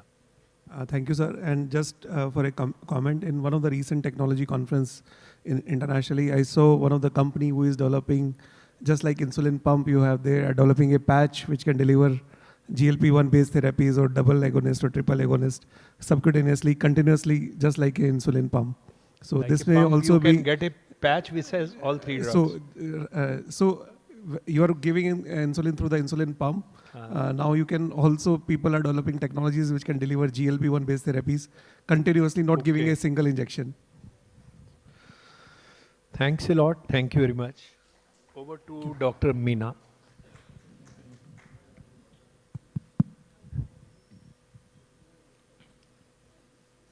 Next topic is optimizing control with oral semaglutide, and the talk will be delivered by Dr. Meena Chabra, who is Senior Consultant Diabetologist at Sir Gangaram Hospital, Chairman RSSDI 2023.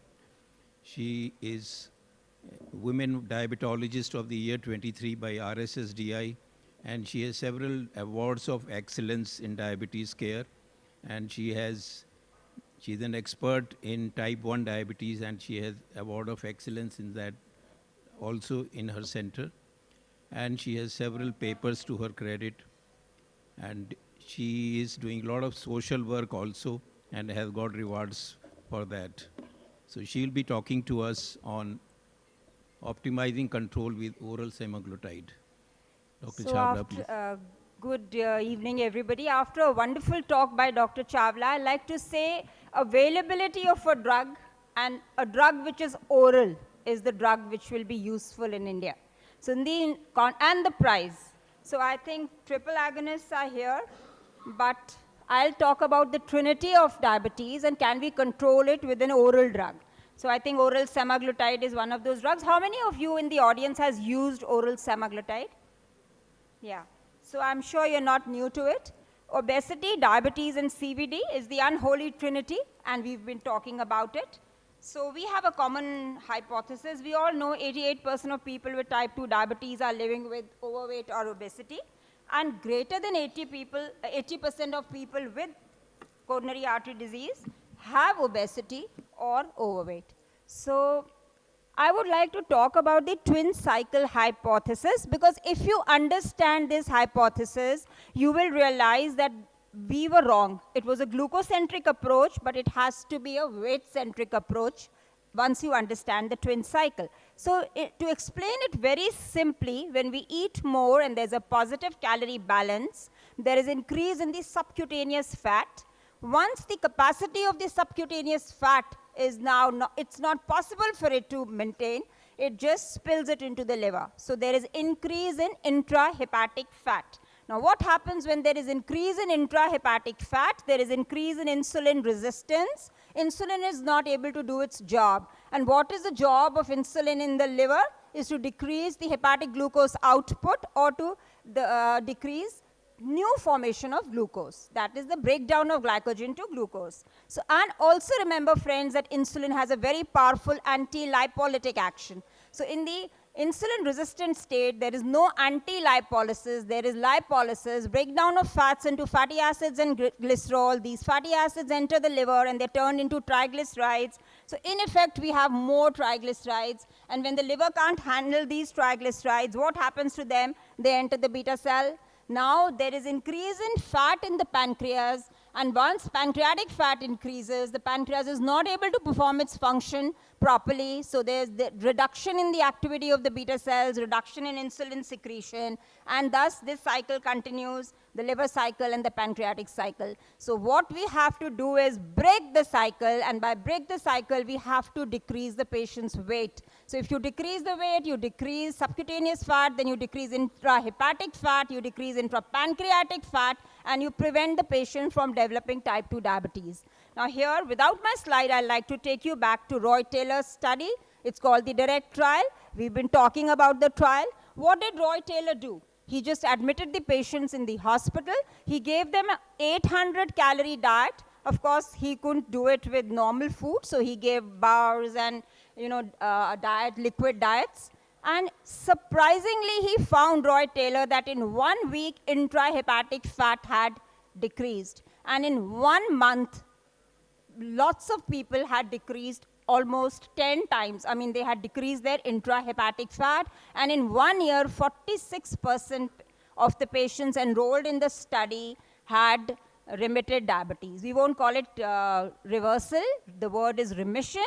Now, what is the definition of remission? It means that the patient now has an HbA1c as close to 6 as possible. So they said 6.5 in some studies and in some 6. But doctors, when you attempt remission in your clinic, remember 3 or 4 types of patients where you can try remission. One is when the diabetes is not longer than 6 years, when the patient is obese, because in thinner patients, there may be insulopenia, so remission may not be possible, and in people whose HbA1cs are closer to 7 as possible. So you can't try remission in people whose HbA1cs are more than 9. So Roy Taylor did the same. He chose the right people. 15% weight loss happened, which is not possible with any other drug at that point. But now I'm going to say why it's important to give oral semaglutide to your patients, because oral semaglutide is the only oral therapy that can mimic what Roy Taylor did, that can mimic the calorie deficit by decreasing the appetite, by addressing the central appetite center, by promoting satiety. So today I'm going to talk about this oral semaglutide in great detail. And addressing the trinity of cardiometabolic diseases, we need a person-centered, holistic approach. Of course, we have to change the lifestyle. And of course, we have to use guideline-recommended treatments.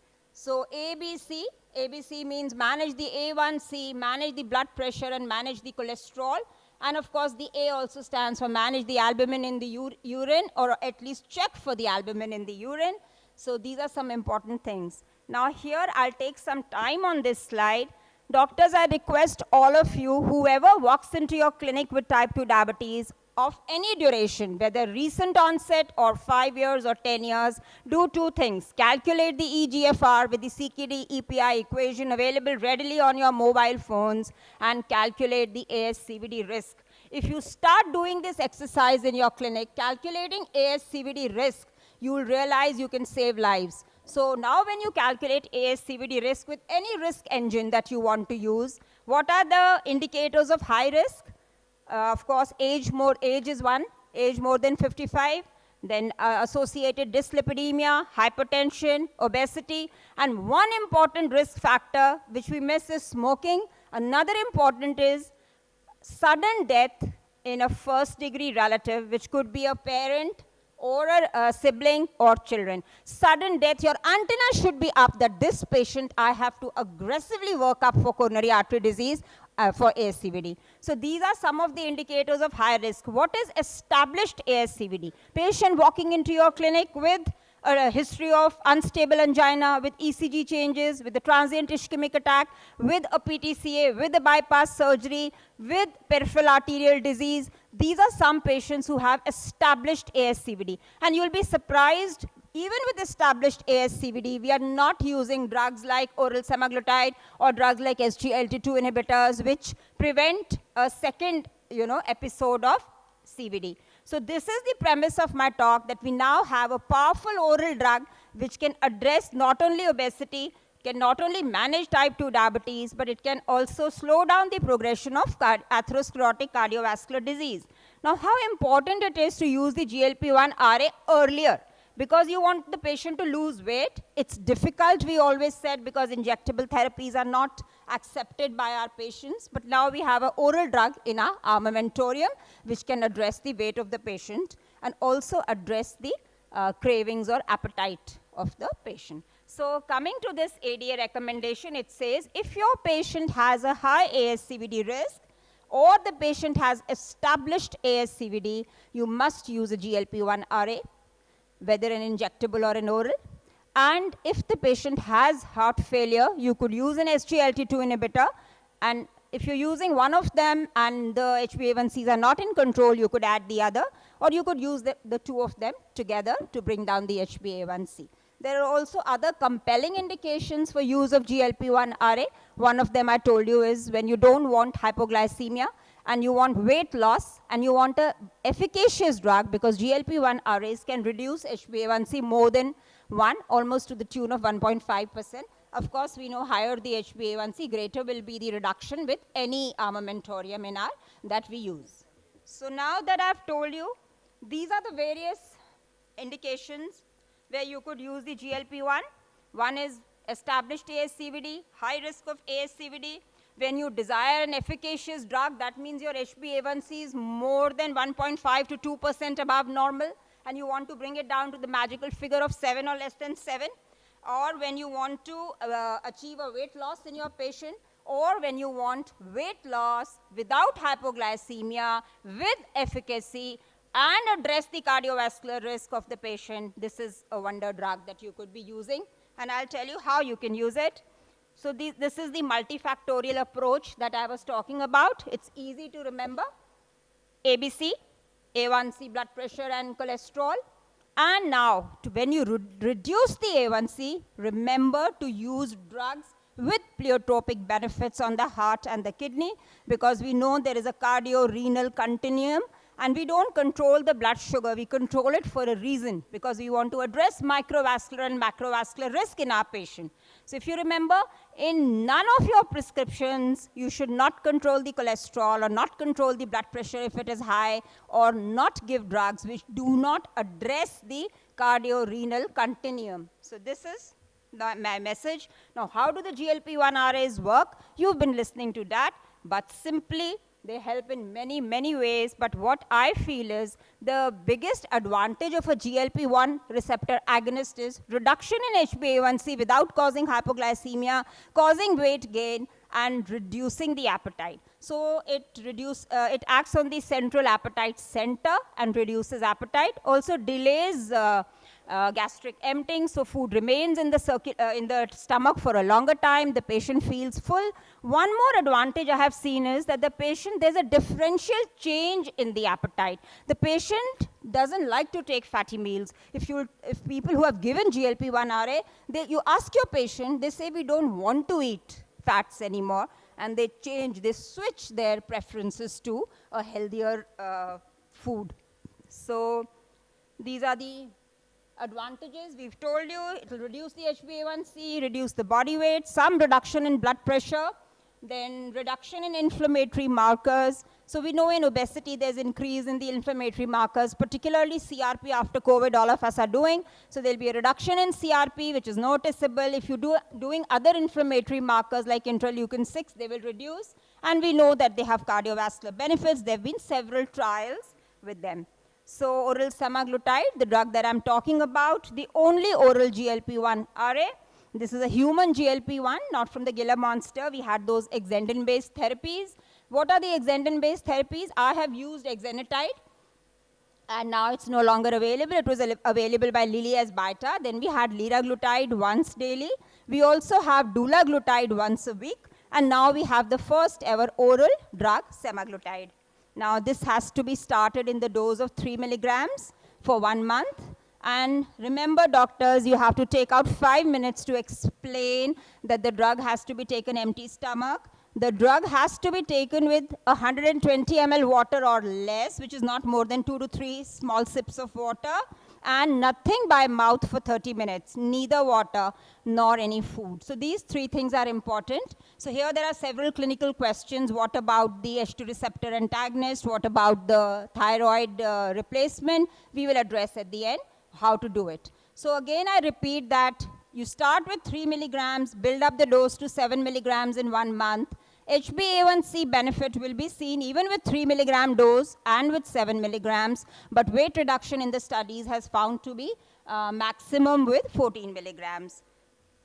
So this is the structure of semaglutide, and we all know it's a peptide, it can be digested, so there is an absorption enhancer called SNAC. SNAC increases the bioavailability of oral administration, and only 1% of the drug is absorbed. So pharmacokinetics of oral semaglutide after it is absorbed is similar to the pharmacokinetics of injectable semaglutide. We don't have it in our country, the injectable semaglutide. So co-formulation with SNAC. SNAC is the absorption co-formulation. The absorption enhancer is called SNAC. So there is 300 ml of SNAC. So that is why you can't break the 7 milligram tablet, because if you break the tablet, then SNAC will become less. So if the patient takes half a tablet, so the tablet is never to be broken, has to be taken 3 for the first month, 7 in the second month, and then 14 milligrams if the patient can tolerate 7.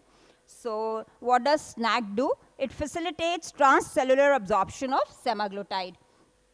So these were the clinical trials. So you have clinical trials called the Pioneer trials. The Pioneer 1 was the efficacy vis-a-vis placebo. The Pioneer 2 was efficacy versus SGLT2. Pioneer 3 was efficacy versus DPP-4 inhibitor. But doctors, remember, the trial they tried patients, like half the patients on GLP-1 RA oral semaglutide and the other half on DPP-4, and they found that efficacy-wise GLP-1 RA were better and they reduced weight better. But one more clinical pearl from here is don't use both of them together. I do see, I'm sure Dr. Patne is sitting here, you must have seen prescriptions where both of them are written together, the GLP-1 RA and the DPP-4 inhibitor. So you should not do it, obviously, because it's obvious that they're both incretin drugs, and GLP-1 RA increases the glucagon-like peptide 1 levels, supraphysiological levels or pharmacological levels, while DPP-4 inhibitors, they increase the level of GLP-1, but all they can do is, whatever GLP-1 is present, they will not allow it to be converted to inactive GLP-1. So they can only prevent conversion of active GLP-1 to inactive GLP-1. They cannot increase the level of GLP-1. So there's no point when you are increasing the level of GLP-1 with the use of a GLP-1 receptor agonist like semaglutide. Please don't continue the DPP-4 inhibitors. You have to stop them. Now the Pioneer 6 trial was cardiovascular safety with semaglutide oral. So there is superior HbA1c reduction with oral sema versus a lot of comparators. So, and it can reduce the HbA1c to up to 1.5%.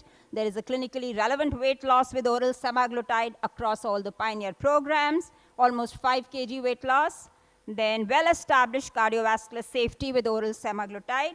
There was a 21% reduction in MACE, but this was not statistically significant, unlike the injectable semaglutide. So there was a reduction in MACE, major adverse cardiovascular events, but not statistically significant. But yet we continue to use oral semaglutide because there's an ongoing trial called SOUL, which will address this. This trial was just designed for cardiovascular safety, and now we are actually going to see if it's superior to other medications as far as MACE is concerned.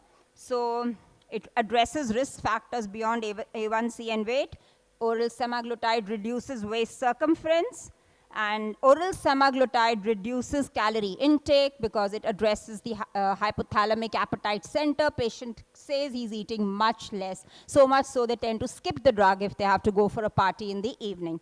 And 35% reduction in energy intake. So from 2,000 calories, if 35% reduction, a huge reduction in intake of calories. It reduces systolic blood pressure, improves blood lipids, it reduces vascular inflammation, secondary to weight loss, and also itself. So CRP is a biomarker of cardiovascular risk and is produced in response to inflammation, and it is reduced. So there are mechanistic benefits of GLP and SGLT2. I'll take 2 minutes on this slide. I still have 3 minutes. So what are the advantages? Dr. Chawla just said, when you give SGLT2 inhibitors, you are pushing the glucose in the urine. So when you push glucose in the urine, there is loss of calories. For every 1 gram of glucose lost in the urine, there is loss of 4 calories. If you push 70 grams of glucose in the urine, you lose about 280 calories with the SGLT2 inhibitors.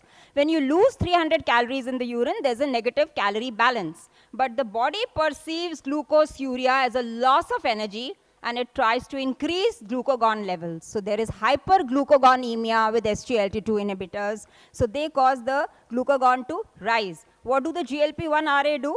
They increase the glucagon-like peptide 1 levels. The GLP-1 acts on the beta cells, increasing insulin secretion, acts on the alpha cells, decreasing glucagon. So this is complementary. And SGLT2 inhibitors cause glucose-urea and weight loss. GLP-1 receptors address the appetite in the central appetite center, and also they delay gastric emptying, so there's a feeling of satiation. So you can use both the drugs together. You can get some incremental benefits on weight, particularly if the patient has ASCVD with heart failure, you can use both of them together. Now, therefore, most guidelines universally recommend a combination of GLP-1 RA and SGLT2 inhibitors. So these are the various benefits of combining. Address the residual risk, better myocardial salvage post-MI, reduction in MACE, lower risk of end-stage renal disease, and more years free of a cardiovascular disease. Several ongoing trials. FLOW is one trial which showed that GLP-1 RA could even delay progression of chronic kidney disease, the FLOW trial. There are other, the STEP heart failure with preserved ejection fraction trial is going on. So all I told you is to reiterate that there is significant benefit in MACE reduction. So this is the trial with oral sema. This is the SOUL trial. And this was the Pioneer Real India trial. And in this trial was done in India. And it was found that from week 0 to week 1, there is a reduction in HbA1c.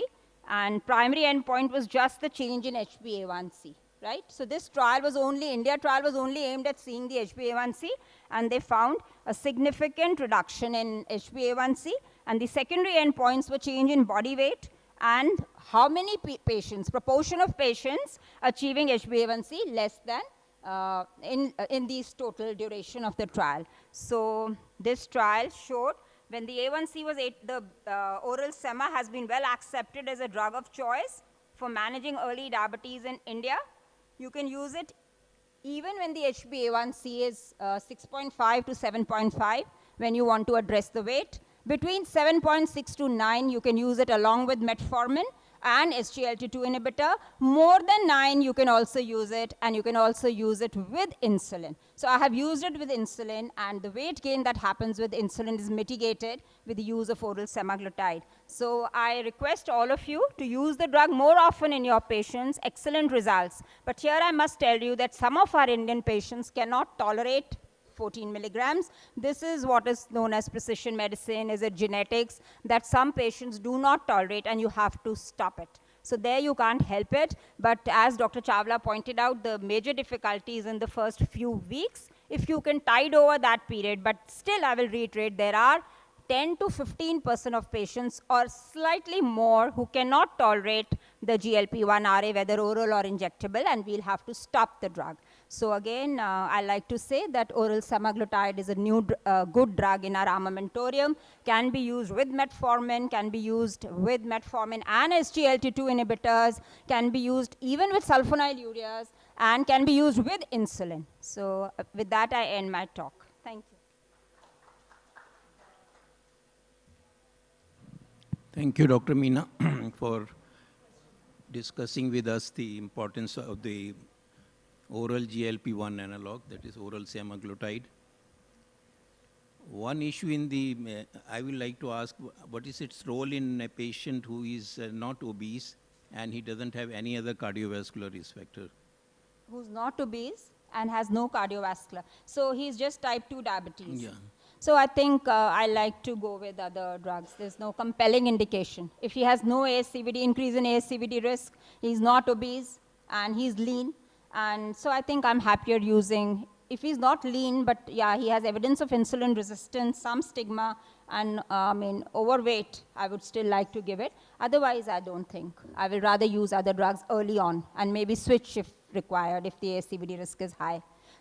So we don't have very many patients with a low ASCVD risk. So in my own clinic, I've seen 200 patients. Each one of them has a very high, particularly risk of smoking, tobacco chewing. So one or the other risk factors, there's dyslipidemia, hypertension, waist-hip ratio, family history of heart disease. So I think in a large number of our patients, they're candidates for oral GLP-1 RA. Second, I want to ask, previously the problem of GLP-1 analog was injectable therapy every day. So the compliance was not that good. Now we have GLP-1 analog which can be given weekly injectable. So, and the patient is willing to take weekly, that's not much of a problem with the compliance. So compared to oral semaglutide with weekly GLP-1 analog, which will you like to prefer? So this is very patient-centric. I do ask the patient, are you ready to do this day after day after day? Take it empty stomach, take it with 120 ml water or less, not eat anything or drink anything for 30 minutes. If you're ready to do that, and you're ready to take an oral drug, I'm okay. If you're not, please take injectable. Price difference also I tell them. Oral GLP-1 RA will cost something like 10,000 rupees a month, 9 to 10,000, while injectable GLP-1 RA will cost a little less, 1,000 rupees. So I leave it to the patient to decide, but clinically, there's not much difference. Cardiovascular benefits are the same in both? Yes. So I have seen those who do not respond, 25% patients on GLP-1 RA will not drop weight, even more. 30% patients may not drop any weight. Most of them will drop HbA1c. Some of them will drop both HbA1c and weight. Some will not drop the weight at all. This is genetic. And you cannot predict. But people who have gastroesophageal reflux, people who have very long-standing diabetes and have gastroparesis, these are candidates I will not put on a GLP-1 RA, whether oral or injectable. Compliance may be better with injectable, but now there's a huge problem. Injectable GLP-1 RA is not available.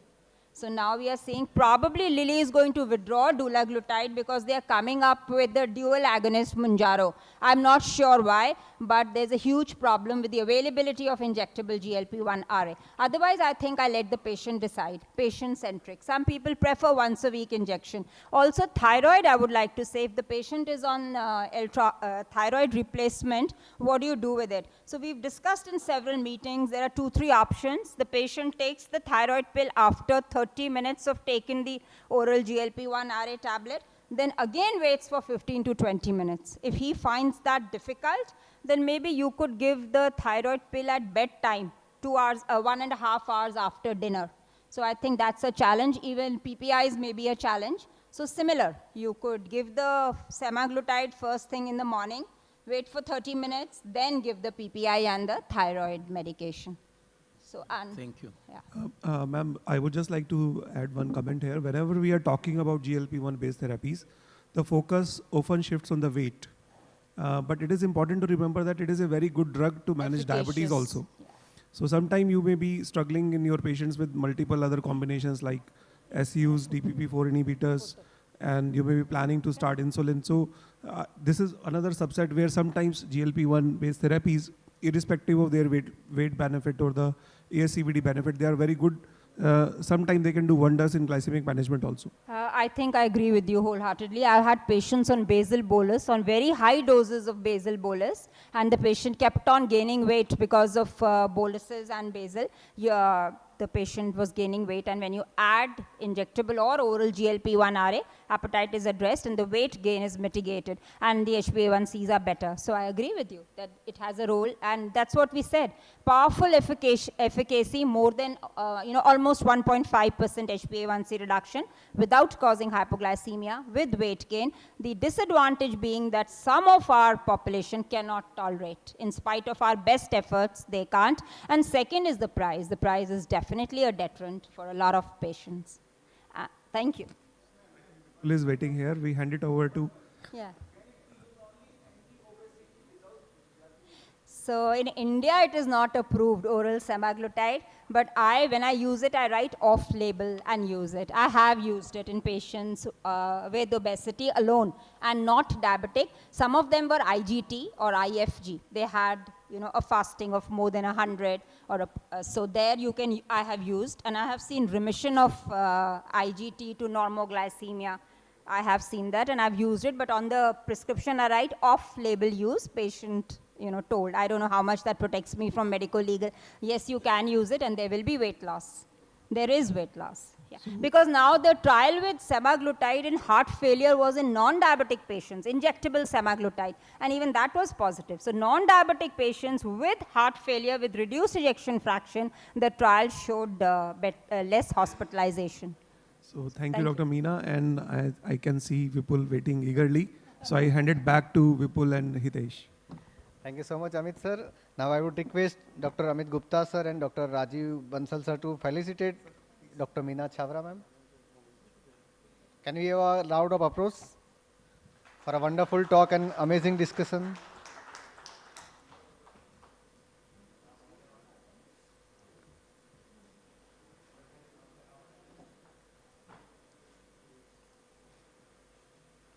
And I also request Dr. Meena ma'am to felicitate our chairperson as well. It's a give us gain.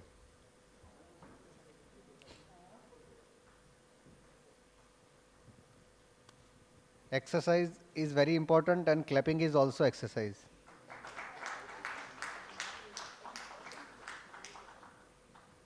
Now I would give Dr. Hitesh for further proceeding.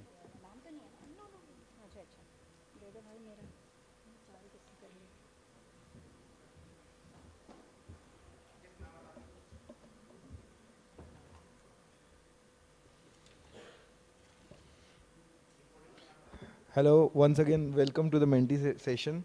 After these two important lectures, let's have two questions, and that will be deciding the prize for another winner, and that will be given in the end of the talks. This is scan code. Just scan it. I'll give you 20 seconds. After that, we'll start the quiz.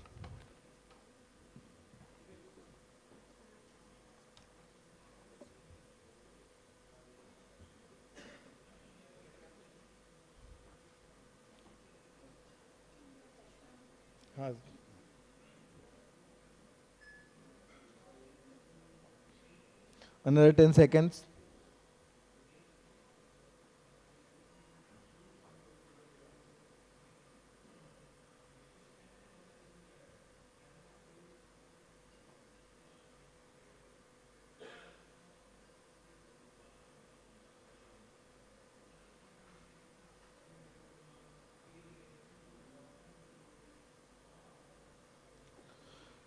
Let's start. The first question. Oral semaglutide targets three key components of diabetes management, often referred to as trinity. Which one is not the part of this trinity?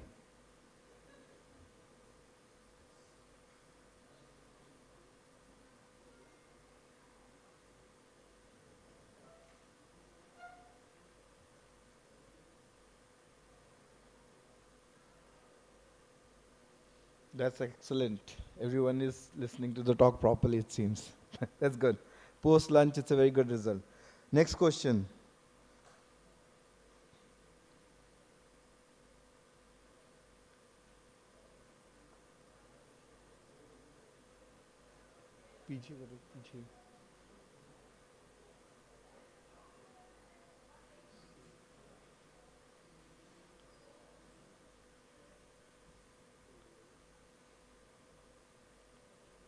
करो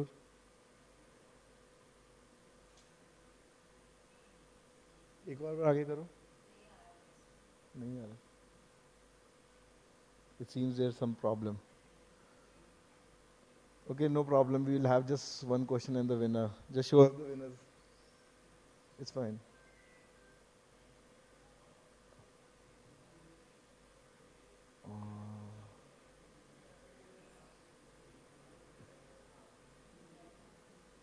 Subodh Kumar Jaiswal. Congratulations, you can collect a prize in the end. So with that, let's move into the pharmacotherapy in diabetes. And we have Dr. Vijay Patni from Kolkata and Dr. Amit Gupta from Greater Noida as a speaker. And I would like to invite Dr. Meena Chavra and Dr. Hitesh Sarauge as a chairperson to continue this session.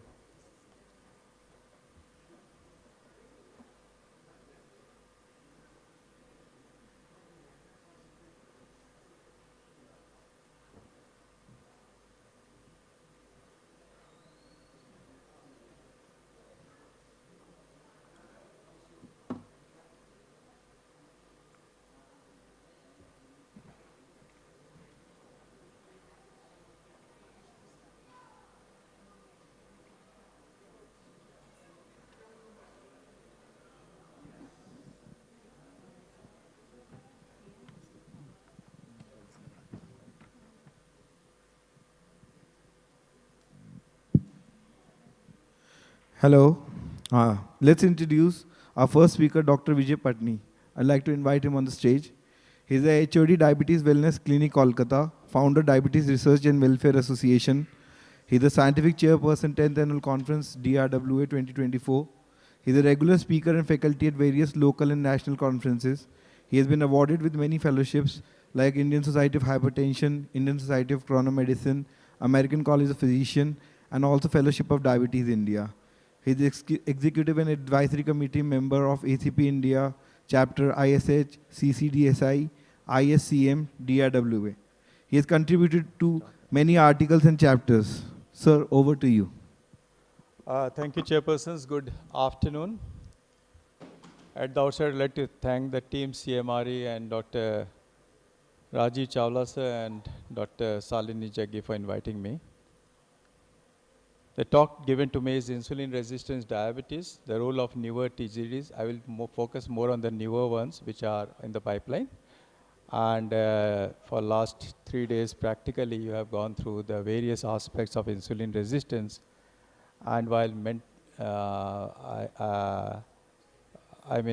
managing obesity, probably the major issue would have been to manage insulin resistance, which have been talked by most of the KOLs.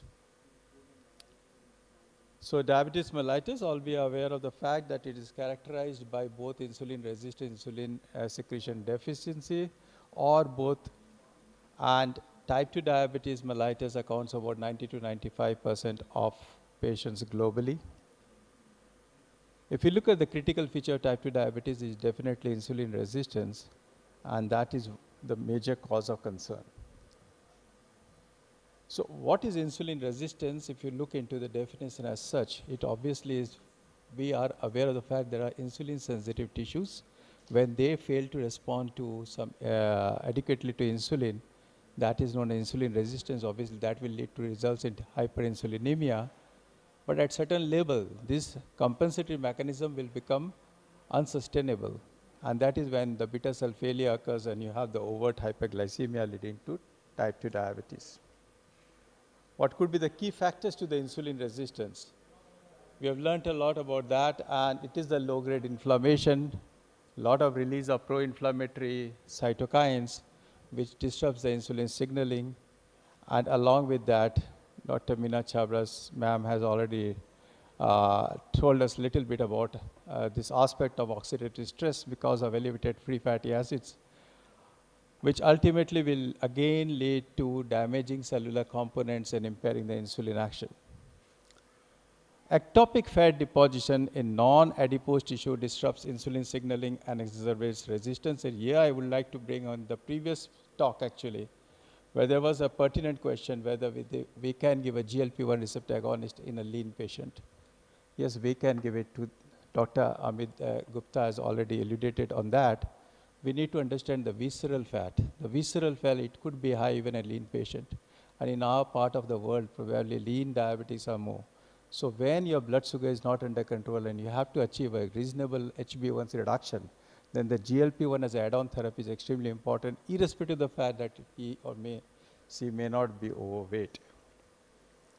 So considering this, basically, all will contribute to hyperglycemia and ultimately increase the mortality, morbidity, mainly to the rise of the cardiovascular disease. Now looking into the topic of the day, that is thiazolidinones. Now let's look into the historical perspective. Now these have been there since late 1990s. They enhance the insulin sensitivity by activating the peroxisome proliferator activated receptor gamma, that is PPAR gamma, and then promote the adipocyte differentiation and enhancing the glucose uptake. That is the way it should go about. But the problem when there is insulin resistance, this mechanism doesn't work. We were all very happy with this particular molecule, but one fine day we found that the side effects profile of the molecule was of concern, and particularly rosiglitazone was withdrawn because of its cardiovascular risk. Along with that, the safety profile of these molecules are always there because they can lead to weight gain mainly through the fluid retention, and which could be an issue when a patient is susceptible to heart failure. So we need to understand that. So the mechanism, as I said, it improves the insulin sensitivity primarily to the PPAR gamma, leading to the increased fatty acid storage in adipose tissue and reducing the glucose production in the liver, and also enhances the glucose uptake in the skeletal muscles, reduces the free fatty acids in the bloodstream. And all these are great for reducing the insulin resistance. But what happens is because of the side effect profile of these particular molecules, they probably has not been used or not being used overall, I would say globally, for the benefit of the patient. So novel derivatives are coming in and they aim to optimize these effects while minimizing the adverse outcomes. So these are where probably the major focus would be, which are the drugs in the pipeline which can actually alleviate the side effect profile of these drugs. If you look at each of these molecules, it is the TZD core which stays there, and there is other alterations which can lead to different kind of molecules which are in the pipeline. So the whole concept is as simple as that they should be able to increase the insulin sensitivity, thereby impacting the glycemic target and also improve the safety profile of the molecules. So that these newer TZDs also includes the Rodan derivatives, which enhance the PPAR gamma activation and yield better metabolic control. But the other aspects obviously are the selective PPAR gamma modulators, and these agents are known as PAMs, and these selectively modulate PPAR gamma activity. They maximize the insulin sensitivity while minimizing the side effects. They have shown promising results also in addressing the weight gain. So we have the dual PPAR alpha and gamma, which is a part of the SPAM as well. And they not only address the glycemic target, but they also have a role to play in improving the lipid profile status and also reduce the hepatic steatosis. I think we had heard Dr. Sasank Joshi today speaking on one of those molecules. They are actually dual PPAR alpha gamma agonist. Looking into the molecular target of these agonists or these actions, basically they act on the various aspects which ultimately lead to increased insulin resistance if not taken care of, be it liver, skeletal muscle, adipose tissues, because here the hepatic glucose uptake should be high, and also the vascular wall. Probably pioglitazone through various studies have shown that it could be cardioprotective in nature, and that could be the reason why it has a lot of anti-inflammatory impact on the vascular wall, and that can impact or that can have a positive impact on the cardiovascular health of the individual. Coming to one such newer agents, which is the rhodine derivative. These are the novel class of compounds. They are designed by introducing the pyrimidine at effector site, central aromatic ring, or acidic head into the pioglitazone structure. So we have two glitazone presently in the market, the pioglitazone and lobeglitazone. And this is a pioglitazone on top of which this is added, and the resultant compounds synthesized, structurally conformed, and tested for regulating the blood glucose metabolism and improving the insulin sensitivity. Though they are structurally different from the traditional TGDs, but they activate the PPAR gamma and provide similar metabolic benefits. From the glycemic point of view, also they have an impact on the lipid profile as well. But this selective activation can lead to lesser side effects, particularly fluid retention. Along with those, they exert anti-inflammatory and antioxidant property as well. So they could be a good candidate for addressing not only the insulin resistance, but also in order to retard the progression of complication, particularly cardiovascular disease. So these benefits definitely makes these rhodioiodine derivatives an exciting area of research for managing insulin resistance. Now let's come to the second part, that is the SPAMs. Now there are multiple agents which are in the pipeline at various stages of approval and has gone through various stages of development. One such molecule is INT131, which is an advanced SPAM that has undergone phase 2 and phase 3 clinical trials. Again, they try to look into the fact that whether they can be having a better safety profile, and this is what they are looking into, and they selectively modulate the PPAR gamma, resulting in the improved insulin sensitivity and better glycemic control in patients with type 2 diabetes. They have not yet received any approval, but definitely studies are going on and the regulatory reviews are being done in order to get the approval. The other molecule is balaglitazone, which is again is a PPAR gamma modulator, and this again is in the phase 3 clinical trial. They are developed to offer benefit of TZDs with minimal side effects, and it is again selectively targets the PPAR gamma with partial agonist activity, aimed to improve the insulin sensitivity and has a better safety profile compared to the full agonist like pioglitazone. So current status obviously not yet approved and marketed, but again the development have been somewhat limited, not get regulatory approval, but still a lot of other research is going with this particular molecule and probably it might see the light. Now this is a glitazole. The name itself sounds that it's from China somewhere, and that's what we see. It was approved for use in China in 2020, and it was marketed primarily where it was used to treat type 2 diabetes, and it is a pan-agonist. And this has already undergone the phase 3 clinical trials and showed a promising results. So it's a balanced modulation of pepper alpha, gamma, and delta receptors aiming for a most comprehensive metabolic effect. So we are looking towards this molecule, but unfortunately it has not been approved elsewhere excepting China. And maybe this molecule will come very soon in our market, where most of the Southeast Asian developed molecules do enter, and we might see this molecule coming very soon. Tisaglitazole, unfortunately, was discontinued due to the concerns about the adverse EV observed in clinical trials, and this modulated both pepper alpha and gamma, and targeting both the glucose and lipid metabolism, but somehow the adverse EV outcomes were enough for it to be stopped and was discontinued. Elafibranor, which was discussed today, and this was originally developed as dual pepper alpha and delta agonist, shows potential in treating conditions like NASH and dyslipidemia. Completed phase 3 trials for NASH. Primarily it is a dual agonist. It has a metabolic impact because it can impact the insulin sensitivity and thereby regulate the metabolism.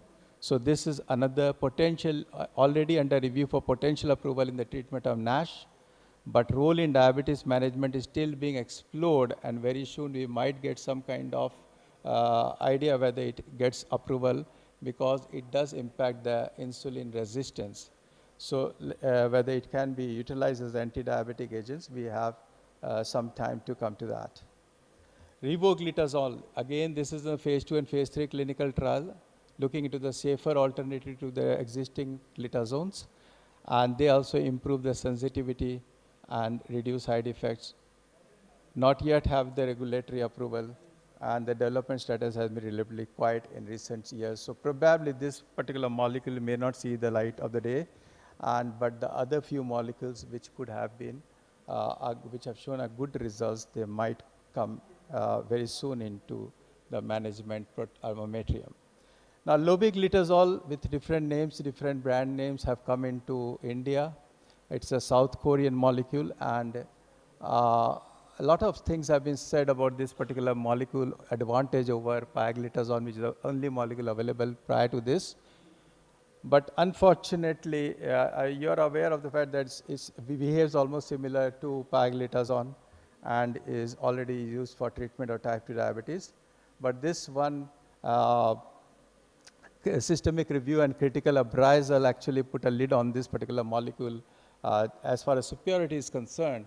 So it was only comparable to placebo. It does have a reduction of 0.5 milligram, but in comparison to pioglitazone, it doesn't have so any much benefit, doesn't so much of a benefit as far as side effect profile is concerned, or the glycemic, anti-glycemic profile is concerned. So no conclusive evidence yet to suggest that lobeglitazole can rival the pioglitazone for treating the thiazolidine. So, but there could be various other studies which are little pointers towards its benefit, but these are very small studies. Probably at present we can say both of them probably are equal as far as the anti-glycemic impact or the side effect profile is concerned. So we can say that newer TZDs regulate the glucose metabolism more effectively than traditional therapies by enhancing the insulin sensitivity, and they achieve that with a lesser side effect profile. So they can definitely mitigate risk of long-term complications, because not only they address the insulin resistant, but they have other modifiable pleiotropic effect like impact on the lipid metabolism as well as the weight. So friends, TZDs plays a significant role in reducing complications related to diabetes, including cardiovascular disease and kidney disease. By improving the insulin sensitivity, they can mitigate the risk of heart disease, which is a concern. So most of the older TZDs may have been questionable because of its cardiac outcome, but with the newer ones look very safe, have a much safer profile, and a lot of much concern, because we have seen pioglitazone working very well as far as the cardiac impact is concerned. If you want to compare that with other therapies, definitely they are good alternatives, or they are good agents for considering insulin resistance, managing insulin resistance. But as an add-on therapy to other molecule, it can address a lot of other issues as well. The newer TZDs addresses these issues, providing a more balanced efficacy to safety ratio. Adverse effects, we are all aware of the fact. The historical safety concerns were always there with the older TZDs, but not with the newer ones. And the one which are in the pipeline probably will have a much better safety profile as well. So whatever may be the molecule of which you choose for management, but definitely it is the individualized treatment plan which will be having most of the impact on the management of type 2 diabetes. So considering the future perspective, the ongoing research very soon will materialize and maybe will have some impact on the newer TZDs, and long-term studies assessing the safety and efficacies are still wanted, but they are essential as well, and may give us some idea about these newer TZDs. Clinical implication remains the same, that we have to address the important component of insulin resistance, and therefore these newer TZDs should be able to guide us towards being a more effective and safe diabetes management drug for managing type 2 diabetes patients, ultimately improving their health outcome. To summarize the key points, advancement in the newer TZDs offer better safety profile and enhanced efficacy. Addressing insulin resistance is critical for preventing complications and improve patients' outcome. Ongoing potential of TZDs as valuable tools in diabetes care highlights their importance in evolving the landscape of diabetes treatment, ensuring that the patient can achieve not only a better glycemic control, but overall metabolic health is there. So I would like to conclude by saying insulin resistance has already been a challenge in managing type 2 diabetes. The newer TZDs are showing some promising advancement, and once the studies, etc., are completed, they might be the one molecule which can be of great relevance as far as the TZDs are concerned, with improved safety profile. And that will definitely help us to address most of the metabolic issues and maintain good metabolic health. Thank you. Thank you, sir, for that wonderful talk. Any questions from the audience? No? That you didn't mention the IRIS trial. So I didn't actually wanted to go into the trials, and we were given this particular subject to whether the new TZDs could be of any concern, and what are the new TZDs. Okay. So do you think we don't wait enough for glitazones? A message to the audience that PPAR gamma activation will take some time, and how much time, and how long should we take? Should we give pioglitazone to a patient before saying that it's failed? See, first and foremost, the question of failing of any PPAR gamma agonist as far as the glycemic control is concerned probably is not there, number one. Number two, because it's going to address the absolutely different pathogens of insulin resistance. Number two, you need to select that patient whom you wish to actually give this particular molecule. These are very good molecule, and they should be used in patient whom you are considering there is some insulin resistance.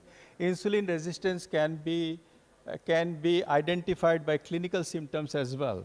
Not only your HOMA-IR, etc., but the clinical symptoms can give you an idea about insulin resistance.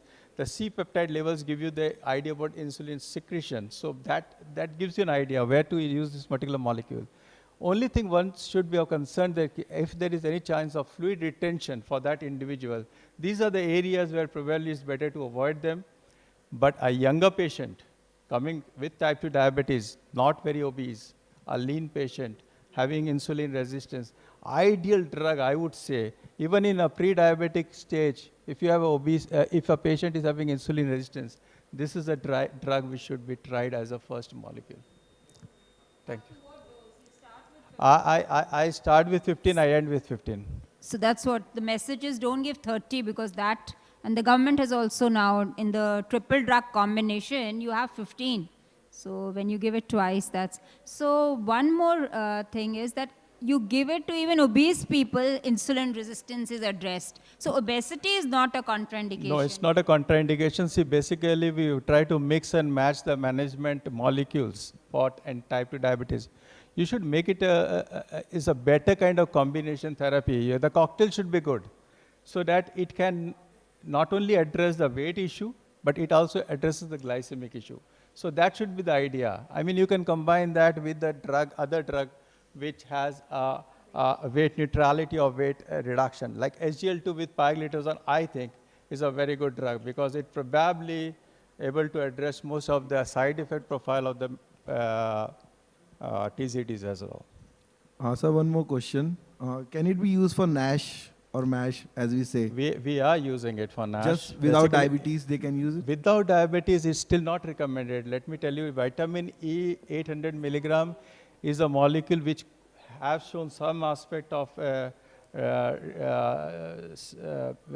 which can be of use in non-diabetic patient, pioglitazone in diabetic patient, and now we have these molecules. Probably today morning it was one FDA approved molecule has already come, and saroglitazone, obviously we have an approval for NASH now. But so, Indian guidelines. Huh? Indian. So we are Indian, so we can always try it. Yeah. And one more question, like where do you see the future of this molecules in the future of where we are talking about GLP? If you ask me, I did not even stop when it was banned. It's a very important molecule. I can, Dr. Amit Gupta can give his idea. TZD is an extremely important molecule in the management of type 2 diabetes. I reiterate what Dr. Patni said. I didn't stop even when it was not available because you see excellent results, and particularly metformin addresses hepatic insulin resistance. Glitazones address insulin resistance at the level of the adipose tissue and the muscle tissue. So yes, they're complementary. If you use metformin with glitazones, you're addressing insulin resistance at all three, muscle, liver, and adipose tissue. So they are still very good drugs in our armamentarium if used judiciously. Somehow we are missing out on this drug considering the newer drugs coming in, but I think thiazolidine is an extremely good drug in certain group of population. We should not miss out that. Thank you. So thank you so much, Dr. Patni. Thank you. So it's an honor to be listening to him. He has traveled from Calcutta. A big round of applause for Dr. Patni. Yeah. So the next speaker today is none other than Dr. Amit Gupta. He'll be talking on pharmacotherapy in diabetes, glycemic durability in type 2 diabetes, why and how to achieve. So Dr. Amit Gupta is a DNB General Medicine. He's the director for Center for Diabetes Care at Greater Noida. So he has several feathers in his cap, vice chair of the American Diabetes Association of the International Advisory Committee. He's the regional council member of the IDF Southeast Asia. He's a committee member, membership advisory group of ADA, several international accolades. He's RSSDI textbook of diabetes 6th edition. What were you there? The editor. Oh, Amit Gupta looks very young. So I think there are too many achievements in his young life. So we are super proud of you. And over to you for your talk, Amit. Thank you, ma'am, for the kind introduction. And after Dr. Vijay's Patni talk, I'm going to talk about the glycemic durability of type 2 diabetes and why and how to achieve. Though this concept looks very simple, and this is my disclaimer and the conflict of interest. This talk is sponsored by CIPLA. So we are going to look into the diabetes prevalence, what is it worldwide and India, and what is the burden of the poor glycemic control in India. Durable glycemic control, what does it means, and what are the benefits of the glycemic durability. Few slides about the verified trial and subset analysis of the Indian data, and what are the guidelines and recommendation and the summary. So I will try to keep it very simple and try to bring out the major important points. This is not a new thing. We all know that diabetes has already assumed epidemic proportion, not only in India, but globally. And we keep talking about the numbers, and the number is ever increasing. Second thing is that we also happens to be the hot seat for the diabetes and the other metabolic disorders all across the globe. And India is one of the largest number of people living with not only diabetes, but also with other metabolic disorders like dyslipidemia, obesity, and hypertension. So it is again a matter of concern that it is not only difficult, but large number of our patients, they are not able to achieve good glycemic control, not to talk about just the durable glycemic control. So despite a well-defined treatment, availability of so many drugs, So many conferences happening all across the globe. Every week we are educating ourselves, we are educating others. Despite of all this, the diabetes remains poorly controlled, not only in India, globally. And this is the Indian data where more than 75% of the patients, they have poor glycemic control. So what are the two key challenges when it comes to management of diabetes? One is insulin resistance, which has been talked beautifully by Dr. Bijay Patni, and we know that beta cell dysfunction. So multiple sessions have been arranged in this conference where we have talked about beta cell dysfunction, and we know that GLP-1 based therapy or the dual and triple agonists, they are known to improve some of the beta cell function in people with type 2 diabetes. So all this leads to increased risk of microvascular as well as the macrovascular complications, and this has been time and again proven by many clinical trials like the landmark trials, UKPDS and the DCCT. So what is the need of the hour? So we want to have intensive, good glycemic control, long-term glycemic control to reduce risk of complications and to reduce mortality and improve quality of life. And most of the guidelines, whether IDF, ADA, ESD, RSSDI, they all talk about HbA1c less than 7% as the general target of glucose control for optimal diabetes management. So this is the background of this talk, talking about the burden of diabetes. What is the long-term durable glycemic control? So first of all, it is difficult to get to an HbA1c of less than 7. And even when you get to an HbA1c of less than 7, it is difficult to maintain that HbA1c below 7. And most of the time, the therapies, they start failing following certain time. So this is form the basis of the Verify study or the Verify trial. So long-term durable glycemic control remains a difficult goal to attain due to progressive decline in beta cell function, and this is because of the clinical inertia. And clinical inertia not only exists at the level of the doctors, it also exists at the level of the patient itself, and sometimes it can be administrative or the system related also. So we want to achieve an HbA1c level early, and then we want to maintain that HbA1c level as long as possible with minimum possible medications. Benefits of intensive long-term glycemic control, again and again, we can present multiple slides, but I think there is no doubt that if you improve glucose, if you are having a good glycemic control, intensive means without increasing the risk of hypoglycemia, we are going to decrease the risk of retinopathy, nephropathy, macrovascular complications as well. And this is what the data from the UKPDS study have shown, which are now also have convincing evidence that not only it prevents microvascular complications, but also reduces the macrovascular complications also.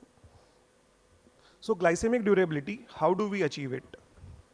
So just to look into the design of this Verify trial, which is a multinational and multi-ethnic study, more than 34 countries with more than 254 centers participated in the study. 2,000 plus people, and you can see the representation from not only the Southeast Asia, where the India was also part of the study, Europe, Latin America, the South Africa, and the Australia, you can see. And this study was based on vildagliptin, so vildagliptin is not available in North America. So Verify study design. So it is interesting to design of this study is very, very simple. If you can look into the design of this study, 2,000 people, they are divided into two groups. And there was a run-over period of more than 3 weeks. After that, they were randomized into two groups. One group was given metformin plus vildagliptin, and other was given only metformin plus a placebo. So one group was on a monotherapy and one group was on dual therapy. Once this group reaches a stage where the glycemic control is no longer attained, then you switch over to metformin plus vildagliptin was added as a second drug in the second group, and metformin and vildagliptin was already given to the first group. And once again you find that the combination of metformin and vildagliptin is not achieving good glycemic control, then you added insulin as the third agent in this group. And this is how this study design, the design of the Verify study was planned. So this slide is interesting that what is initial treatment failure? So for example, if you put a patient on metformin alone plus metformin plus placebo, and the time to reach a failure where metformin plus placebo was unable to control glycemia, it was 49% significant less in those people who were given metformin plus vildagliptin. So the in risk for time to initial treatment failure with combination treatment with vildagliptin plus metformin was relatively 49% less than those who were given metformin alone. Another important parameter in this finding was that the patients on metformin monotherapy, they tend to fail early. So median time to failure for monotherapy was 156 weeks nearly, while it was 269 weeks in comparison when the patient they were given combination therapy. So the emphasis of this study is that if you treat a patient with a combination therapy or a dual therapy, the treatment, the time to failure of the oral OHA therapy is more in those cases where dual therapy is used. So initial monotherapy, the weeks you can see approximately 3 years, while combination therapy it is approximately 5 years for the combination group. Risk for the time to second treatment failure. So suppose you add vildagliptin plus metformin. So there was a 26% significant relative reduction in risk for the time to second treatment failure with combination treatment with vildagliptin plus metformin over 5 years. So a person who was given metformin alone, then second drug was added after 3 years, metformin plus vildagliptin. Then again, the requirement for the third drug, which was insulin in this case, was more on those patients who were treated with a monotherapy initially, and they were not given dual therapy. If we look at the subset analysis of the Indian data, so out of in the Southeast Asian population and the Asian population, you will find that India contributed the largest number of patients to this study group, 163 participants from the India. So Asian representation, 47% of the representation was from the India and the Asian group. There are some data when you do the subset analysis of this Indian cohort, you will find that the risk for time to initial treatment failure in Indian patients was even earlier than those of the other part of the world. For example, the incidence of the second treatment failure, there was a 53% reduction in risk of time to initial treatment failure with early combination therapy compared to the initial monotherapy. And time to failure for the initial monotherapy, if you look at this slide, globally it was 3 years, but in Indian subset it was only 1.5 years. Globally, the time to achieve the global is, you see the 3 years, and the Indian subset is 1.5 years. So Indian patients on monotherapy, they tend to fail earlier than the global verified population. And median time to failure for the initial monotherapy was only 1.5 years compared to almost 3 years in the global patient. So we are not the same as the other people in the world. Median time to initial treatment failure, early combination therapy versus the initial monotherapy. If you look at this slide, 50% of the patients they failed on the metformin monotherapy group early at 1.5 years versus 4.75 years for the early combination therapy. So this is again the same slide represented in a different way. This is again the subset analysis, which tells that the risk for time to second treatment failure was also less in the Indian subset. So early combination therapy versus initial monotherapy, if you look, 58% reduction in risk of time to second treatment failure with early combination therapy compared to the initial monotherapy. So the main subset analysis tells us that the Indian subset of the Indian population, even when you start on metformin, they are more likely to fail with one OHA at 1.5 years of duration, and even if the time to second failure is even less. So by 3 years, this patient will be requiring a third agent. So if we look at the early combination therapy and the recommendations by various guidelines like ADA and the ESD. So the ADA and the ESD consensus statements talks about providers should engage in shared decision making around initial combination therapy in new onset cases of type 2 diabetes. Again, this statement from the ADA and the ESD talks about the early combination therapy for additional glycemic efficacy or the cardiorenal protection to extend the time to treatment failure. And in younger people with diabetes, consider early combination therapy. We know that those people who develop diabetes in a young age, they are more likely to have the beta cell depletion happens more fast if you develop diabetes at a younger age. ADA 2023 and 2024, again the same, the early combination therapy. Dr. Meena Chhabra has already shown the slides multiple times. So we know that if you start early with a combination therapy, you are more likely to extend the time to the treatment failure, whether it is the first therapy of the failure of the monotherapy or the dual therapy. So I am going to save a lot of time for the organizers, because I know you may be interested for going for debate in the next hall.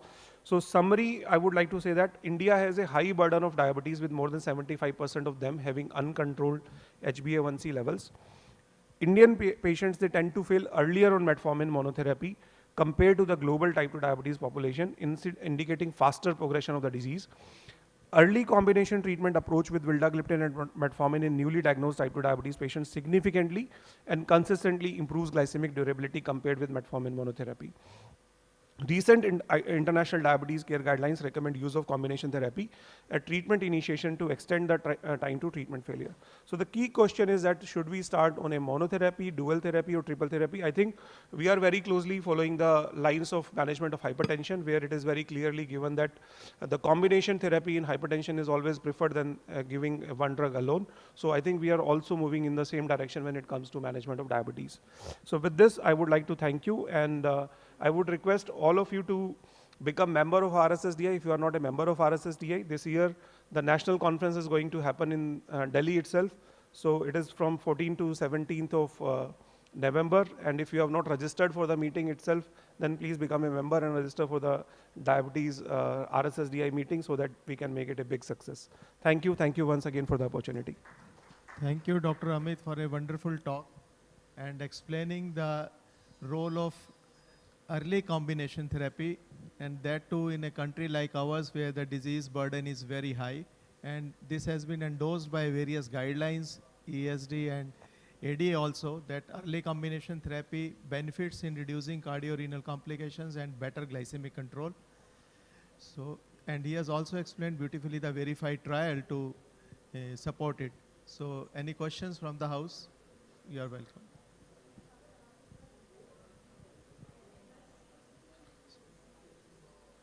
I have just one question, sir.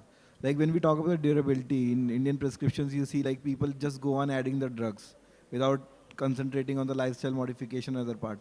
So how they should take on this? Already we are having 10 to 12 molecules, and sometimes I see even 8 molecules have been used along with insulin. So that kind of prescription need to be reduced. So please comment on that. See, I am for the prevention of diabetes, and I believe that the prevention and the lifestyle modification has taken a back seat in the today's era, where most of the treatment of diabetes is focused around the drugs, and multiple drugs are available also. But many trials like diabetes prevention study from the US, the Finnish diabetes prevention study, the Darking study from the China, and the Indian diabetes prevention study, they have shown that if you initiate lifestyle intervention, the 5% weight loss, it has been shown in Indian population that even if you lose 5% of the weight, you can delay the progression of the diabetes if you are having impaired glucose tolerance. So the benefit of diabetes, prevention of diabetes or lifestyle intervention, they are again and again time and tested, proven and proven again, but the real translation of these benefits which we have seen in the clinical trials have actually been not translated into the clinical practice. So most of the time they have been overlooked. So if we put more and more efforts, we know that HbA1c can be reduced up to a tune of even 1.5%. And there is another important data which I would like to share with you. All of us, we believe that if we, as a physician, if we educate our patients, we are going to do more benefit and we are going to achieve a greater HbA1c reduction, but this is not true. Globally, the studies have shown that if you engage a diabetes educator, if you engage a diabetes specialty nurse, who actually leads the diabetes education for your patient. So a education program which is led by a diabetes educator or a diabetes nurse can achieve an HbA1c reduction of 1.2%.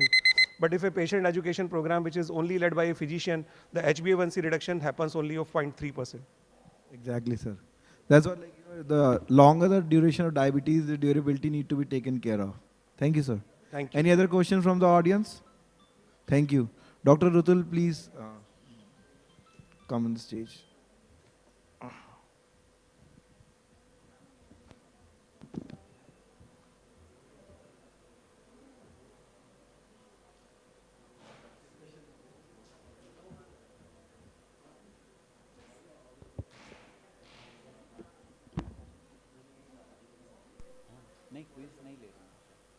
Next session.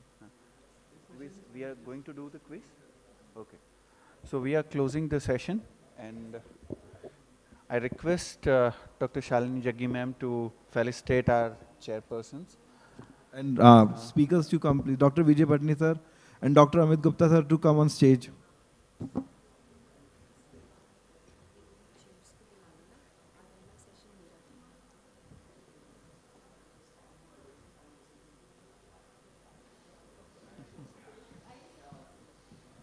Everyone.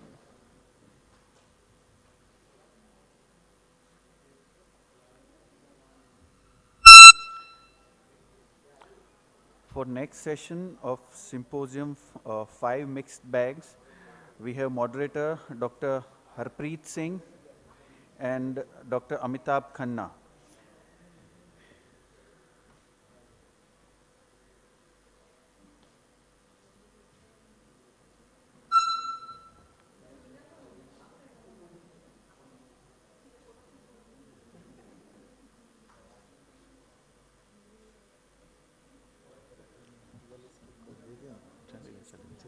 Yes.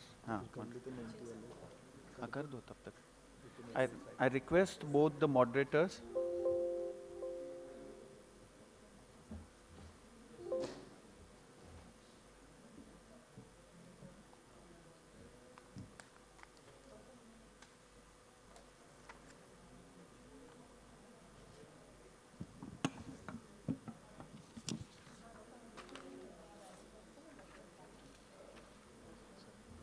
So I'll request Dr. Amitabh Khanna and Dr. Rajiv Bansal to join us as chairpersons for the Mixed Bag Symposium. Both of them are renowned physicians and internists in the city of Delhi. Dr. Amitabh Khanna is senior consultant, PG Diabetes, Fellowship Diabetes, PG Diabetes Endocrinology Diploma and practices in Dwarka. And Dr. Bansal is a senior consultant at Max Shalimar Bagh? East Delhi, East Delhi. So we'll request you to start with the first session.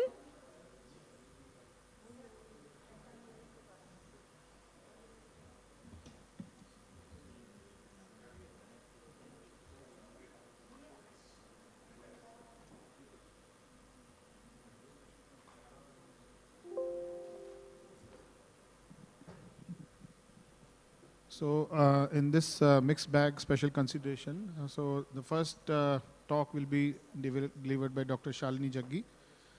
We all know Dr. Shalini Jaggi. She is a consultant director, Life Care Diabetes Center, New Delhi. She is fellow of Royal College of Physicians of London, Edinburgh and Glasgow. She is governing council member, DIPSI, chair-elect RSSDI, Delhi chapter. And she is a member of various other organizations like AAC, RSSDI, ex-National Executive Council member, RSSDI, recipient of many awards, including Women's Diabetologist of the Year Award 2023 and various other awards. And she's advisory board member, Women's Interprofessional Network, American Diabetes Association from 2019 to 2021. It's okay, sir, we'll start. And she has over 60 publications. So with this, I invite Dr. Shalini Jaggi to deliver the talk. Thank you, sir. So what I'm going to do now is take you through the journey, the life course of a woman, and why you need to keep certain points in mind when you have a patient with diabetes sitting in front of you, especially when she is a woman. So the points that I'm going to talk in brief are special considerations for women with diabetes through their life course. So the first most important question is, when you have to manage diabetes, does it make a difference if it's a woman or a man? Because it's no guideline tells you that if it's a woman, you should do this, but if it's a man, you should give this, because it's the same drugs, it's the same insulins. So does it make a difference? Well, the fact is we need to understand that men and women are equal, but they are not the same. Right? So this is not about gender equality. This is not about some female movement here. What you need to understand is there are differences when it comes to anatomy, physiology, biochemistry, pathology, and even pharmacologically. So is diabetes different in women than men is what I'm going to talk in the next few minutes. So if you actually look through the gender lens when it comes to diabetes in women, the experience of diabetes is different in women. Life cycle of a woman is very different from that of a man. Diabetes has much more serious adverse outcomes in women. There are socio-cultural factors, socio-economic factors, and social determinants that actually impact the way a woman would manage her diabetes compared to how her husband would be managing diabetes. There are gaps in gender-specific health research and technology, and we know how most of the trials have a very small fraction of women enrolled in them. So a finding that applies to a trial may probably not hold true for a woman. There is therefore an imminent need to address gender inequities in healthcare. So we really need to view therapeutics with a gender lens, and this is where I'm going to talk about why we need to prioritize gender mainstreaming and benefits. So if you start from the diabetes prevalence, We know that in 2021, there were 17 million more men than women who had diabetes, but fast on, women are also catching up, something that we are not very proud of. 2013, the gap seems to be bridging to about 14 million, and by 2045, the projection is hardly 11 million gap would be there. So that means more and more women than men are also catching up. So diabetes is not restricted only to men, but a large chunk of women are also getting diabetes, as you can see here in the IDF statistics. And what is more important is what you see here, number of deaths due to diabetes. This is where the gender gap seems to be thinning. So as many women are dying of diabetes related complications as are men, and if you look at the plus 60 age group, I think more women die of diabetes related complications than men. So this is something we need to keep in mind. And that is why this is an excellent paper from Dr. Mohan's group that looked at sex-based differences in clinical profiles and complications in individuals with type 2 diabetes in private tertiary care diabetes centers, where they found that women had higher BMIs compared to men, more females were sedentary than men, they spent much less time in physical activity, obesity was twice as common in females as compared to males attending a tertiary care diabetes clinic, hypothyroidism was much more in women, cancer frequencies were much more, dysglycemia was much more, uncontrolled diabetes, higher fasting, postprandials, HbA1cs, dyslipidemia was much more. So the control of diabetes was worse in women compared to men. And a very important factor that we all forget to rope in when it comes to what prescription you are giving to a woman is her age. Her life cycle and her metabolic changes can impact glycemic control and the treatment you decide for her. So right from her intrauterine environment and birth weight with which a girl is born, which can change the trajectory of NCDs for her, you need to keep in mind puberty and the hormonal changes, the menstrual cycles. Then once she gets pregnant or is planning pregnancy, preconception, we had an entire session on preconception care in the other hall. Breastfeeding is again a very, very unique situation to a woman which no man can share. Postpartum care, follow-up, and menopause. Menopause again makes a huge impact on the woman's metabolic health, and this is where diabetes management again changes. So when she is intrauterine, birth weight is a very important predictor of diabetes. So we know both extremes, maternal undernutrition as well as maternal overnutrition or gestational diabetes, can predict the development of not only type 2 diabetes but hypertension and IGT.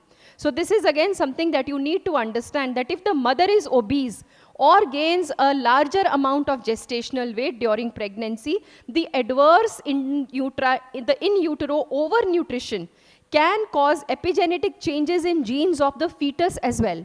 So this fetus is again born with altered physiology in terms of more insulin resistance and beta cell dysfunction. And this child is again at a higher risk of obesity, diabetes, and CVD in the offspring. That is why we say there is an intergenerational burden of NCDs that a woman carries and can transmit to the next generation. Now what happens is, if the mother has diabetes, then obviously through the transplacental nutrient transport, there is hyperinsulinemia in the fetus if the glucose levels are not controlled, and the baby tends to be macrosomic. Once this baby is born, there's a risk of neonatal hypoglycemia and other complications. Now once this child grows up, if this is a male, of course, this male is at a higher risk of obesity, IGT, and developing diabetes, so the story can end there. But if this child intrauterine was a girl, so if this female is again further predisposed to an adverse intrauterine environment, she's already born with genes that have been programmed adversely. Now, when she becomes obese, not only does she develop GDM in her pregnancy, but she again tends to have a higher risk of diabetes and transmits it to the next generation. So this life cycle of diabetes, begetting diabetes, continues if it is a female. And that is why it is important you catch her right there intrauterine. So the genetics, either a small for gestational age girl or a microsomic girl, on the background of an adverse environment, eventually results in an obese girl. So once she becomes adolescent, PCOS is something which is very, very commonly seen, and we know background of PCOS is insulin resistance and all these metabolic disorders that we talk of, associated with all these diseases that we talk of, type 2 diabetes, GDM, atherosclerosis, dyslipidemia, hyperuricemia, hypertension. So that is why when you have a young girl with type 2 diabetes or PCOS sitting in front of you, the strategy has to be talking about lifestyle changes, weight loss, metabolic well-being, avoiding the effects of hyperinsulinemia, because not only do you want to lower the risk of type 2 diabetes, but also CV disease. So provide her psychological as well as emotional support, lower the risk of GDM in pregnancy, warn her about losing weight before she gets pregnant. And therefore, whatever pharmacological management you advise, based on whatever guidelines we are following, ADA, ACE, RSSDI, it has to be gender specific.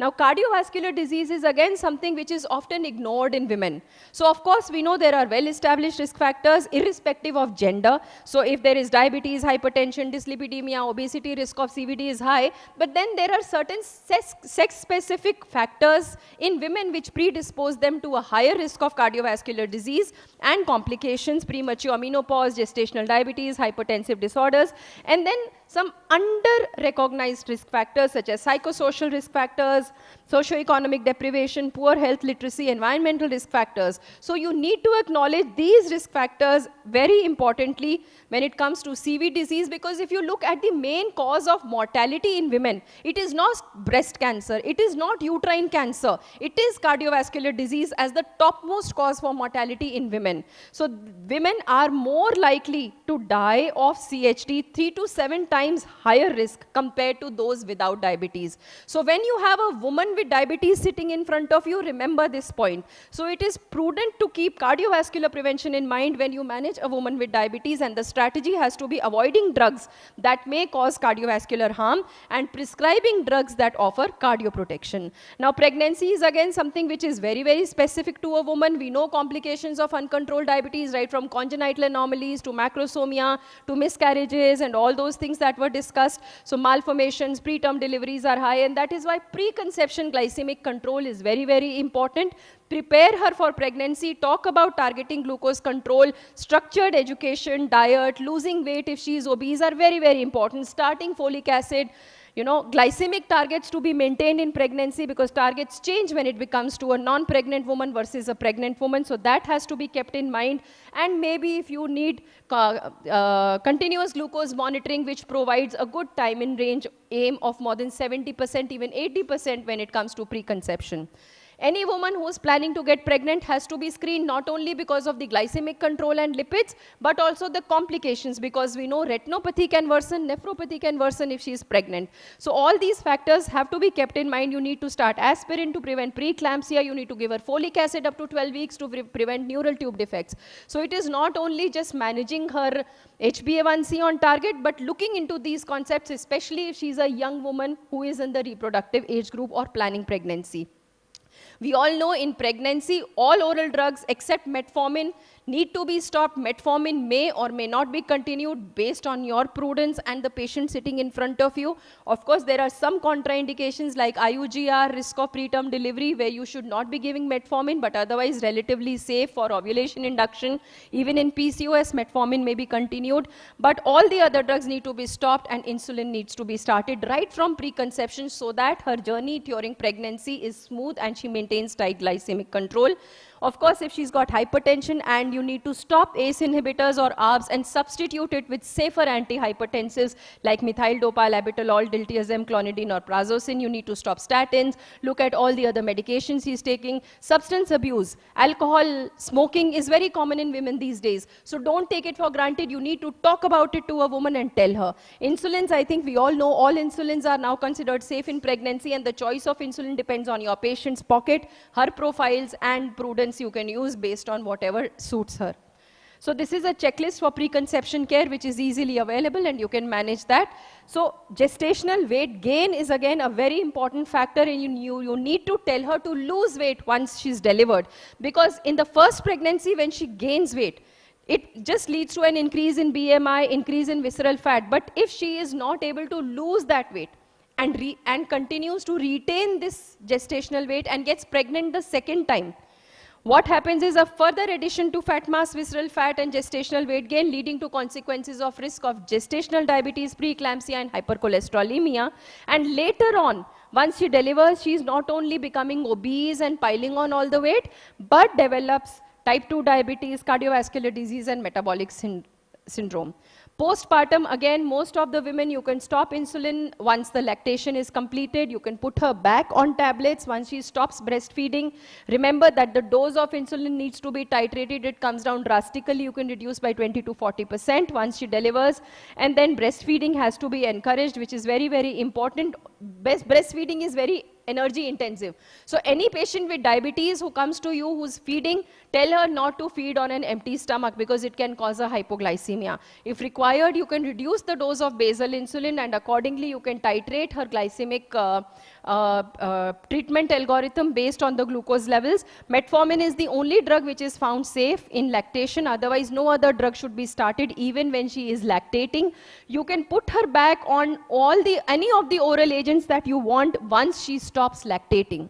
Till then, you should not put her on any of the other type 2 diabetes management treatments. Now, menopause is again something which is very, very crucial to a woman's life cycle. We know it is associated not only with obesity, dyslipidemia, diabetes, CVD. There are bone and mental health issues that you need to keep in mind, an increased chance of cancer, urogenital problems, osteoarthritis, sexual problems, psychological changes that she may be battling. So this is all that you need to keep in mind. Increased fracture risk, especially in postmenopausal women, is something you need to be very, very sensitive, because data has clearly shown drugs like glitazones predispose more to a risk of fractures. So if you prescribe a glitazone to a woman compared to a man, look at the fractures in men. Relative risk is 1, but look at the fractures in a woman, 2.23.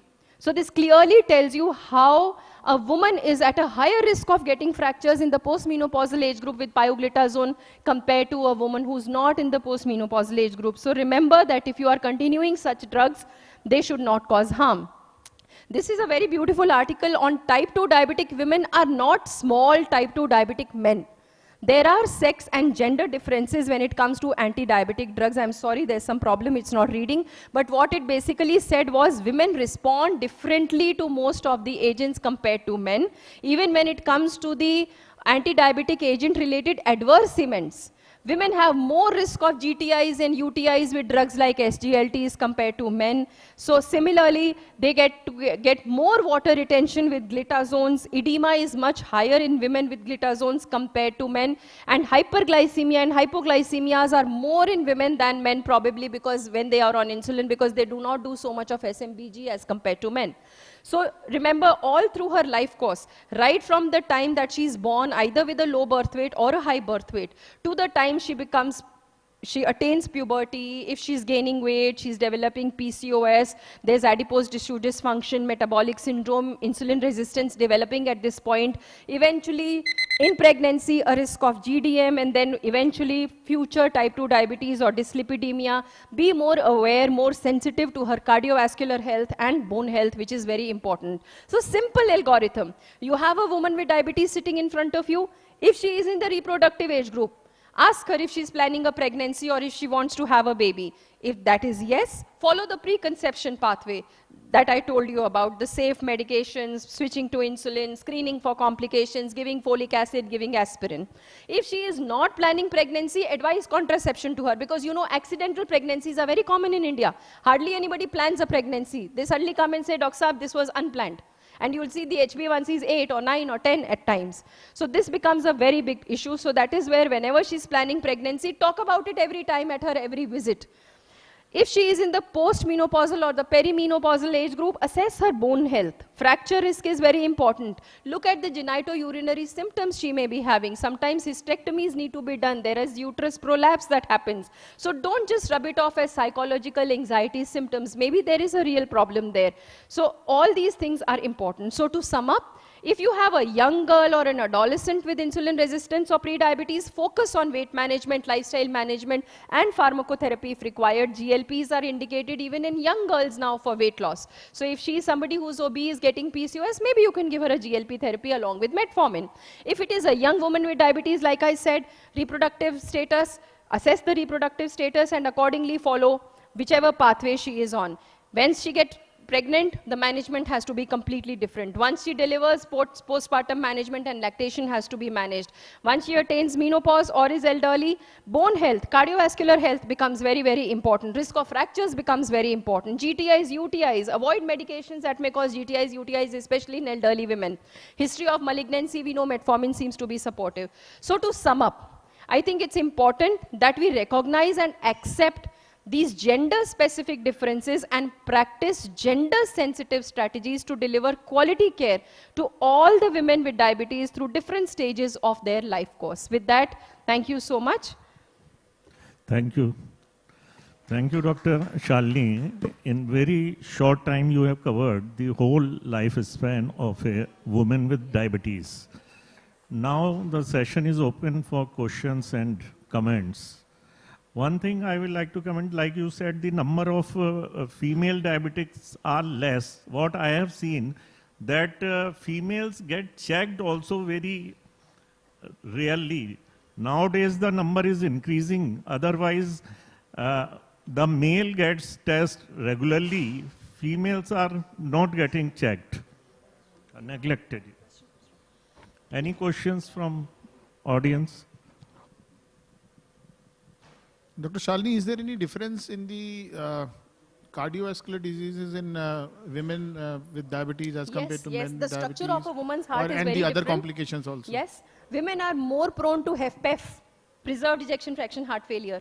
Men are more prone to HFrEF, which is reduced ejection fraction heart failure. The contractility, the size of a woman's heart is less. Even if you look at the chambers, the heart chambers, the structures are slightly different. So that is why the heart disease seems to behave differently in a woman. Woman has more chances of a silent MI compared to a man.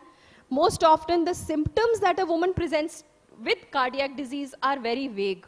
Simply something like anxiety or palpitations compared to a man who will come to you with chest pain. So I think that is why a simple toothache in a woman which does not get cured could be an indicator of heart disease. Simple breathlessness on doing simple tasks in the kitchen could be a symptom of heart disease. So don't put them away simply that she's postmenopausal or she's perimenopausal and this is anxiety. I think you need to take it a little more seriously when it comes to a woman with heart disease compared to a man. And the thing is, women don't seek treatment so easily. You know, even in, I think, our OPDs, all of us have the experience, they'll accompany the husband and they're more concerned about the husband's file compared to their file, you know. So the husband does all the checkups, he'll do a complete profile, woman will do only an HbA1c. So I think we all have that kind of an experience. So this is where I think we really need to start talking about why her health is equally important as her husband's health or her father's health or her brother's health. Absolutely. If a lady is planning pregnancy and her sugar is well under control with oral agents, and sometimes when we remove oral agents and put on insulin, the sugar goes haywire. So can we wait to remove these drugs, oral agents, till she conceives? No, sir. That is why when we follow a preconception pathway, all guidelines clearly tell you that you need to stop the oral agent and take her on insulin before she conceives. Because if she conceives on oral agents, and then you take her off the oral agent and you start her on insulin when she is pregnant, first 6 to 8 weeks of pregnancy is a very crucial time when organogenesis is happening. Neural tube defects, spina bifida and encephaly happen at 6 weeks of pregnancy. So by the time it is 5 weeks only that she misses her period, and she does a UPT which comes out positive. By the time she comes out to you, she's already 6 weeks pregnant. Then if you take her off the medication, A, the risk of congenital anomalies is high. Teratogenetic medicines, if she's continuing, can again be a concern. And then by the time you stabilize, glycemic control will go up and down in those crucial 6 to 8 weeks time. And that can predispose again to a miscarriage or an early fetal demise. So that is why most of the preconception guidelines now say that at least 1 to 2 months before she conceives, you should switch her to insulin so that you can stabilize the glycemic control with insulin before she gets pregnant. Once she gets pregnant, then all you need to do is maybe if you've started premix twice, you can put her on basal bolus. Or maybe increase the doses and manage Any the glucose HbA1c level at which? 6.5. Then only she should. Target HbA1c for preconception is 6.5 or less. So you should not allow her to conceive even at 7, because there is data which shows that a 1% rise in A1c beyond 7, the risk of congenital anomalies goes up 30%. So even at 7, the risk of congenital anomalies is 30%. So that is why it has to be brought down to 6.5%. And that is why in pregnancy, the targets are very tight. So in pregnancy, the fasting has to be 70 to 95 all through pregnancy, and 2-hour post-meal has to be between 100 to 120. Even 140 is detrimental because it crosses placenta and then stimulates the fetal pancreas to produce hyperinsulinemia. So the priming of the fetus will happen. That is why we say tight glycemic control prior to pregnancy and all through pregnancy is very important. Thank you. Thank you, Dr. Shalini. Thank you, sir. Now we'll have Dr. Ina's session on recording, because she couldn't come because of the visa problem. Okay.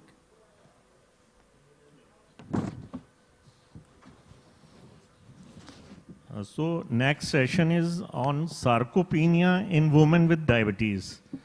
So taken by Dr. Inas Sheltout. She is MSc Internal Medicine at Cairo University, MD Internal Medicine from Cairo University, Professor of Internal Medicine and Diabetes, Faculty of Medicine at Cairo University. And she is founder of Arabic Association of Study of Diabetes Metabolism, founder of the Professional Diabetes Diploma by AASD, member of Egyptian Board of Internal Medicine, Fellow of Royal College of Physicians, UK. Presently, she is working as Professor of Internal Medicine and Diabetes at Cairo University. There are a lot more, but I think we should go for session. During the coming 15 to 20 minutes, I'm going to talk about diabetic sarcopenia during women's life. And sarcopenia is a Greek name. It means lack of flesh. Sarcopenia means loss of muscle mass and strength with aging. And this graph shows the percentage of muscle loss with aging, comparing those at the age of 30 to those at the age of 45 to those at the age of 75 with marked loss of muscle. After the age of 50, approximately 1 to 2% of muscle mass is lost per year.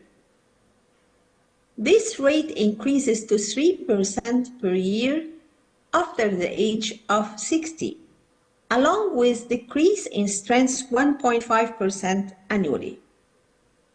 These are the changes in body composition associated with aging, and they include gradual decrease in muscle mass, especially in the lower extremities, and increase in fat volume, especially visceral fat and intermuscular fat.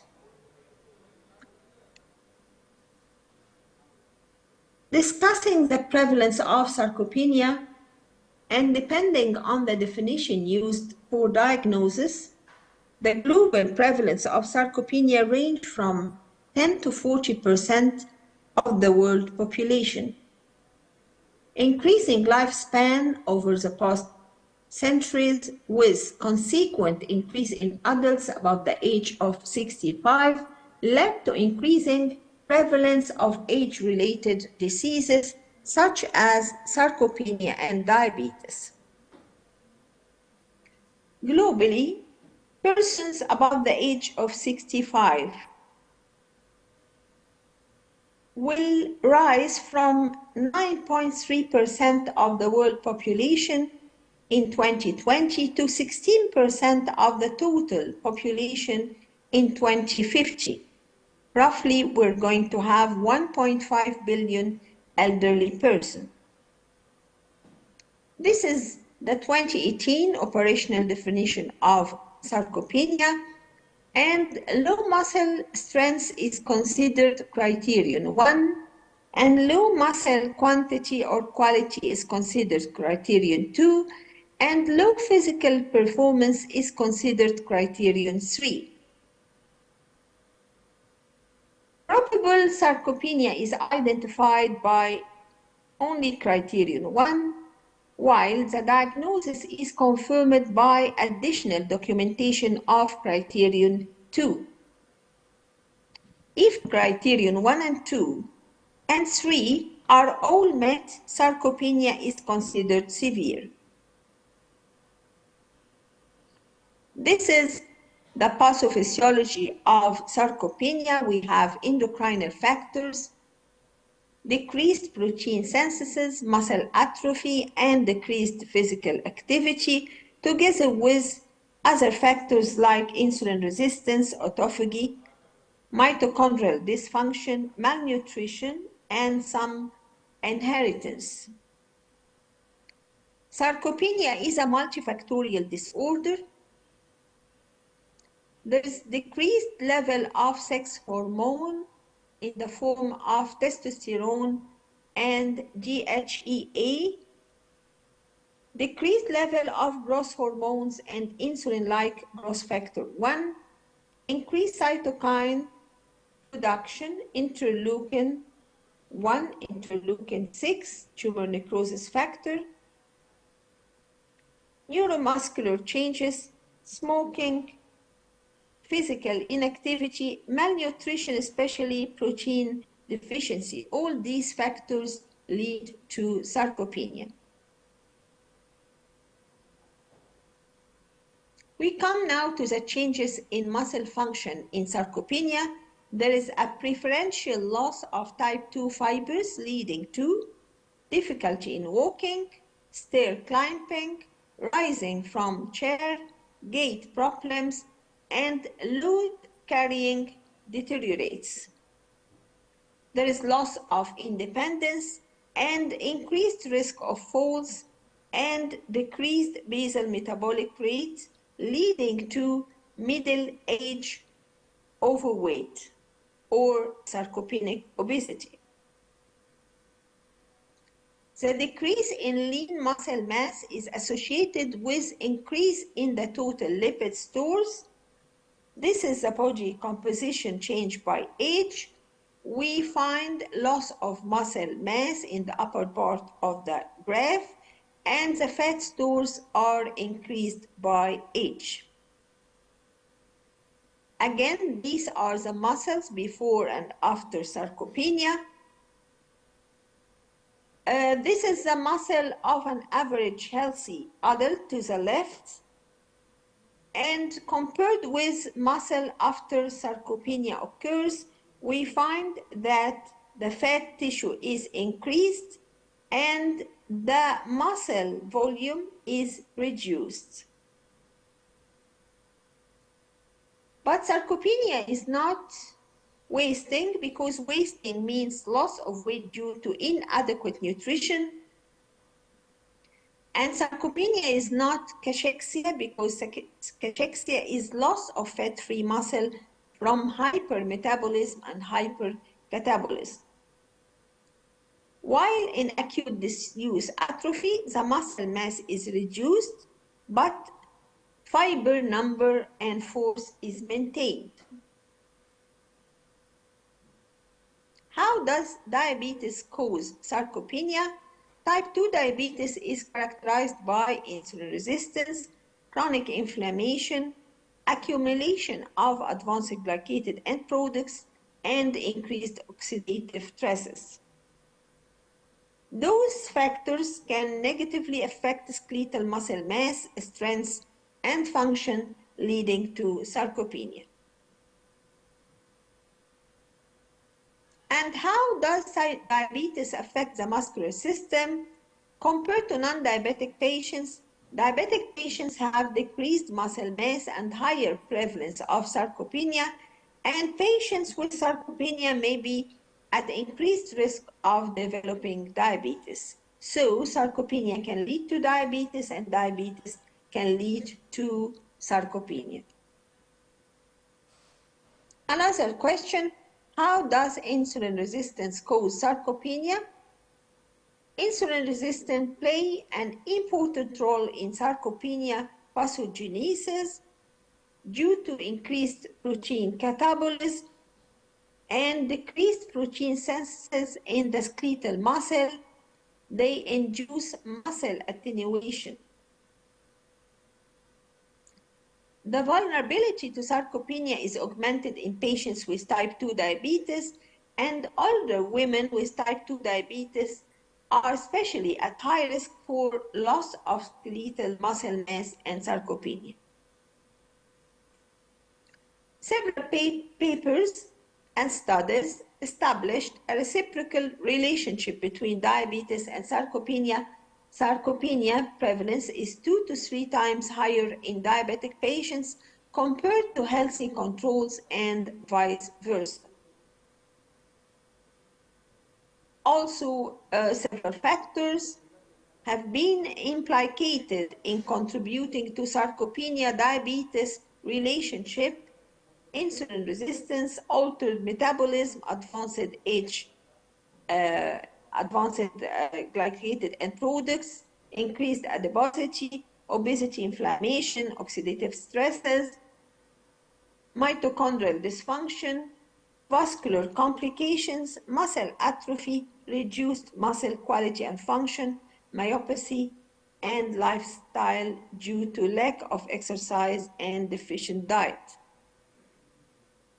Again, this is a relationship between sarcopenia and diabetes. Age-related muscle decline and decreased anabolic hormone production, low calorie intake and low protein intake, and osteoporosis. All these will lead to sarcopenia, and sarcopenia will lead to increased fracture risk, increased risk of falls or accidents, increased disability, decreased range of mobility, and increased bed rest, and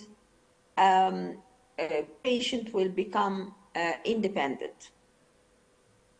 Some factors are shared between sarcopenia and diabetes, like aging, genetics, mitochondrial dysfunction, oxidative stresses, advanced glycated end products, poor diet and nutrition, sedentary life, lack of exercise, and stresses.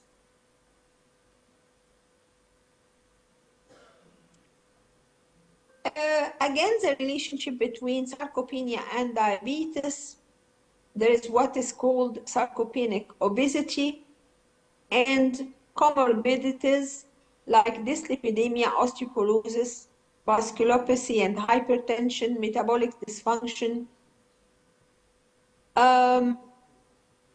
increased healthcare cost and decreased quality of life, and eventually increased mortality. How to screen for sarcopenia? In older individuals, we start by measuring the gait speed. If the gait speed is less than 0.8 meter per second, we measure grip strength. If normal, there is no sarcopenia. If low, then we go to the other tests. But if the gait speed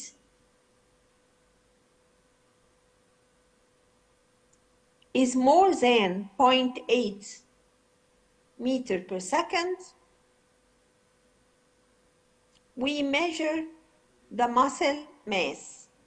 If low, then there is sarcopenia. If normal, there is no sarcopenia.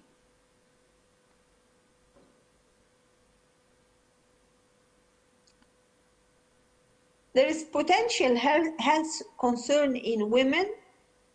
The rate of decline in strength are twice as high in men compared to women, and men on an average have larger amount of muscle mass. Men have shorter survival than women. Is there a link between vitamin D and sarcopenia?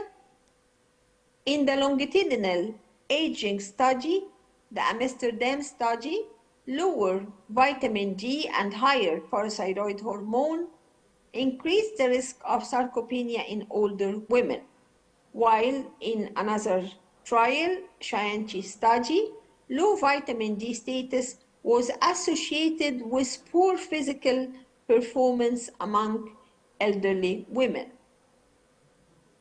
How to treat sarcopenia? We start with preventive measures in the form of regular exercise from early life.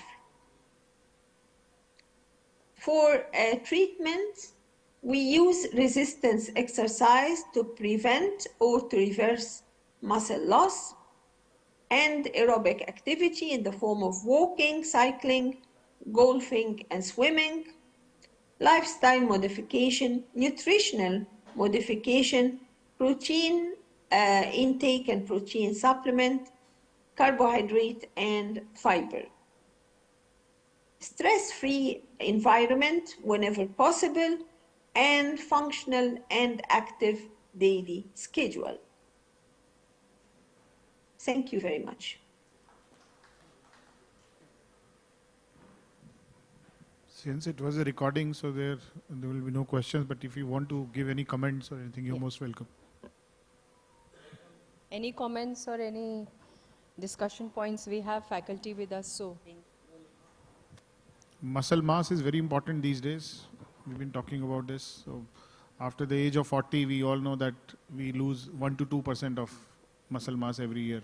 And muscle strength also, goes down by 1 to 1.5% after the age of 50. So it is very important to maintain that muscle mass. So I think you want to say something here. I wanted to ask, how to increase the muscle mass in a vegetarian 60-year-old females in India? What else could be done? Because most of them have osteoarthritis, they cannot walk, they can't do exercise. So what could be done?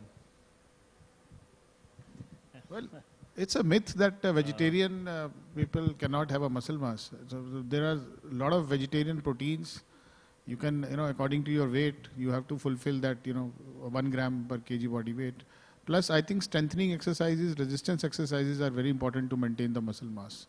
It's not only the protein intake. It is the exercises which are more important. Yeah, resistant exercises. Without that,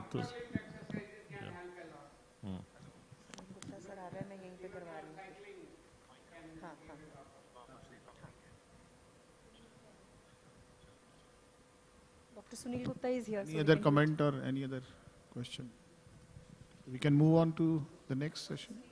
Okay. The next speaker is Dr. Sunil Gupta, and he'll be speaking on optimizing the muscle nutrition, which we were just talking about, the dynamic duo of high protein nutrition with prebiotics and probiotics. And to tell you about Dr. Sunil Gupta, he is CEO and MD of Sunil's Diabetes Care and Research Center at Nagpur. Dr. Rajiv? Yep.